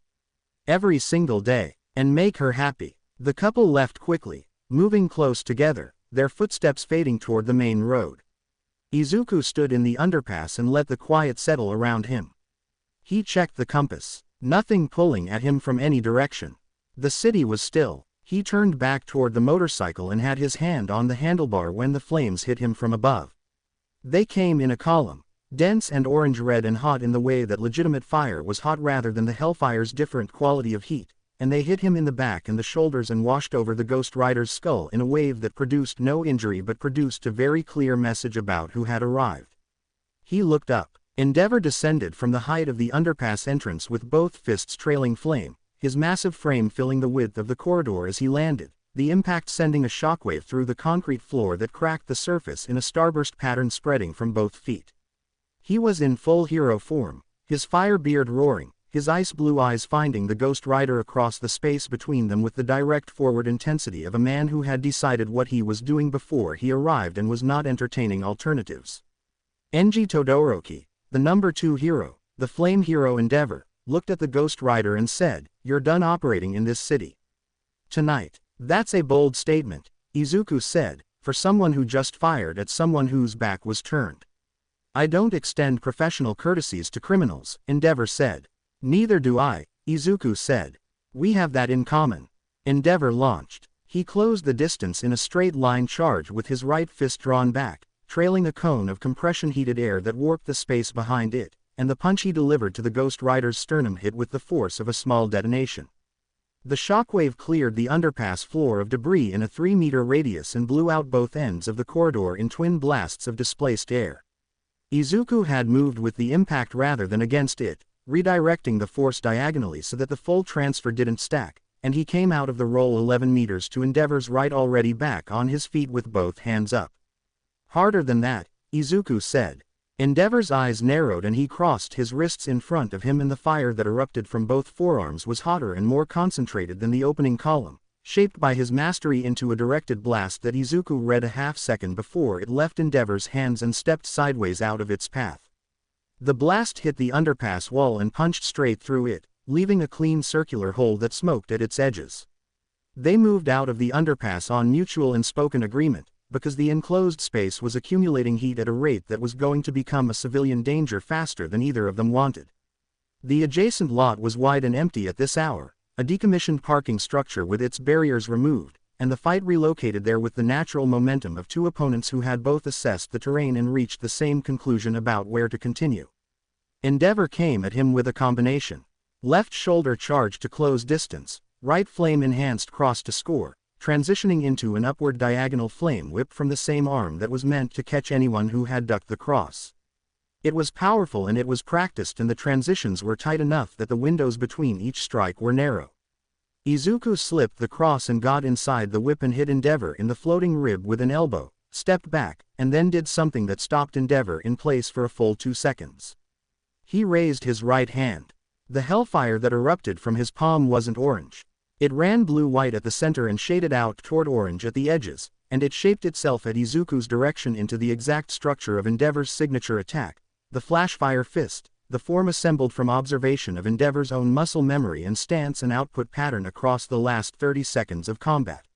He fired it. The hellfire flashfire hit Endeavor in the left shoulder and knocked the number 2 hero 3 full steps backward, the impact leaving a scorched depression in the metal of his hero suit that steamed in the night air.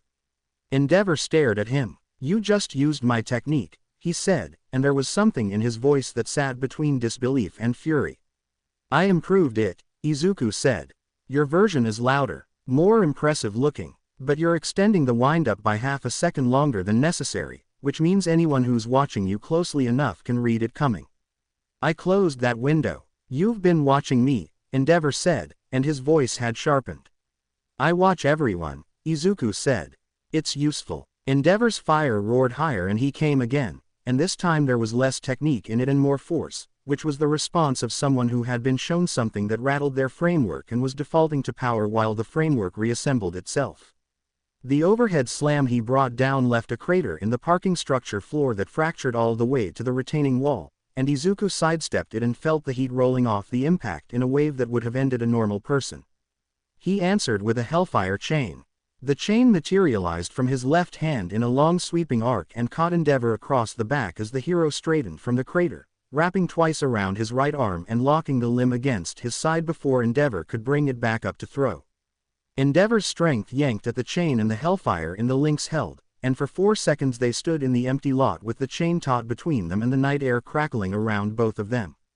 Endeavor broke the hold by igniting his entire body at once, the prominence burn detonating outward in a sphere of flame that severed the chain at 6 points simultaneously and launched Izuku backward in the shockwave. Izuku hit the retaining wall, went through it into the adjacent section, landed on his feet on the other side, and was moving before the dust had settled. "You're good," Izuku said, as Endeavor came through the hole in the wall behind him. "You're the best purely fire-based hero I've encountered. Your control over output intensity and direction is more refined than anyone else using a combustion quirk. Your defensive quirk application is underutilized because you've spent your career as an offensive fighter, which means your right side has a half-second longer rotation to defensive guard than your left." Endeavor threw a column of fire in response. Izuku redirected it with a Hellfire barrier generated from his right palm, flat and dense, and the column split around it and scorched both walls of the structure on either side of him without touching him. "You're not just powerful," Izuku continued, walking forward through the dissipating heat. "You're driven. There's something behind all of this that isn't heroism.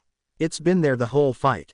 I can see it in how you lead with your right shoulder when you're genuinely angry rather than tactically aggressive. The anger is old, settled, the kind that comes from something you can't undo.